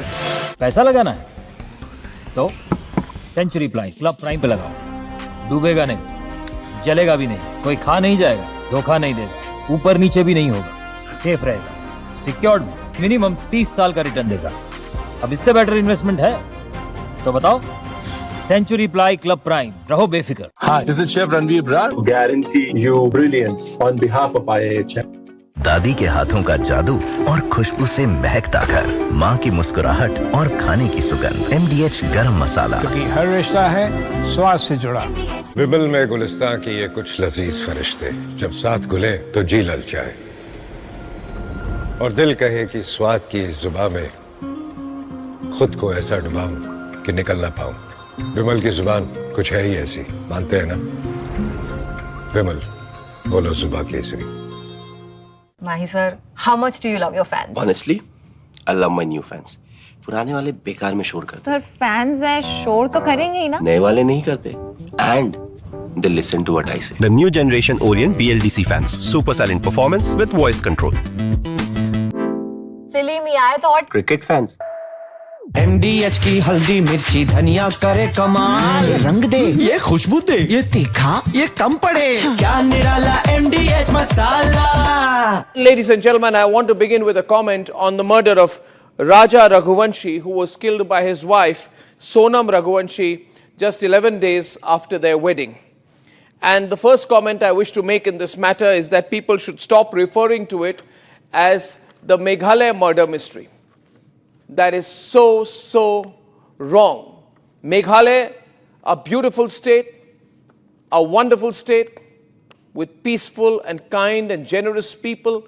Meghalaya has nothing to do with the quote-unquote murder mystery.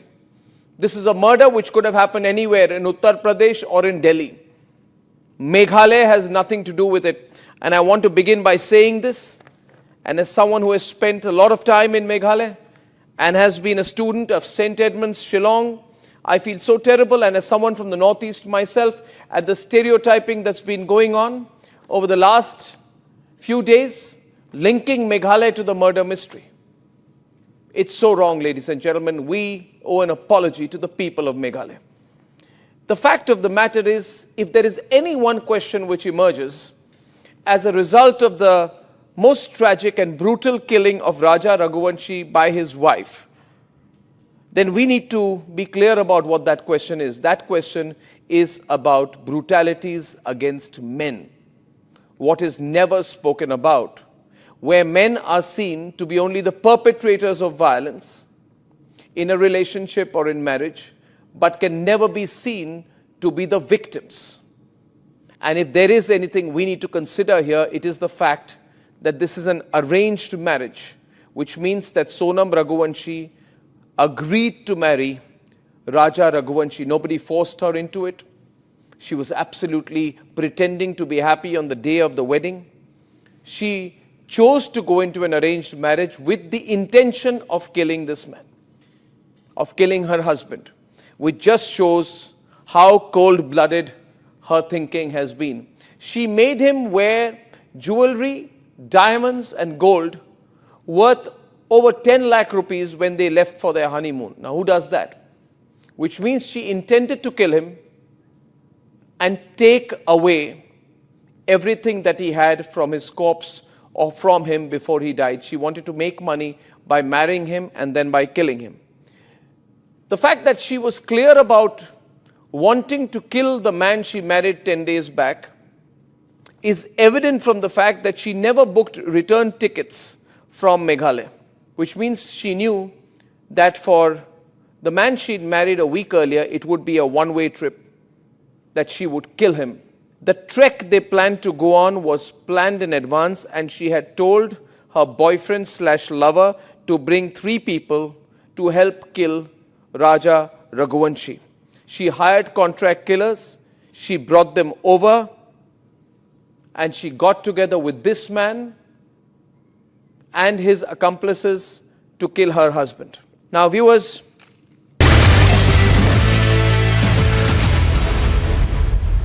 ladies and gentlemen, I want to begin with a comment on the murder of Raja Raghuvanshi, who was killed by his wife, Sonam Raghuvanshi, just 11 days after their wedding.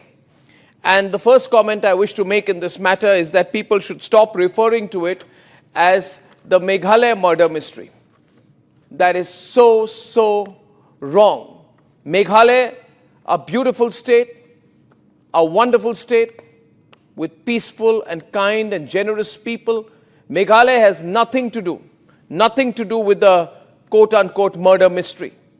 This is a murder which could have happened anywhere in Uttar Pradesh or in Delhi. Meghalaya has nothing to do with it. And I want to begin by saying this, and as someone who has spent a lot of time in Meghalaya and has been a student of St. Edmunds, Shillong, I feel so terrible, and as someone from the Northeast myself, at the stereotyping that's been going on over the last few days, linking Meghalaya to the murder mystery. It's so wrong, ladies and gentlemen. We owe an apology to the people of Meghalaya. The fact of the matter is, if there is any one question which emerges as a result of the most tragic and brutal killing of Raja Raghuvanshi by his wife, then we need to be clear about what that question is. That question is about brutalities against men. What is never spoken about, where men are seen to be only the perpetrators of violence in a relationship or in marriage, but can never be seen to be the victims. And if there is anything we need to consider here, it is the fact that this is an arranged marriage, which means that Sonam Raghuvanshi agreed to marry Raja Raghuvanshi. Nobody forced her into it. She was absolutely... Republic accessed the exclusive documents which show that the Singapore vessel was carrying hazardous substances for crew members still missing. External Affairs Minister has warned up, asserting that there will be retribution against the terrorist outfits and their leaders in case barbaric attacks like the Pahalgam attack continues. 92 illegal Bangladeshi infiltrators apprehended in one day in the national capital. Operation Pushback continues. Chief of the Air Staff and all air warriors of the Indian Air Force wishes Group Captain Subhangshu Shukla as he prepares to embark on Axiom 4 space mission tomorrow. At least 8 people were killed and several others injured in a shooting at a school in the Austrian city of Graz.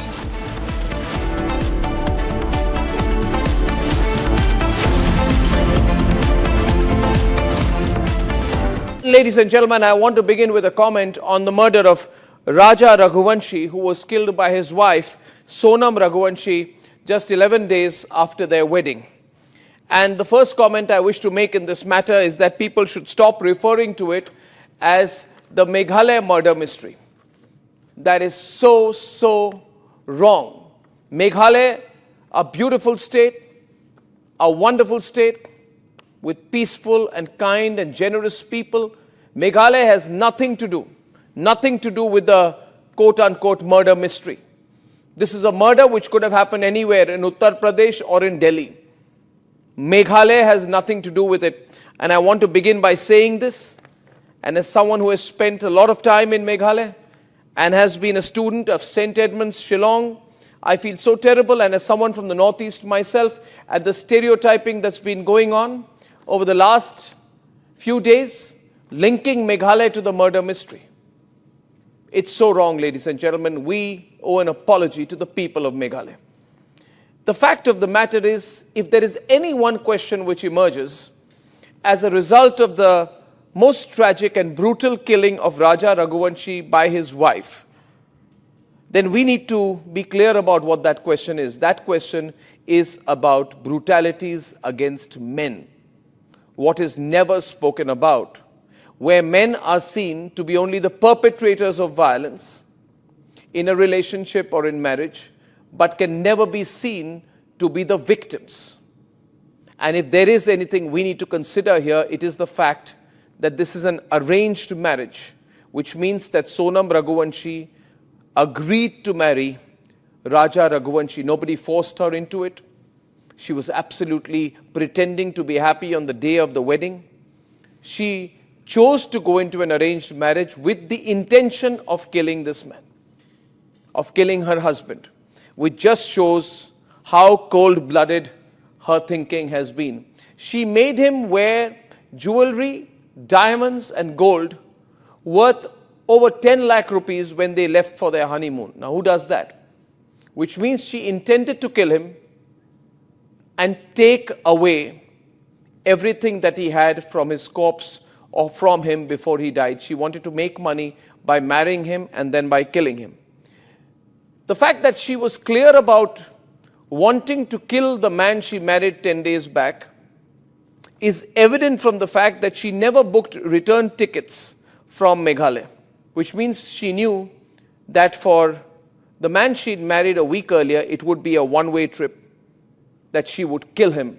The trek they planned to go on was planned in advance, and she had told her boyfriend/lover to bring 3 people to help kill Raja Raghuvanshi. She hired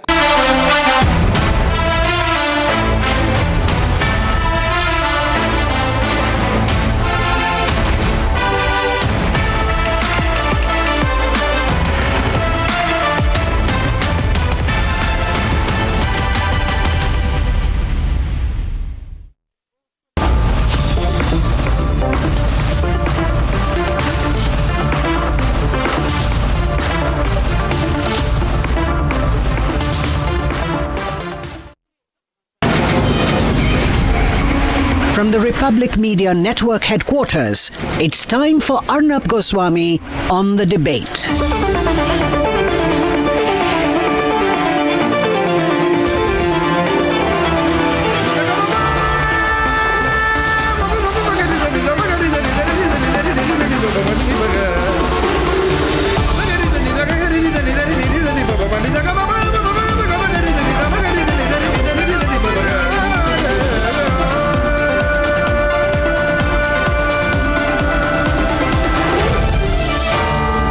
Arnab Goswami on the debate. On the show tonight, we have with us Air Commodore Ravish Malhotra of the historic space mission of 1984, as we stand on the brink of a historic leap in our space journey with Group Captain Subhangshu Shukla of the Indian Air Force, poised to take off tomorrow. At 8:30 p.m. tonight, the unmissable exclusive with Union Minister Hardeep Puri decoding 11 years of PM Modi-led NDA government. And at 9 o'clock tonight, the story which has raised many questions of the burning ship. Now, there's this burning ship off the Kerala coast, and it's full of explosives. It was heading to Mumbai. Who was the consignment for? What's the mystery? And why is the government not sharing more details about the mystery burning ship?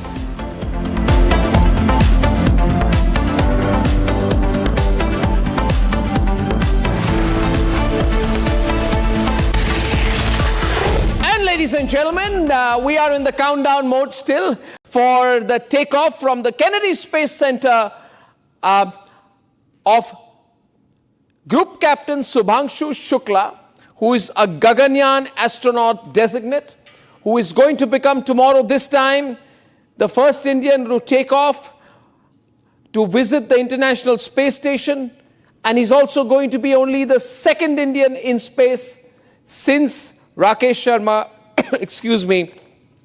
in 1984. So tomorrow this happens, and it's going to be 41 years since Rakesh Sharma took off, which shows ISRO's bold vision, the second Indian in space. This is part of the very, very ambitious Gaganyaan program, which is slated for 2027, which is going to be India's huge achievement in manned global space exploration. And when tomorrow Group Captain Subhangshu Shukla seen here with his mates from space, when he takes off tomorrow, it's going to be that inflection point. So ladies and gentlemen, all the best for Subhangshu Shukla. And I will have with me a very special guest, Air Commodore Ravish Malhotra. All of us who remember was part of the first space-trained crew of the country in 1984. He's joining us. Is he there? Let me see my childhood hero on the screen. Oh my God. Goosebumps, sir, goosebumps, goosebumps, goosebumps. Goosebumps, sir. I was in like class 3 maybe when that happened, and I can never get over that moment. You don't know what you mean to all of us, sir. You're amazing. I thank you for joining us today. And before thank you, Arnav. Oh my God, sir. Before we start with you, and so many questions, and yes, we are opening calls to this great man today. Ladies and gentlemen, a quick report on where the story of Subhangshu Shukla's takeoff stands as of tonight. In the next 24 hours, India is set to create history. Group Captain Shubhanshu Shukla is all set to take off as part of the AX-4 mission and become India's second ever astronaut in space. This after a gap of 41 years. Not just that, Group Captain Shubhanshu Shukla is designated as the mission pilot and will script history by becoming the first Indian on board the International Space Station. The mission that was originally scheduled to launch this evening was rescheduled last night due to high wind conditions. The AX-4 mission will now take off tomorrow at 5:30 p.m. Indian Standard Time from the Kennedy Space Center in Florida. The countdown has begun, and if it all goes right, NASA, Axiom and SpaceX are targeting a launch window at around 5:30 p.m. IST. 2 minutes into the flight, the main engine will cut off, after which the booster stage of the Falcon 9 will make its iconic re-entry into the atmosphere. By 5:38 p.m., the second engine will be cut off and Group Captain Shubhanshu Shukla along with his crew will be in orbital trajectory for the ISS. Early morning on June 12th, the Dragon capsule will trigger its burners to align with the ISS. And by 9:30 p.m., we are expected to experience the space docking of the Dragon on the ISS's Harmony module port. The entire nation is watching with bated breath, as another son of the soil is set to script history for India's Gaganyaan ambition. He was a fighter pilot in one of the squadrons where we were posted together, and he's been an awesome person to know. He's been great right from the very beginning. And now when I've seen him, I've known him for a very long time, and now when I see Shubhanshu poised on the cusp of history, well, all I can say is. Makes me feel immensely proud as an Indian, makes me feel immensely proud as an Air Force officer, and all the very best to him for his trip to the ISS. इससे बड़ी बात क्या हो सकती है, मतलब बिल्कुल हृदय आप समझिए गदगद हो गया, कितना अंदर से जो है ये होता है हाँ हमारा पढ़ाया हुआ बच्चा, अच्छा ये भी नहीं कहीं बाहर पढ़ा, क्लास 1 से लेकर के 12 तक मैम यहीं पढ़ा स्कूल में ही, ठीक है, हम लोगों के मतलब हम लोगों के गाइडेंस में पढ़ा जो है, और सीधे एनडीए में सिलेक्शन होने के बाद यदि स्थिति में पहुंचा है तो इससे गौरव के क्षण और क्या हो सकते हैं।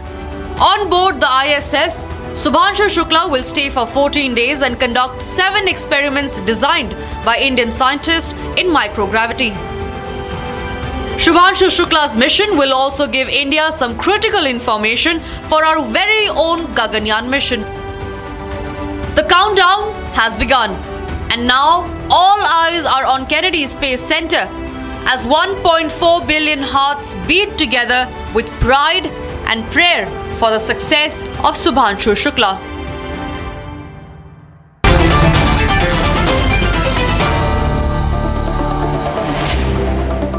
And we're opening up to calls. I have a great panel. I have with me Dr. Rehman Jahangir. He's the first Iranian American in space. He's a space traveler and he's a cardiologist. He's an expert in cardio-oncology and space medicine, collaborates with NASA on space health research, and he flew on Blue Origin's New Shepard 26 on August 29, 2024. Thank you, Dr. Jahangir. And we have Dr. Simon Evans. He's co-founder and chairman of the UK Space Life and Biomedical Sciences. He's director of Blue Abyss and Human Space Flight. He's a specialist in that. He's former head of medical projects at the European Astronaut Center in Cologne. Thank you so much, Dr. Simon Evans.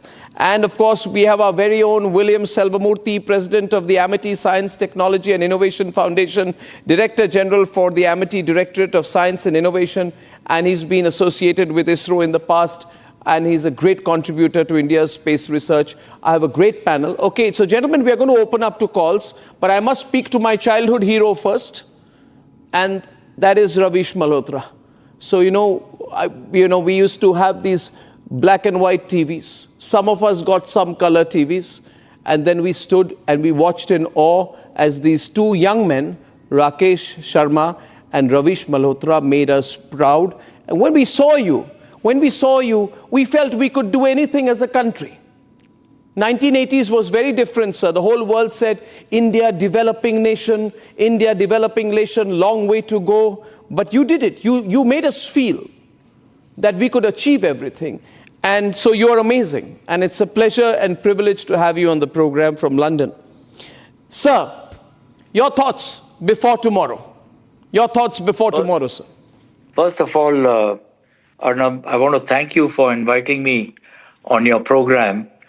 And I'm sure we are all so proud of Subhanshu, the young test pilot from my old unit, which is the Aircraft and Systems Testing Establishment. I would also like to congratulate ISRO at this point in time, who have worked so very hard to train our 4 astronauts, Gagannauts, and one of whom is now all set to fly to the International Space Station tomorrow evening at about 5:30 Indian Standard Time.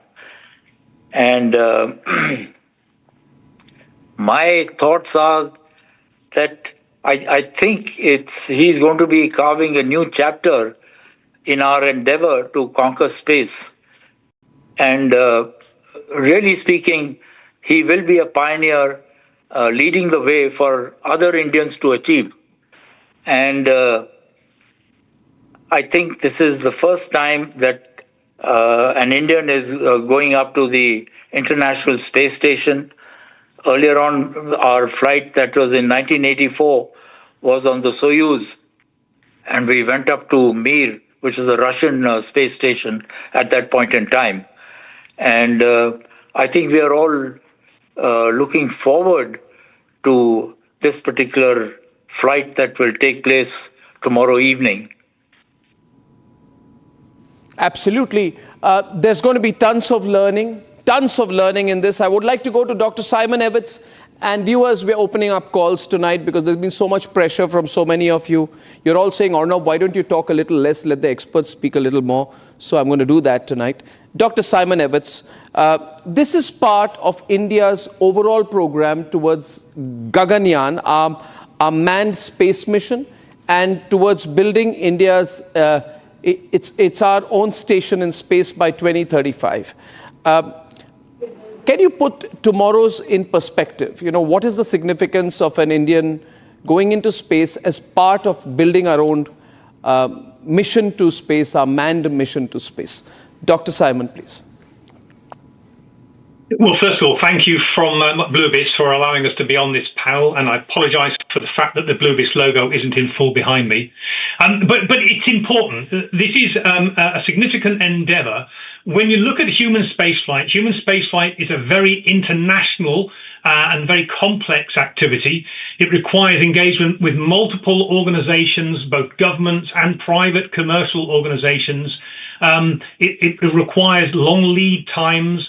A lot of specific activities have to act and occur in order. If we look at training, the training of the individuals involved requires them to be flying around the world, undertaking different activities at different times. So the complexity of a human spaceflight program is such that something like this, Axiom 4, is a great precursor. It's more than a dry run. It is the start of an understanding of what is required to participate successfully and to bring about such complex endeavours. So it's, in effect, it's the start of the Gaganyaan program. So, okay, so Dr. Jahangir, can you tell us about your experience when you flew out? What was your experience like? And do you think it's necessary for anyone who's going to be part of a Gaganyaan kind of project or a manned project of the government of India, for at least some of its members to have real life experience, which Subhanshu is going to get? Can you unmute yourself, Dr. Jahangir, please? I can't hear you. Are you muted?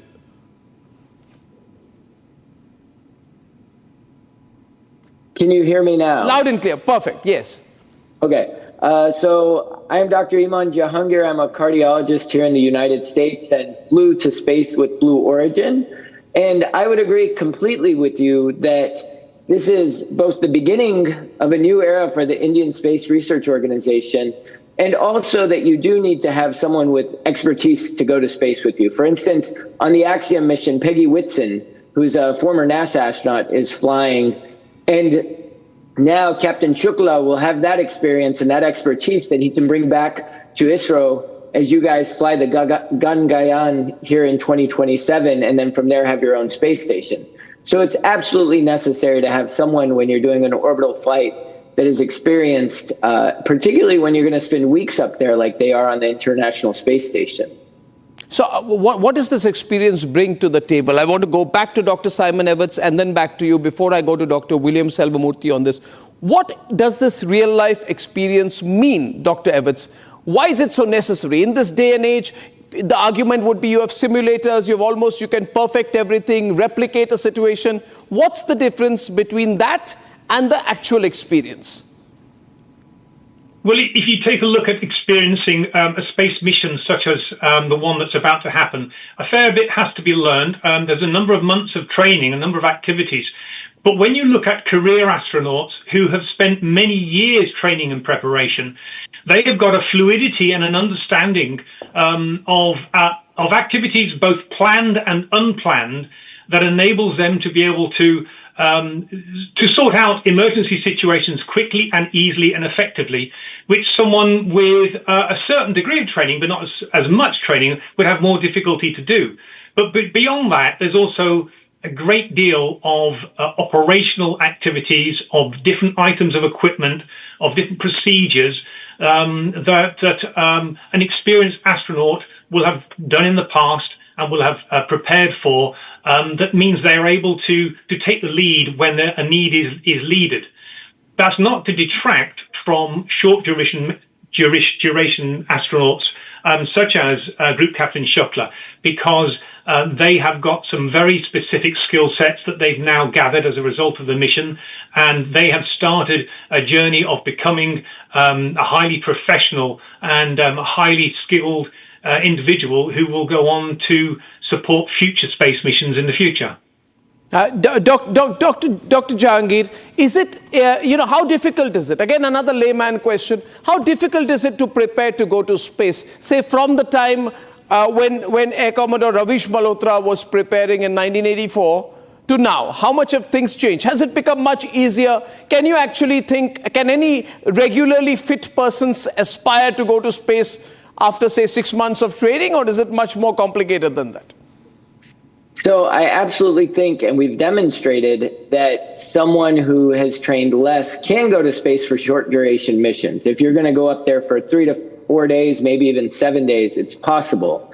But the difference is in someone like Captain Shukla or anybody who's going to be going on the space station is if you're going to be living in space for even 2 weeks or up to 6 months or a year, that you really do need to understand how things work. One, to maintain life, because everything is on that capsule or on that space station that's keeping you alive, and also when things go wrong. And I will say, it is different to do a simulation than to actually sit on top of a rocket and get ready to launch. I think that we all can imagine what it would be like, but until you're sitting on top of that rocket and the thing fires, and you realize you're sitting on a rocket that's going to space, it's a very different experience. And what was it like for you? Getting into space, what was it like for you? I think it's very invaluable for Mr. Shukla to be going. What was it like for you, Dr. Jahangir? Sorry. What was it like for you? Oh, it was amazing. I mean, to me, it was a 20-year dream that I've been working towards. And so to finally be able to see the Earth from space was unlike anything I could imagine. It was a beautiful view, and also makes me realize just how fragile everyone here on Earth is and how we should really work together as a society, both not only in space, but geopolitically or education-wise, but anything you can think of, that it's very important for us to all stick together. Okay, we have a number of callers, and I'm going to let our callers speak directly to our guests. William Selvamurthy ji, good evening. You are trained in every aspect of space, including space physiology. So, this particular mission, what does it guarantee in the run-up to Gaganyaan? I'll ask you this question and then I'll open up to guests. This is so essential to Gaganyaan, isn't it? That everything goes, as they say, tickety-boo on this in the run-up to Gaganyaan. Arnab, first of all, thank you for inviting me in the panel of such a galaxy of eminent space experienced luminaries here. And for an aspirational India moving towards Viksit Bharat, this is a very important milestone in the history of Indian space research, that we are going to have the second, Indian in space and the first Indian in the International Space Station. So it's a historic moment for all of us. And also that Group Captain Shukla is one of the best test pilots, and we are very proud that he is going to be there tomorrow. He is going to be moving towards the space station, and we wish him all the best, that everything he has planned for the experimentation to be done in the International Space Station goes well. So we wish him good luck. So coming to the question which you asked, the Gaganyaan is a very important aspirational program which India is launching, the human space flight which we have planned. And this is yet another important step towards learning so much about what are the experiences of an astronaut or a Gaganaut in space. So, and then he is going to practice yoga over there, which is an ancient Indian culture and wisdom. So this is yet another important thing, yoga to be taken. Our Honorable Prime Minister Shri Narendra Modi ji has been propagating yoga across the globe. So he is now taking this through this ISRO to space, and he will be practicing yogic asanas, pranayam, meditation to keep him good, and then also to do experiments. And he is going to do a lot of experiments like human physiology, sleep, wearables, and also the sprouts and germination of the seed. And also he will be looking at how do we grow the microalgae in low gravity environment, the gene expression. So a lot of the scientific agenda is there on plate for him, and I'm sure he will do very well. We are all looking towards that. But the question which you asked, that is it possible for now a common man to reach there? Yes, it's much easier than maybe 50 years ago. The process of selection, the training, and also the ergonomic design of the spacecraft, the life support technologies, and also the food, everything now has evolved so much on the human factors. So I'm sure that even after some time, the fit individuals can travel to space, and this would be yet another step towards that direction. But there are certain thresholds to be met by a Gagan Yatri or the astronaut going to space, that you need to meet certain standards, physical, physiological, psychological standards, which I'm sure you will be able to select them. Now with the application of artificial intelligence, machine learning, deep learning, the process of selection, the method of intensive training to be given, can all be reduced in terms of time. So I think it is easy for human space mission to the International Space Station. Absolutely. And our first caller from Amargarh in Punjab is Somesh. Somesh, go ahead, please. Good evening. Yes, good evening, Arnab. How are you? I want to congratulate everybody. Whatever India, our country has achieved in the field of space or going to achieve through Gaganyaan is a matter of pride for us. Oh, yes. But I want to caution here that India going to be a superpower in the field of space. Do you think that countries like China will tolerate India to sit alongside them? Won't they use their proxy like Pakistan? Okay. Samesh, see, I'll let Ravish Malhotra take that. Can China tolerate India? I mean, I guess they don't have a choice. But Ravish Malhotra, you can take that. You know, I think India is carving out its own history in space, and nobody can stop us. You know, with the amount of experience that ISRO has, the amount of satellites that we've sent up, and now we are making sure that the Gaganyaan mission, when it goes up in 2027, that it'll be without any glitch whatsoever.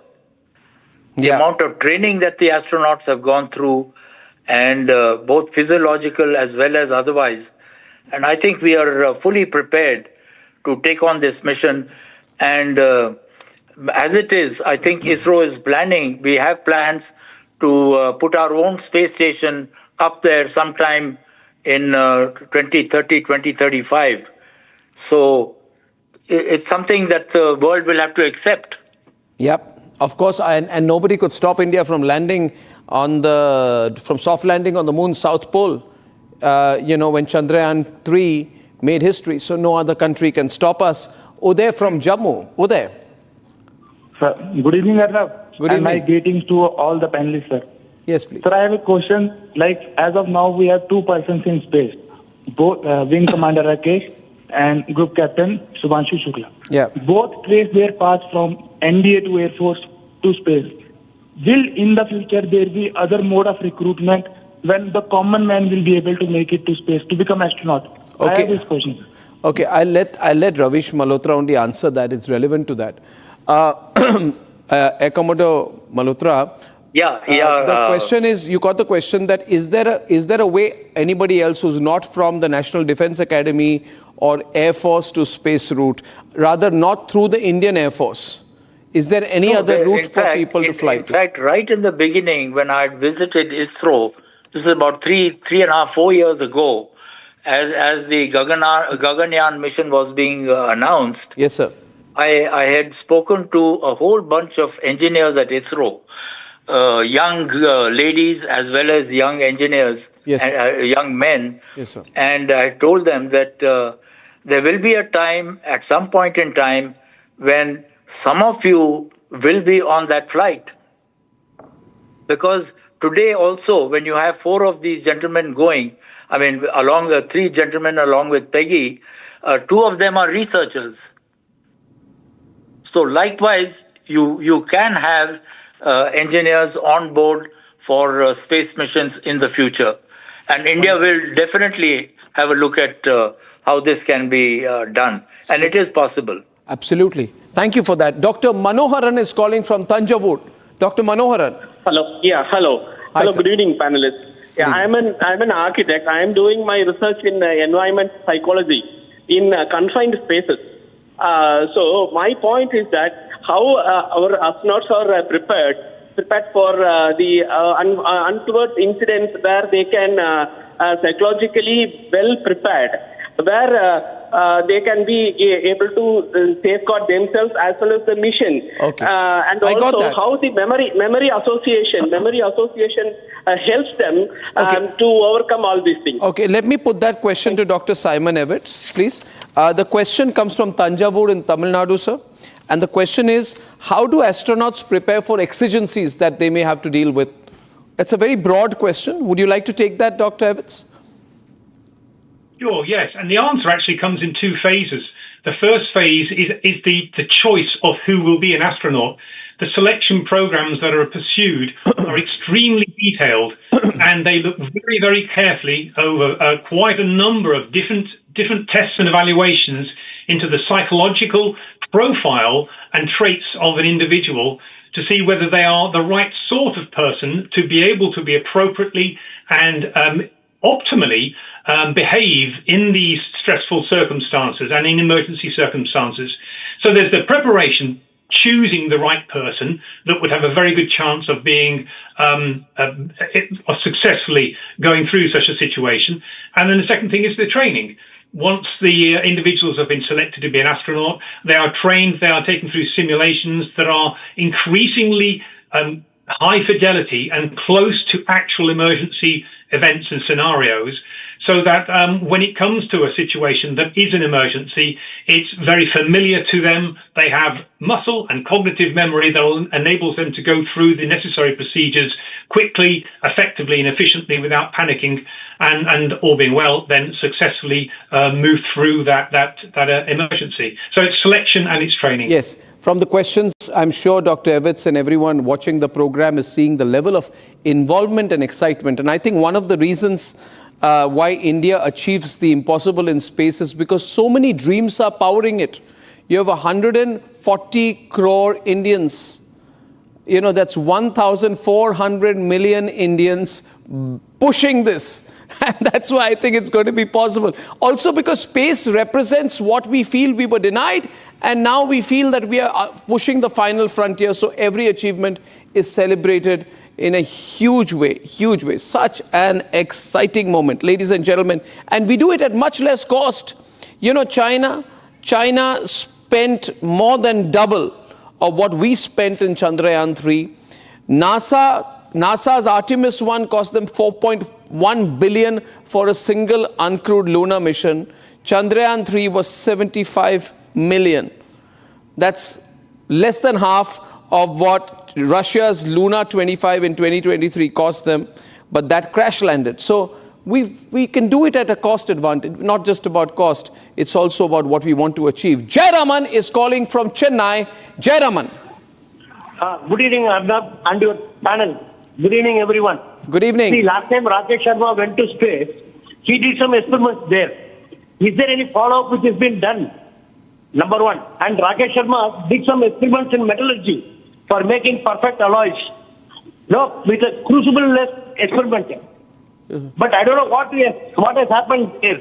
Any idea? Somebody following it up? There not much of media reports are there on that. That is what I want to know. Okay, I'll let Dr. Selvamurthy take that. He may know. Yeah. I think the Rakesh Sharma's 1984, the space, the sojourn, along with the cosmonauts, was a great experience for us. Like Indian space food from the Defense Food Research Laboratory was tested over there. So making a space food, it needs rigorous standards. And then how do you package them? How do you handle the waste materials of the food packets? So all this food is one learning experience. The second is how do you minimize the muscle wastage? So he was doing the isometric yogic asanas over there. So the Wing Commander Rakesh Sharma did practice yogic exercises as well as pranayam, the breathing exercise, which helped him to keep fit, lively, and also meet all the mission objectives. So I think these are certain lessons we learned, and also the ergonomic design and the space suit design. So we learned many things from that experience, which is now useful in this mission as well as the Gaganyaan. So every mission, you have a learning, and this mission will also be a learning for all of us. And we do follow up from all that what we learned in each mission. It is followed up very rigorously, and then it is documented properly so that it's for posterity, for learning experience, for successive missions. Yes. These are being utilized. Okay, thank you. Surendra from Bhavnagar in Gujarat. Hello. Hello. Hello, Surendra ji. Yes. Thank you, sir. Thank you so much, Arnab, for your questions. Sir. My question is Dr. Ravindra Malhotra. Ravish Malhotra. Yes. Yes, sir, we have a NASA. NASA is arranging this space program, and we have a ISRO is a big name in the world. And we have many scientists are working in this, but why should it take 41 years from Rakesh Sharma to Subhanshu Shukla to take off? Okay.